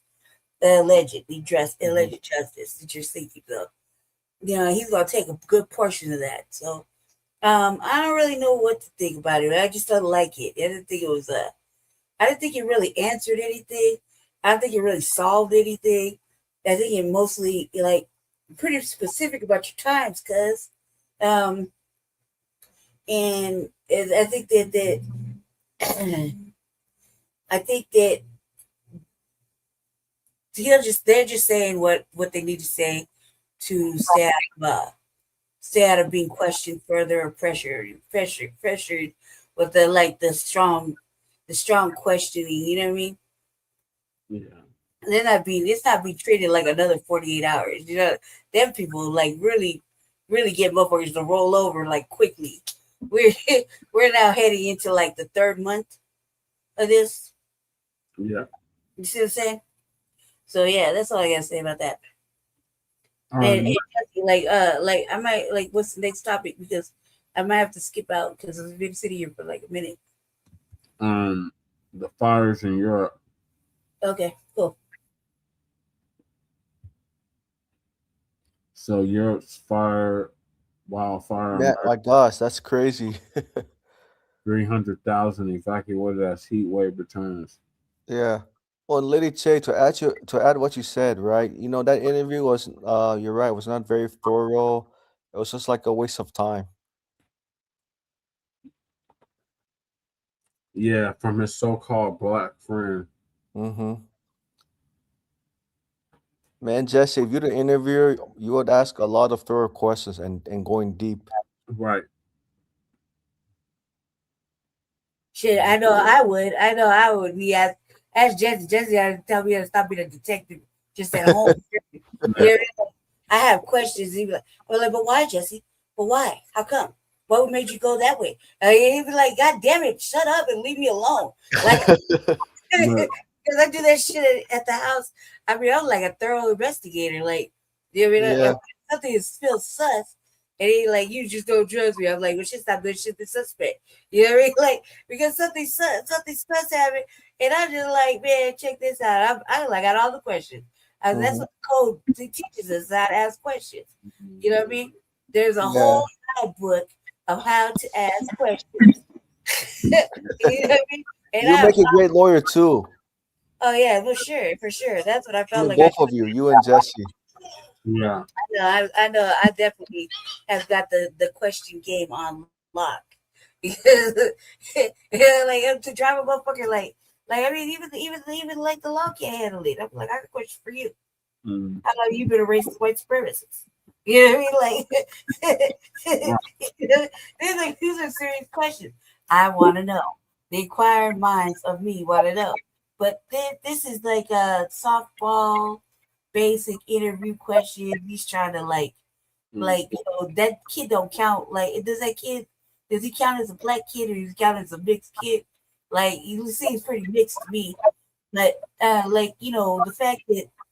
the fact is this: the mother and father don't know now one of them white folks, now one of their friends, which is really, really, really what I'm judging off of. I am judging the parents a lot about this because, I have a kid. I had a kid, and I didn't really.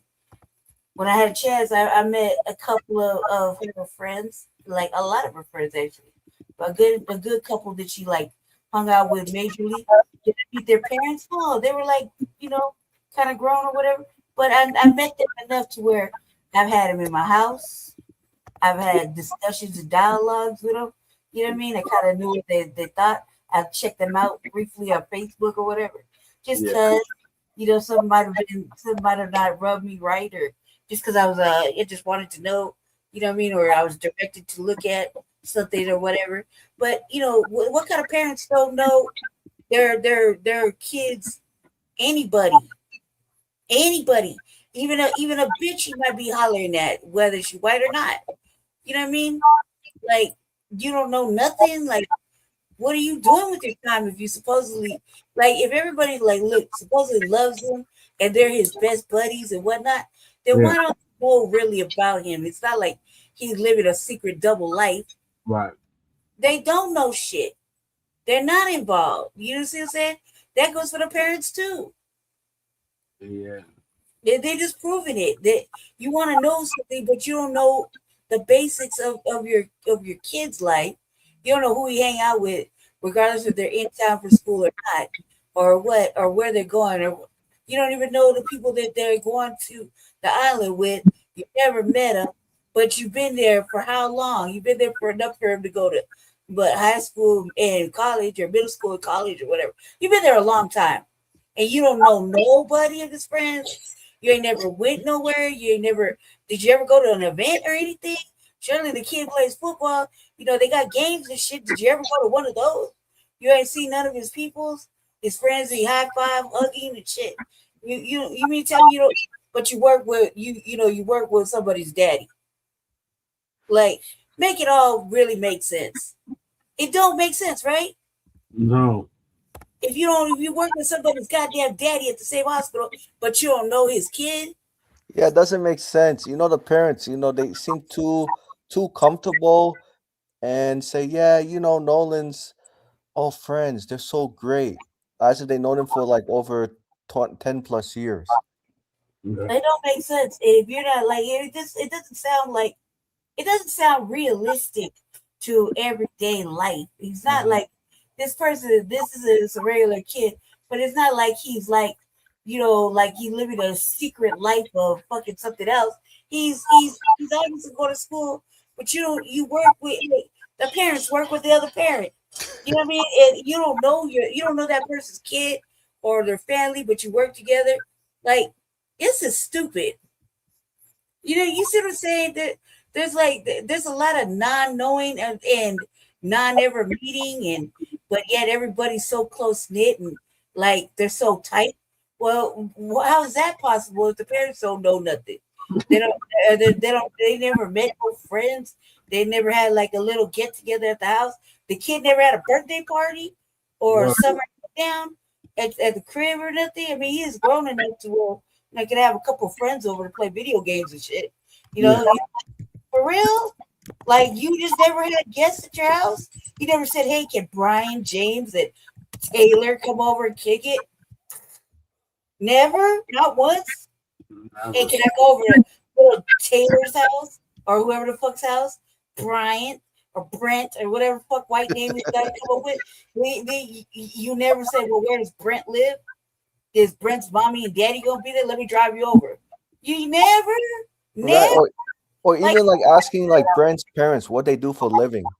Right, like and you just on this this little island that all the white people live at, and it's so close knit, and you know now Brent Crump over there just shaking shit up with his black fist. He's just shaking shit up, and the family they don't believe in race and shit chose the blackest motherfucking ambulance chaser of all time to come and fucking represent them. Like, does it sound like it makes any sense to anybody else but me? I know, just run down that. But I'm being serious. Like the family who don't have a lick of black people around them got the blackest motherfucking ambulance chaser to fucking shake with glass fist and want demands and answers, and then hold black fucking political church for the funeral session where there's not a black kid around the kid at all. Never, not never. He don't date black women. He dates snow bunnies. He was on Snow Bunny Island. Like, come on, cuz. Do I really gotta make it like seem kind of like perpetrating and not a real thing? Like we just all of a sudden big bitty black, but you can't ask these white people where they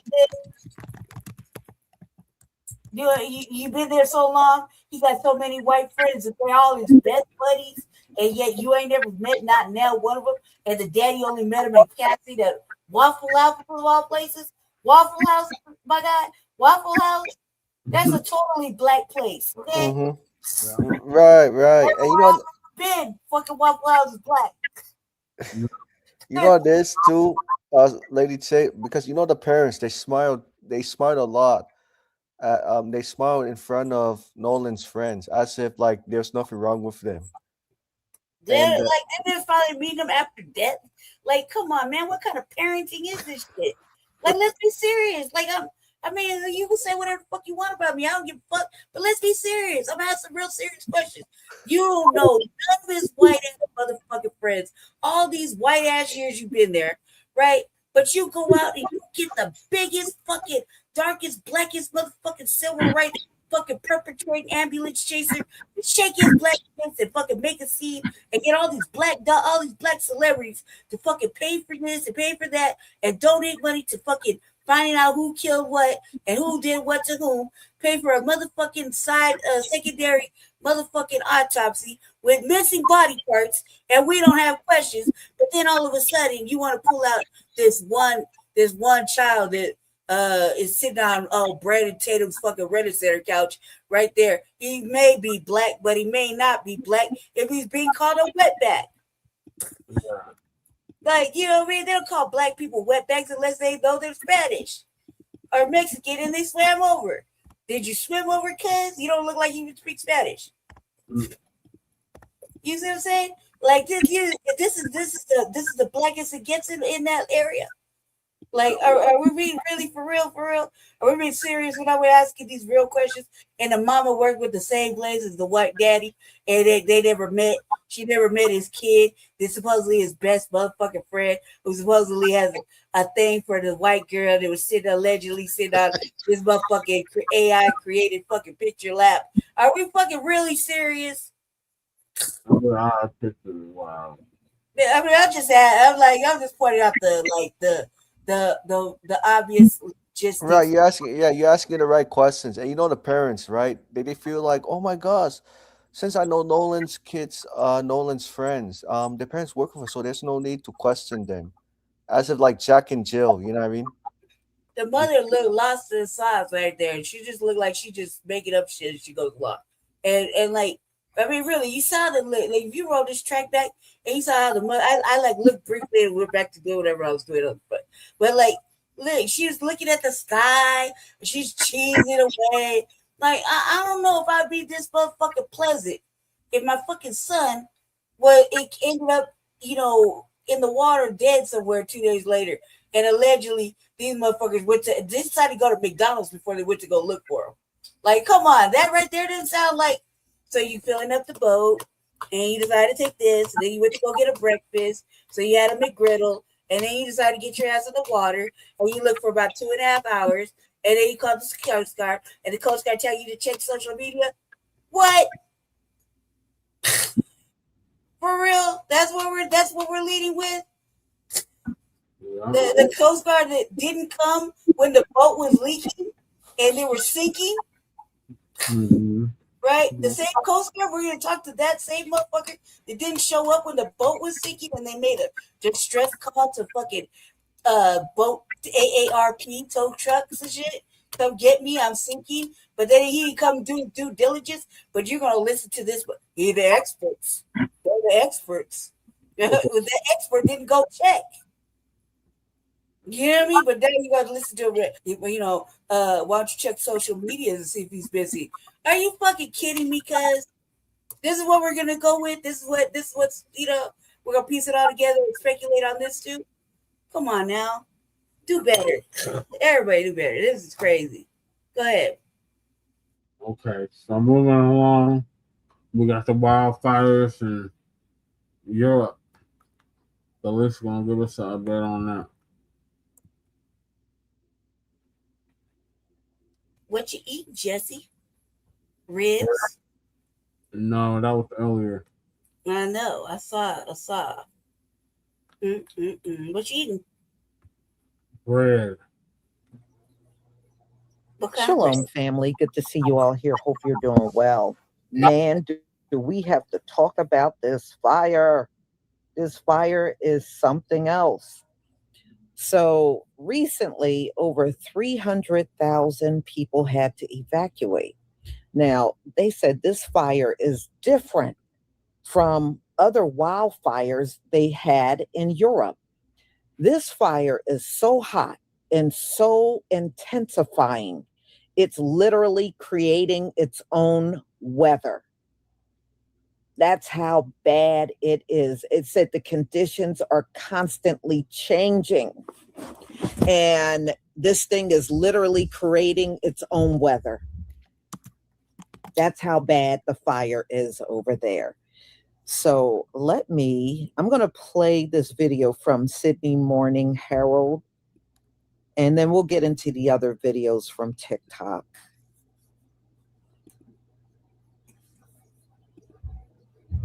Okay, let's see if I can. The devastating wildfires ripping through Europe are so massive, they're generating their own weather. And there's no end in sight, with an impending heat wave set to worsen an already unprecedented situation. Shadowy figures retreat down a highway from a hellish landscape as fires in the Madrid mountains jump containment lines. Thousands of weary crew members have been battling for days, from the valleys to cliff tops. Some residents have only escaped with minutes to spare. It was like in the movies where hell cracked the ground open, says this man in Castellón province. He fled with his family and their pets before the flames swept in. While temperatures and winds have eased, another heat wave has emergency responders bracing for more. In France, the fire in the Gironde region outside Bordeaux is contained for now, but not before taking swathes of homes in its path. The situation we are dealing with today is the most severe we have ever recorded, says President Emmanuel Macron, the toughest since the Second World War. Officials are trying to prevent any further spread towards Bordeaux, home to about 1.5 million people, including Aussies. There's a venue called Parc des Expositions, which is like an entertainment venue, and sort of all kind of people affected in the surrounding areas have been evacuated there. There's free food, accommodation, all that. Temperatures could reach above 40 degrees within days, putting further strain on exhausted crews. In London, Josh Babbis, 9 News.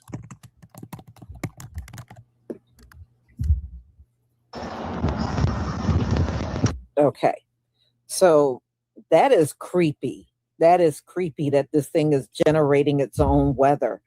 And they said the conditions are changing so rapidly while they're trying to fight the fire. But yeah, you know this thing got to be bad. It is bad, and it's out of control when you look at what's going on. All right.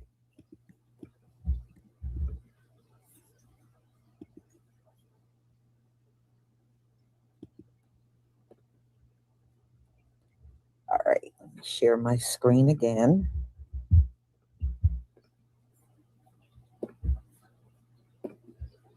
But every piece of footage I see, man, this thing is so out of control. It don't look like they got anything under control when it comes down to these fires now. From what I am understanding, it's Spain and France, but they're also saying the UK and Wales is on fire as well. So it's definitely getting worse over there. All right. Thank you for the one.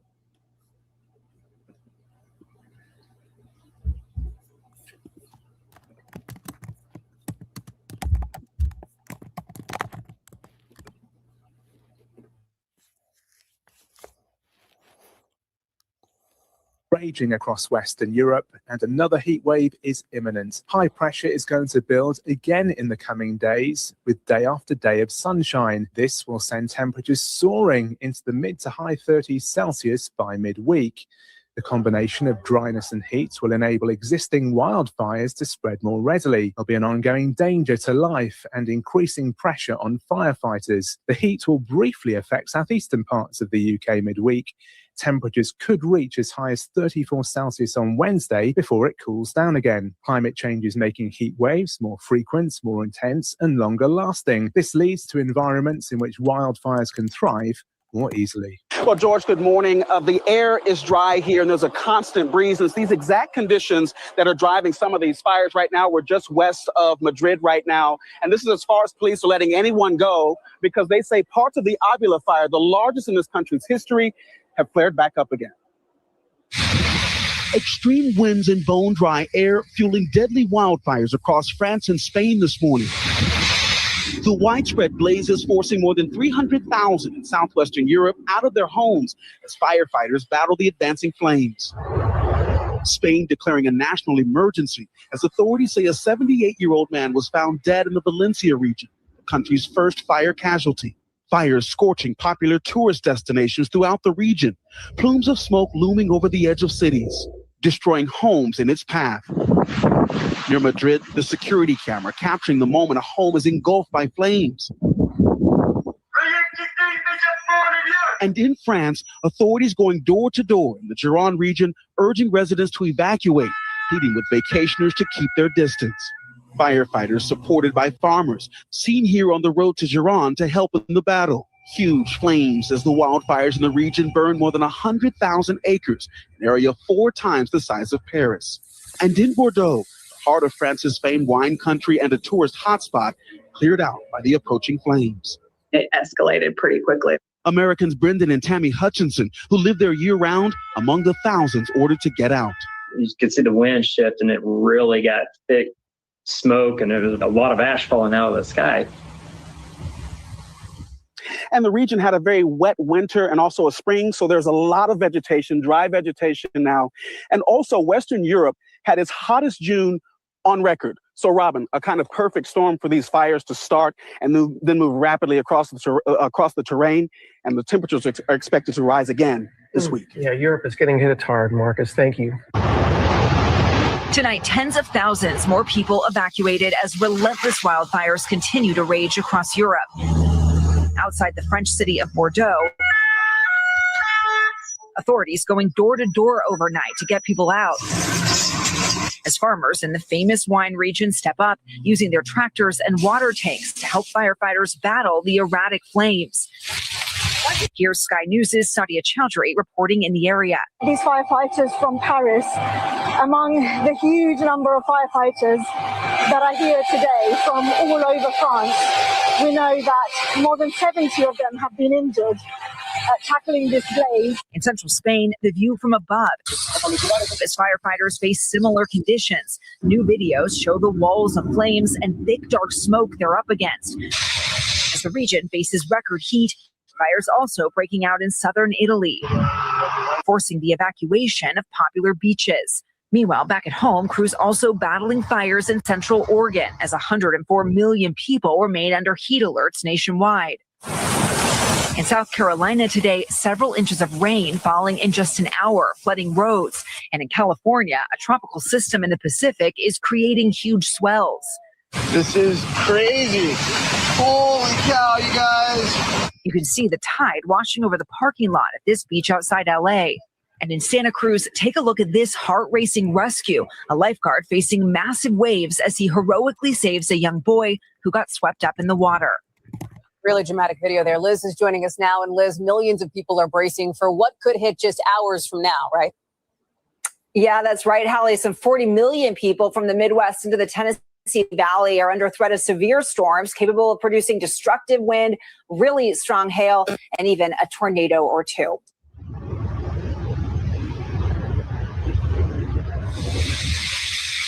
All right, guys. Catch you later.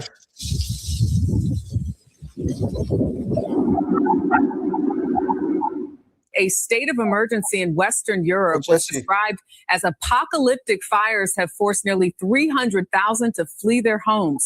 France and Spain torched, as you see there, the flames fueled by extreme heat and strong winds. Fire crews this weekend struggling to bring the flames under control. CBS's Anna Corin of our London bureau leads us off tonight with the latest. Anna. Good evening, Jerica. Wildfires are burning out of control in both France and Spain in what authorities have described as unprecedented conditions. Strong winds are stoking multiple fire fronts, now threatening major cities, with up to 300,000 people evacuated from their homes. Moving at frightening speed, fire leapt across the pine forest in southwestern France, igniting a wall of flames. Desperate firefighters using whatever means necessary to battle the wildfires, now less than 20 miles from the wine country city of Bordeaux. In an attempt to slow it down, a massive cargo aircraft dumping flame retardant has joined the effort, along with the military. Soldiers and firefighters battling Mother Nature side by side. French authorities ordered the evacuation of nearly 200,000 people, including everyone from the popular tourist destination of Cap Ferret on the Atlantic coast.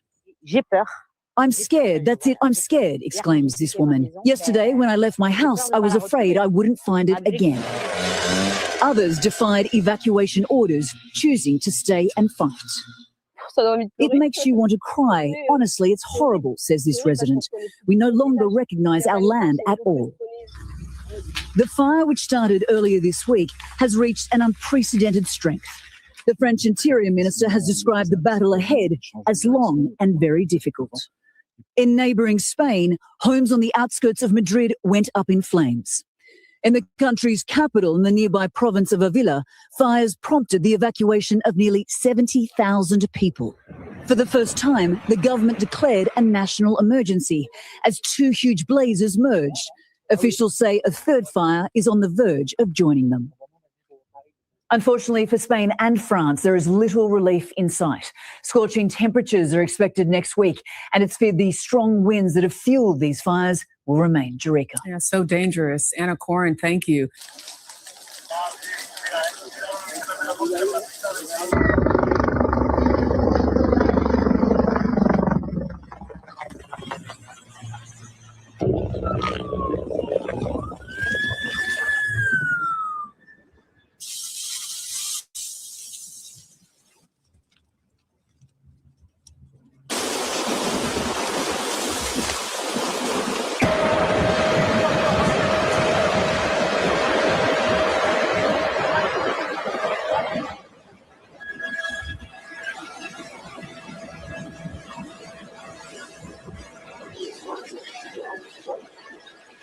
You need to see this because people are asking the wrong question. If France has thousands of firefighters, helicopters, and aircraft, why isn't this fire already under control?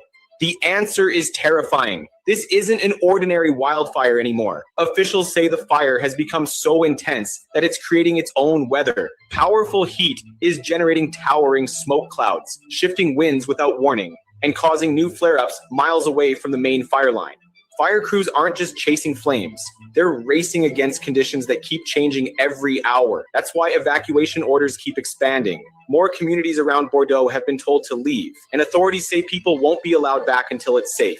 Firefighters are protecting homes where they can, but their first priority is saving lives, not buildings. What's making this even harder is the weather. Extreme heat, dry vegetation, and strong winds are working together like fuel. Even when one section of the fire is contained, another can suddenly ignite, forcing crews to move all over again. This is why countries across Europe have sent aircraft, firefighters, and emergency teams to help. When one wildfire reaches this scale, it becomes an international response, not just a local emergency. Follow TNU as we'll continue tracking every major update as this wildfire emergency develops. Spain say one person has died in a separate fire near the city of Valencia in the east of the country. And the authorities say a blaze near... Raging infernos across southern Europe have triggered one of the largest emergency evacuations in recent history. Over 270,000 residents were forced to leave everything behind as flames engulfed entire towns. Emergency crews are working around the clock under extreme heat conditions. It's not hard to understand why these wildfires have spread. They're said to be the most severe. High temperatures and shifting winds are frustrating containment efforts. Displaced families are seeking refuge in temporary shelters as smoke covers the sky. Experts warn that climate conditions could worsen the blazes before relief arrives. Everything, and then let's see who helps you. Nobody helps you. While wildfires are... Millions across the region remain on high alert as rescue ops expand. Drop your thoughts below and subscribe for live disaster coverage. It's the climate emergency because science is telling us the temperatures are going to get more intense, are going to get worse. Military reinforcement forces are stepping in to assist overwhelmed regional response units. International aid teams are mobilizing to assist localized emergency response teams. Transportation networks remain heavily disrupted across major regional highways. Authorities continue urging residents in risk zones to evacuate without delay. How should governments handle extreme weather events like this? Comment below and follow for updates.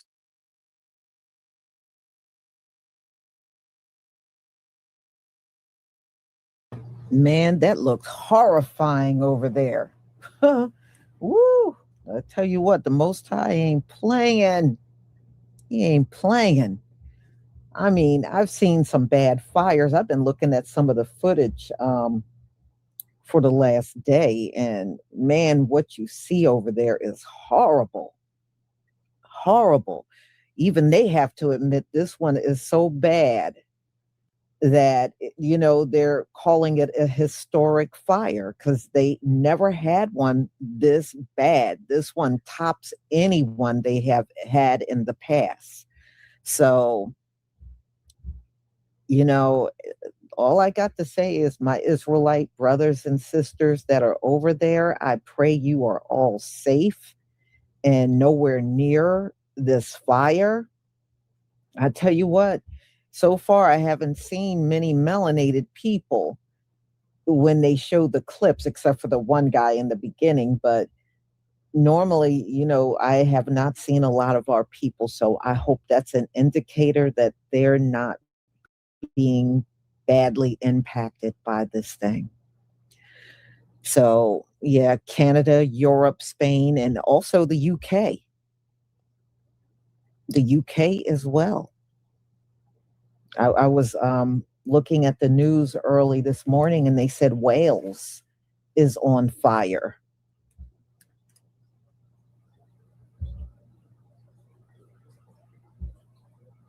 Is it? Yeah, well, we were supposed to get rain for the next few upcoming days. Right now, I don't see anything going on right now. It's cloudy.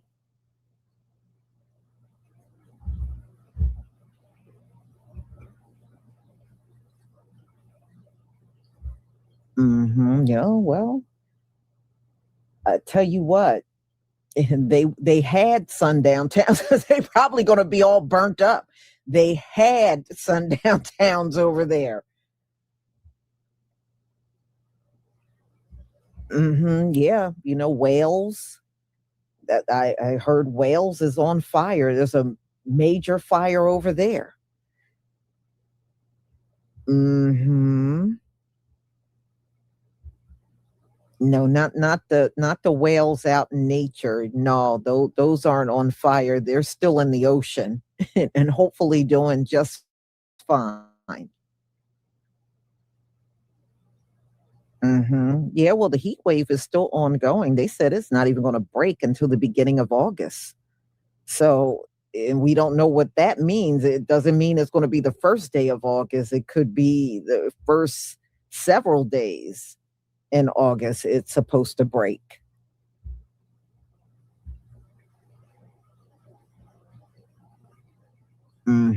Oh, yeah, it's bad all over the planet. The planet is just, it's crazy right now out there.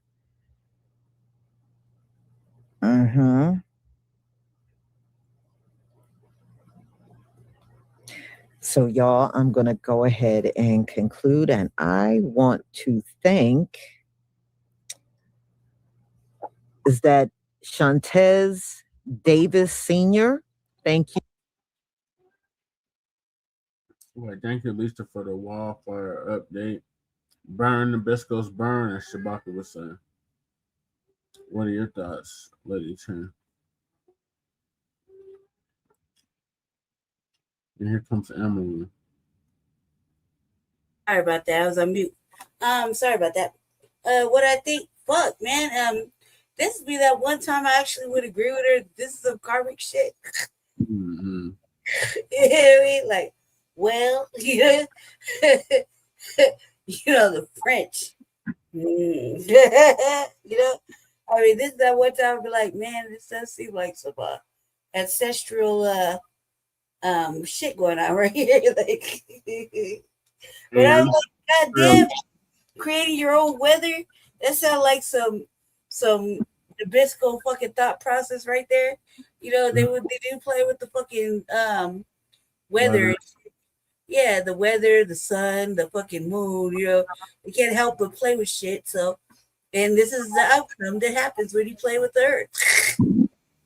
Yeah. The earth don't play. It's like, now, yeah, we're done with all that. We're done with generations of that. Yeah. Burned down. Sadly, fire is a fucked up way to lose all your shit. So, and your house and everything. Fire is, I live in a fire sign. It's dangerous. So, and plus not only that, but then you got the sun too playing over there in France with everybody's life, just killing people randomly. I mean, like a lot of dead people out there. They can't even get their bodies to the service their bodies to to the proper place bodies go.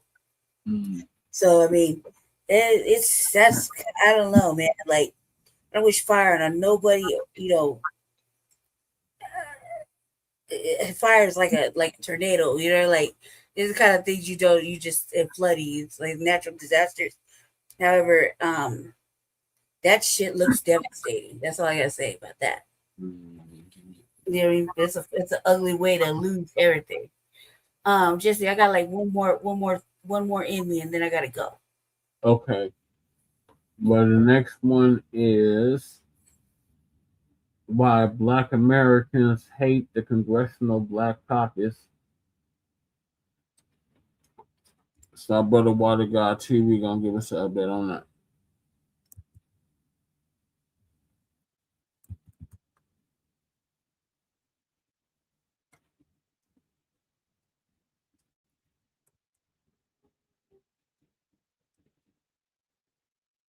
There are a lot of black people who are out here supporting Trump.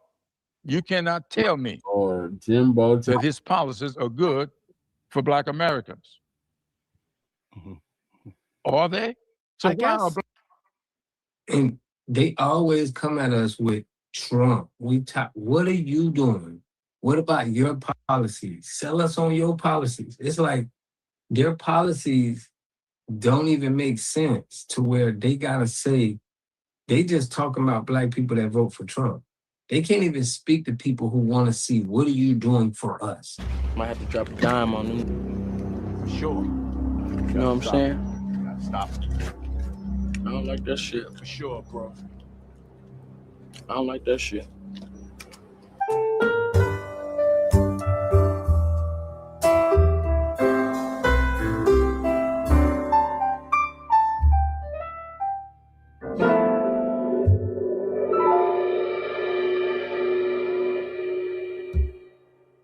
All right, y'all, we back on this video, man. Y'all know how we do. Always pushing health, wealth, and a better understanding of self. So in this video, y'all, we are going over the dismantle and the destruction of the Congressional Black Caucus. It's over with, finally. Y'all know I did a lot of videos on this channel about we are sick of the Black Caucus. They don't do nothing. They work for other cultures. They don't work for us. They never did anything. And now we seeing that Nancy Grace has been very vocal on canceling all of the caucus. Now, she named specifically the Black Congressional Caucus, the Hispanic Caucus, and the Asian Pacific Caucus, which is, it's like all of this came after the Black Caucus. So the Black Caucus was down with just diluting our own organization that we had to help us with our problems to now just, you know, giving everybody a caucus. They got a Caribbean caucus. They got over 200 groups and organizations that's linked to these caucus that does who knows what. They haven't been doing anything for us. All the money that they've been getting. I went over stats with y'all to show y'all that the Congressional Black Caucus Foundation gets money, okay, donations from other big companies, big businesses, okay? And it's to give people scholarships, but it's basically just to keep this black that don't do nothing for the community going on. It's to fund this. And this is why we've had so many black people in politics that we don't even know them for doing anything impactful. They give them little things to do or anything, but we don't know nobody besides when the Black Panther Party and before then, the organizations that was happening, before the Civil Rights Movement, we have seen zero, nothing. We're all for them just tearing the Black Caucus down and stop having black people using black people to gain motion and traction on legislation. We're gonna need y'all Democrat puppet shields and politicians to stop talking to us about losing representation. We don't give a damn about y'all losing y'all seats. We don't give a damn about y'all being black. Y'all haven't done nothing for us, man. We over that all that identity politics, man, that's over with. That's a wrap.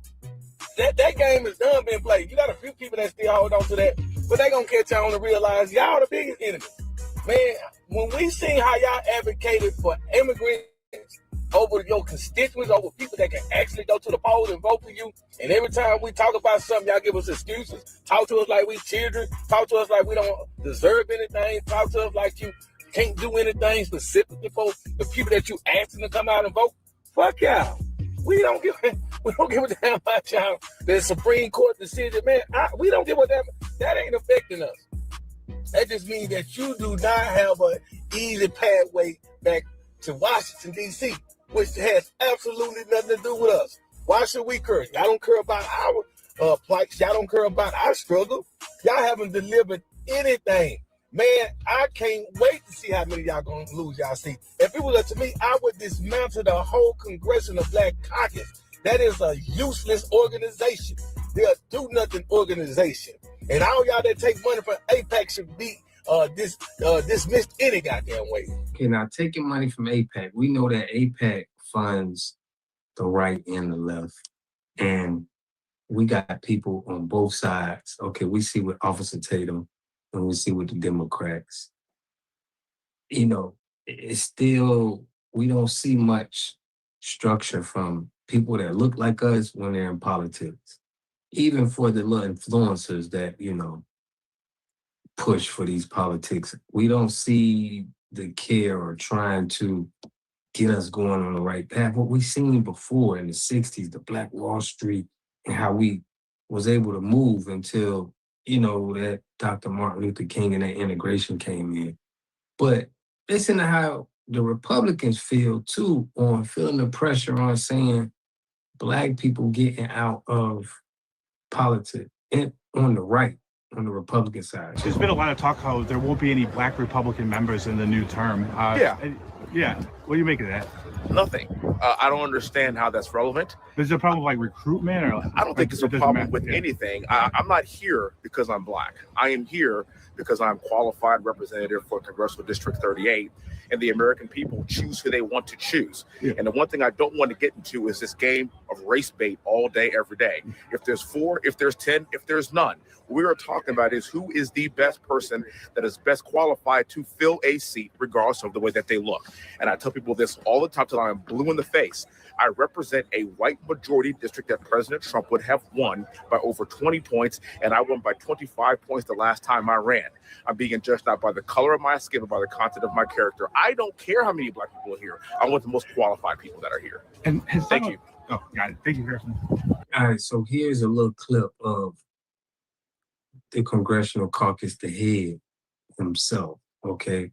Speaking in how delusional he is to what's really going on how everyone feels about the Black Caucus. Check it out. There are a lot of Black people who are out here supporting Trump. You cannot tell me that his policies are good for Black Americans. Are they?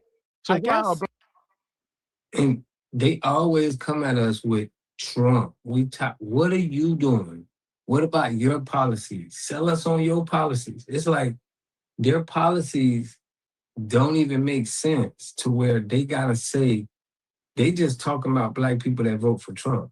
They can't even speak to people who want to see, what are you doing for us? It's like they want to put us in this battle of Trump and the Democrats. Speak on what you're doing for us. Black people supporting him. It might be because the Democratic Party hasn't delivered. Like, it might be because the layers of investment in neoliberal democratic politics has not changed their communities, right? Like, that's exactly what it is. That's why we got people trying to they're like, yo, we got to try something. You keep, if you keep trying something that you know ain't working, this is why you got people doing that. And they understand that it's just their time is up right now, family. It's over with. They can't sell this no more. Even Roland Martin is switching his tune. All of these content influencers are switching their tunes now because they know, you're looking stupid by just saying Democrat, vote blue no matter who. Couldn't they be voting not just for Republicans, but against Democrats? Well, don't vote at all. Isn't that what you said? I guess I wanted to say that I feel like when we talk to a lot of the Democratic base, we hear a desire for accountability from their own leadership. A leadership they feel like has not delivered. A leadership they feel like made some political stumbles for Donald Trump to return. I guess I was asking, do you share any of that? No, and I feel don't. that no? And you're saying no. I'm saying no. I'm saying that's what you're saying. They don't tell me that. Why? They don't tell you that? Why are my constituents telling you stuff they won't tell me? I guess I find it a little hard to believe that you haven't heard the Democrats say they're mad at their own party leadership right now. That feels pervasive. We just saw Adriano Espaillat lose in New York. We just saw the incumbent win in Colorado. Yeah. You have a Democratic Socialist Line candidate leading in the Wisconsin governor's primary. Those things feel like an evidence of a Democratic Party base who is searching for something different. Do you think that's true? Well, it all depends on why. I mean, where are they getting their messages from? I just think that a lot of it has to do with whoever the nominee is or whoever the candidate is, and whether or not they do a good job of campaigning. Yeah, You're saying it's up to the individual candidate. Absolutely.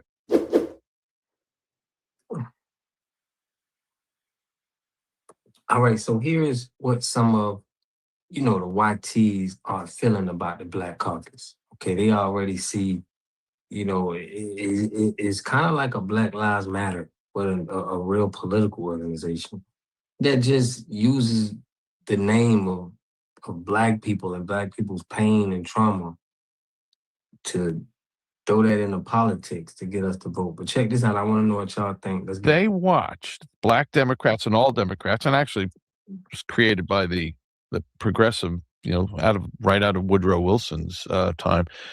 They watched while Black America, which is parity, we've discussed this before, intact families, dads at home, rising economically, ownership growing, and they watched while their own political leaders, while their communities were bulldozed, and then they were forced people into these crap hole apartment complexes that were just dens of murder and crime and destruction of the family. The people who made Rap Brown, Stokely Carmile, Malcolm X, that was the popular, like Tom Wolfe said, the Mau Mau crowd, the Upper West Side. And they thought that Martin Luther King and Ralph Abernathy. Exactly. You see them other people, the first one he named, the Carmichaels, the Rap Browns, shout out the Black Panther Party, Malcolm X. The Black Caucus and the Democrats, they are the opposite of those people. We're seeing that now. They have nothing to do with those kind of people that really have action and they're really about steps that's going to get the community uplifted. But none of these new politicians, we haven't seen the Barack Obamas, Jesse Jack, any of them. They can't even, you know, be in the same sentence as some of the greats. And all those guys were fuddy-duddies, stick in the mud. And those people had grown up with stable Black communities where the abortion rate, the divorce rate, the marriage rate, home ownership were not that much different than middle-class whites. The Condoleezza Rice, for example. Condoleezza Rice is a perfect example of somebody's who came from a very successful family, very stable, and race was incidental, not essential, as in her career as far as career advancement. So, but they wanted, the white idea was, we're going to tell you what to do, and here's what's good for you. The $64,000 question is this: to what degree did they know that those policies of pouring $20 trillion into the Black communities and basically telling them that you don't have to worry about getting into college because we're going to give you 250 points on the SAT? Oh my God. Well, he got into Harvard, but he can't do what my son does at Harvard because he really did 250 points lower in the SAT. Or, oh my God, I really like the idea of defund the police. I love the idea of no cash bail, but you know, I saw that suspicious guy in my neighborhood and I don't want to be around him. Kind of like Jesse Jackson saying, when I hear steps, I look around and I'm relieved it's not a Black teenager. Well, you created the Black teenager. Yeah. So take a bow, Democrats. Yeah, they created a. They know they wanted that prison industrial. This is what APEC sending them that money, is to keep us into the situation of where we are filling in the prisons. That's what they're trying to do, have control to keep this going. And we understand the play right now. You know, we're not trying to fill up your prisons no more. And now they're going, it's called, the Greeks would call it hubris, and that draws the attention of nemesis, and you end up with ate or destruction. And that's what's going to happen to them, I think, unless somebody gets, you know. No, y'all, it's over with for the Congressional Black Caucus. Even if, you know, it wasn't all of this, they didn't have any more power over Black people no more. We're not listening to them because, you know, you gotta have some substance. You gotta have some real wins. They don't have no wins. So it's like only a matter of time. This is how the YT do you. They just use you up until you have no impact and then they get rid of you. So we gotta now look at any other sources because they know that, man, we done used up the Black people and the Black face so much that it's not going to work anymore just putting a black person up there and saying all the things that we wanted to say. So now they're getting to these influencers, these content creators, somebody like Officer Tatum, Antoine Daniels. They're going to get some of these guys and make these guys more political, but from a entertainment perspective. Because black politicians, y'all don't got it, bro. Y'all are paid not to do it. So it's not even that you don't got it. So, but I want to know what y'all think about this in the comment section, man. I will catch y'all in the next video. Peace and love.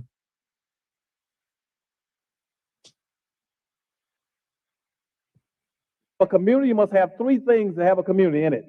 You must have a wholly independent economic structure that can provide goods, service, products, and things for your own people, and jobs and tax spaces for your own people. You should at least control 4 basic things. You should be trying to control water, food, medicine, and energy to be able to survive and compete. Here we got Mr. Pollock. He had a cornfield. He took advantage of a free water test from us, and this is what we found in this water. We found sulfur, we found hardness, and we solved these problems with an easy fix of 2 tanks. So get your free water test today. Stay blessed. Click the link below.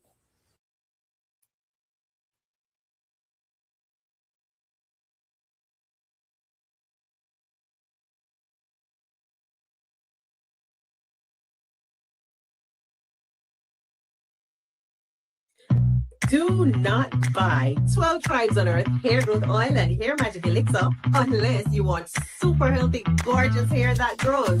They have a whole line of amazing hair growth products, including hair growth leave-in conditioner spray, hair growth shampoo, hair growth spray, and hair growth butter. I'm starting to sense a theme here. They include quality natural ingredients. They smell amazing, and you can see the results. Oh, you gotta go. That's right. Yeah. Well, what's this about? So, it's about Haitians getting deported. About who getting deported? The Haitians. Oh, you Yeah. sound tired as hell. I was gonna go because it's been here for like 5 hours. Let's go.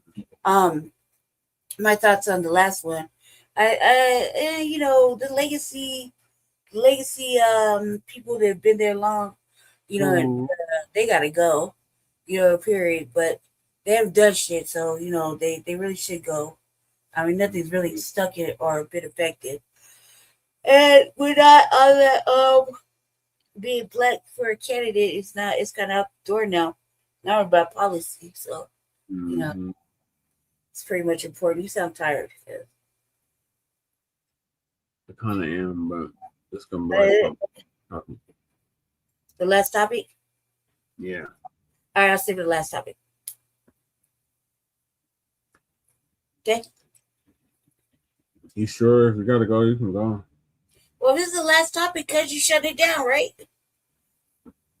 I don't want to, but I might have to because it's already almost 4 o'clock in the morning. Well, that's what I'm saying. Shut it down now, then, or get this one out the way so you can do that. Now I got stuff to do today, later on this afternoon. All right, bet. All right. For yourself. So if you're looking for healthy hair growth for your natural or relaxed hair, try 12 Tribes on Earth today.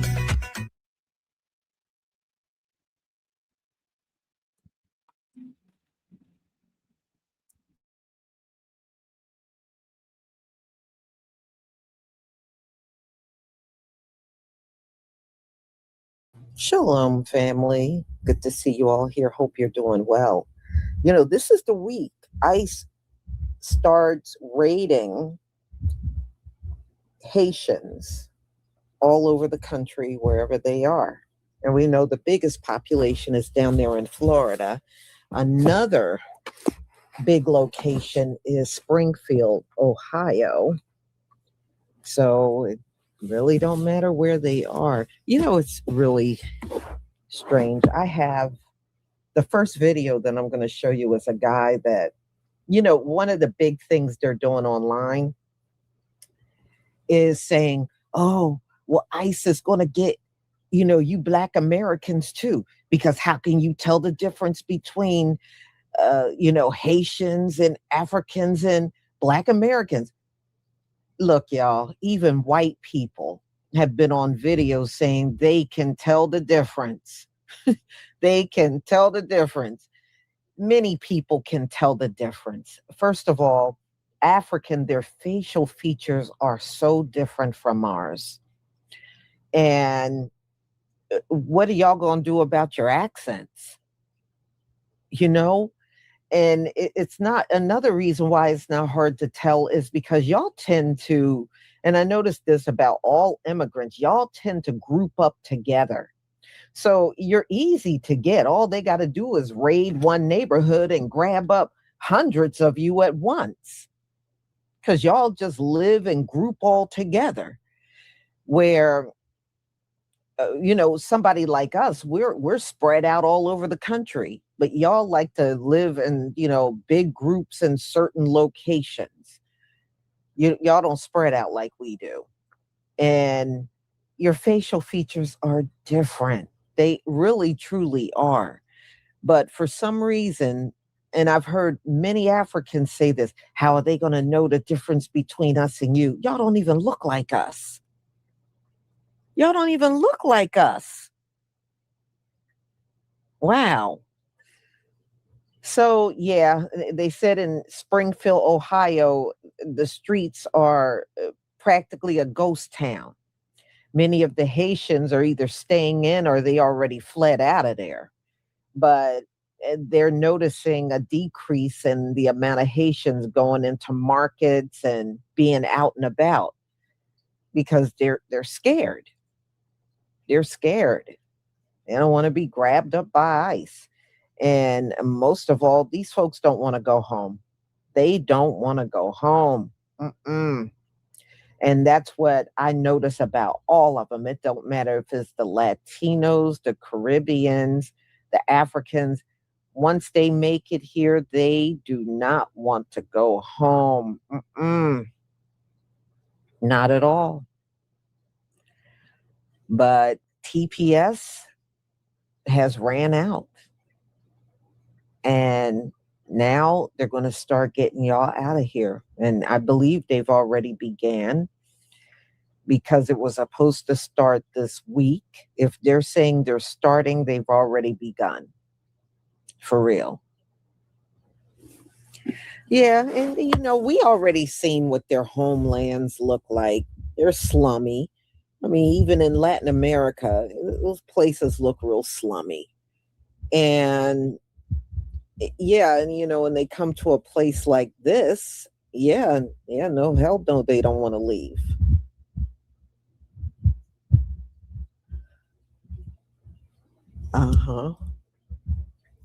So hey, it is what it is. They have to go.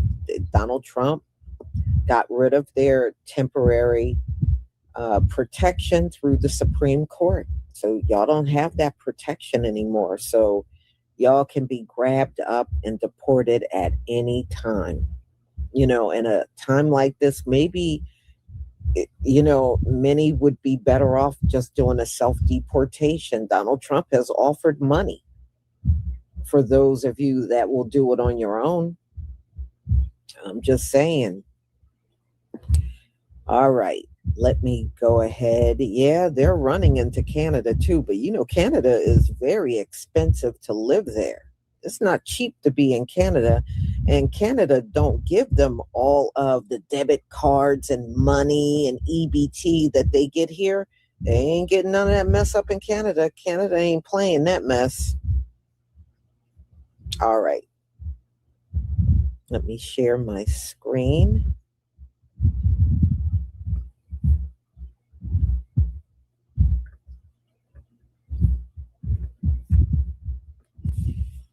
Okay, please give me a 1 if you can see my screen.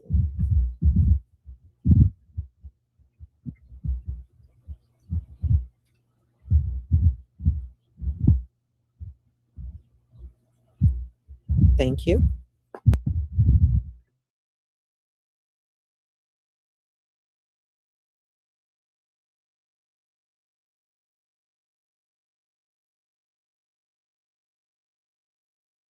CBS News is reporting that ICE is apparently about to start targeting Haitian migrants in Ohio.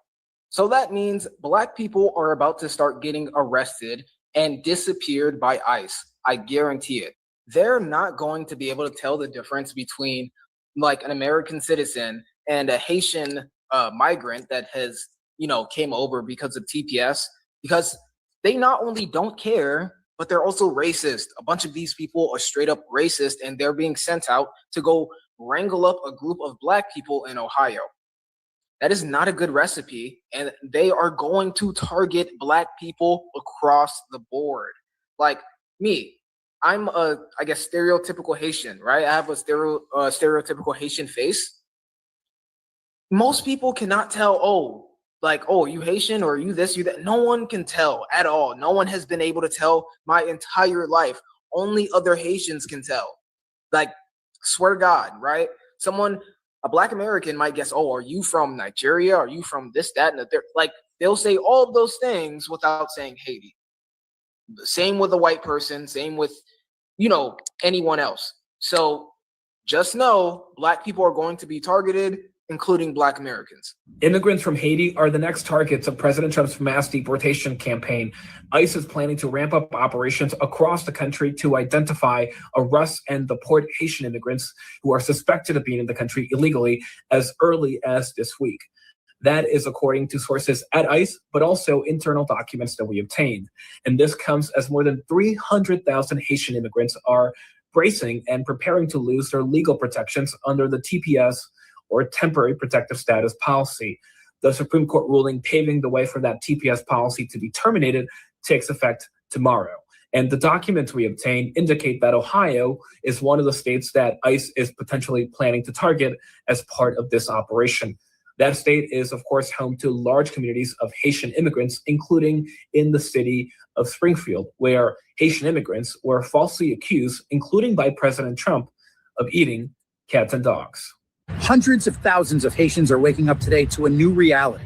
Temporary protected status, or TPS, has officially expired after the Supreme Court cleared the way for the Trump administration to end that program. That means that roughly 350,000 Haitians who relied on those protections could now face deportation if they don't have another legal status. And nowhere is expected to feel that impact more than here in Florida, where more than half of all Haitian TPS holders live, with large populations also in New York, Massachusetts, New Jersey, Pennsylvania, Ohio, Georgia, and Indiana. Now, TPS was first granted to Haitians after the devastating 2010 earthquake. It allowed people already in the U.S. to legally live and work here while Haiti recovered. Those protections were extended several times over the years, but the Trump administration argued that TPS was never meant to be permanent. Borders Rock Tom Homan is defending the administration's stance, saying conditions in Haiti have improved enough to end that program. But the State Department still advises Americans not to travel there because of widespread gang violence, kidnappings, and political instability. Now, advocates argue that Haiti still qualifies for temporary protected status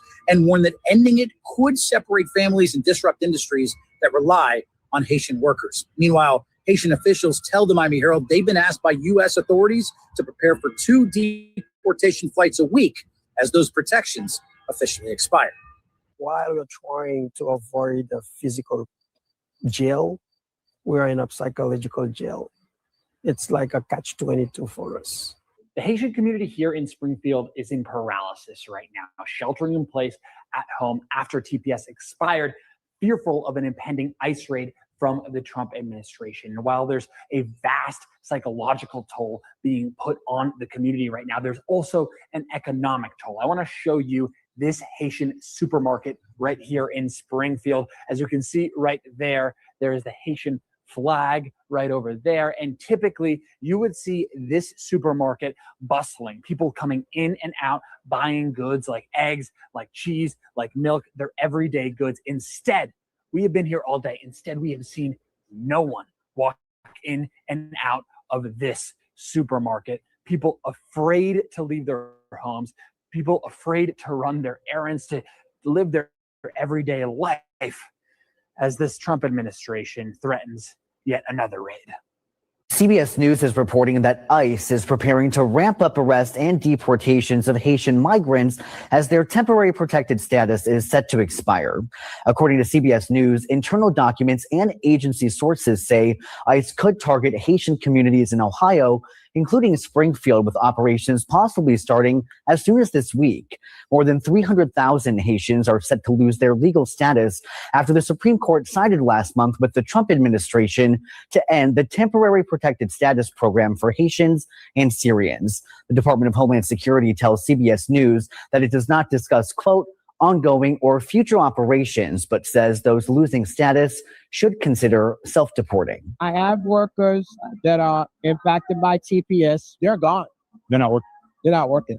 Wilkinson Séjour owns Chef Creole. The restaurant has 7 locations, including Little Haiti and the airport. Even before TPS officially ended Monday, customers have slowly stopped showing up, and some of his workers already quit. The suspension of TPS impacts more than 300,000 people and their families. South Florida has one of the largest communities in the U.S. ICE is expected to step up enforcement with large-scale raids. Other industries are impacted as well, including healthcare and education. Broward County Public Schools says they're going to have to fire some workers. They are across the organization. They're teachers, they're bus drivers, they're facility workers. We spoke to a mother in her 40s who has 5 children here in the U.S. She is so scared she didn't want to show her face. She's also scared of being deported. She tells us the anxiety is intense. Her immigrant advocate translated for us. We're all living in fear, even the children. America isn't the only country deporting Haitians. Like, this is the DR. Look how they have this Haitian man face down, feet up. This is some type of ankle or some type of hog tie they have this man in. I never seen nothing like this before in my life. But this is moped expressed by the Dominican ICE agents deporting him back next door. They're like, go home, Roger. Go home, Roger. Go home, Roger. Here you have, this is the Bahamas. The Bahamas just deported 60 plus Haitians back to Haiti. They entered the Bahamas illegally on a small boat. Now they're deporting them back to Haiti. 60 plus of them, all loading them up on this plane, and they're headed a direct flight back to Haiti. I know out of all these countries, I know the DR is not giving Haitians $2,600 to go back home.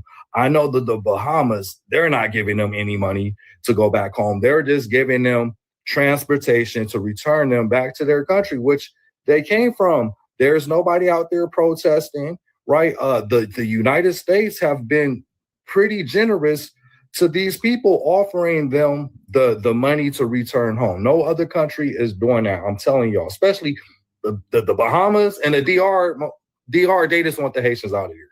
As you can see, anyway, the quickest way, the fastest way, they just want them gone. But yeah, no protest is going on in neither of these countries, and these countries aren't offering any incentives to return home. But somehow America is the bad guy, y'all. So in addition to fear, there's a lot of uncertainty.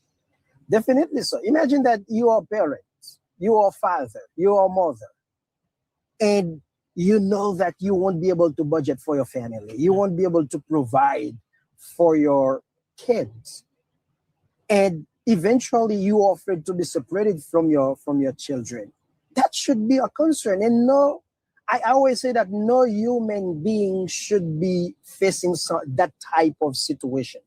When you ask the Trump administration about the termination of TPS, they would tell us that patients like yourself can simply self-deport. What do you think about that? It's easy to say, because most of the time, as long as it is okay for some of the folks, they don't care about other people. It's like, I think that this administration, they do not take time to understand that every human being should be treated with respect and dignity. And this is a very sad thing to do, to see a U.S. government has that type of approach. Because you know that the U.S. has been the champion of democracy, of justice. Now we don't know where we go. There is not even check and balance when it comes to power anymore.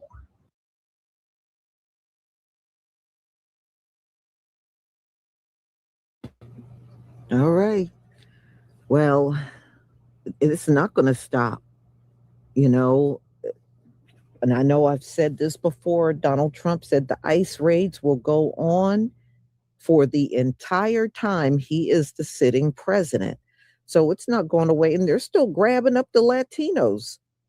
Okay. They are still getting snatched up all over the place. That has never stopped. So now the Haitians, and the fact that you can see they're not out and about like they used to be in Springfield, Ohio. Yeah, they're afraid. I'm sure it's probably less of them walking around up there in New York too. You know, it's only certain locations that they're big in, and those are going to be the heavy targets for ICE. So, hey, it is what it is. I hope that the ones that do get deported back, I hope you are safe. You know, Haiti don't really have a lot of laws. So, you know, that's why, if you remember the video of the woman that got deported from here, I think she had a criminal background. The first week she was in Haiti, she got raped. And said it was no point in calling the police because they don't do nothing about that in Haiti. They won't do nothing. They don't see that as a crime. Yeah, I know. I saw somebody put President Barbecue. Yeah, well, Barbecue was the one running the show over there. Right now, they don't even have a president. So, but you know what, y'all? Donald Trump and them know that country ain't safe. They just want these people out because, you know, they don't want all these melanated immigrants here. They don't want them here. And they know darn well Haiti is not safe for all of these people to return to. It's not. So, y'all, I'm going to go ahead and conclude. Thank you so much for being here. And be on the lookout for my next upcoming live. And don't forget to pick up your hair products. Shalom, family. Shalom, Lisa. Okay, Jesse.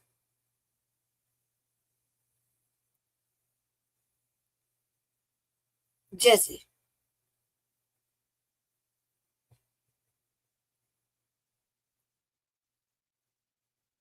What's up, world? Let me tell you about this beard growth oil I got from 12 tribes on Earth. 8 ounces of oily goodness with a nozzle that prevents sprays and spills, and soft ingredients that make it perfect addition to anyone's morning routine. All right, I'm here. All right, let's cut it off, guys. Thank you, everybody, for watching Line Blacc News. And yeah, I'm out. Just close it out. Yeah. So thank you for tapping in season 6, episode 37, part 1 from Line Blacc News. Join us later on today for part 2. In the meantime, make sure y'all like to subscribe to all of our platforms on YouTube and Facebook.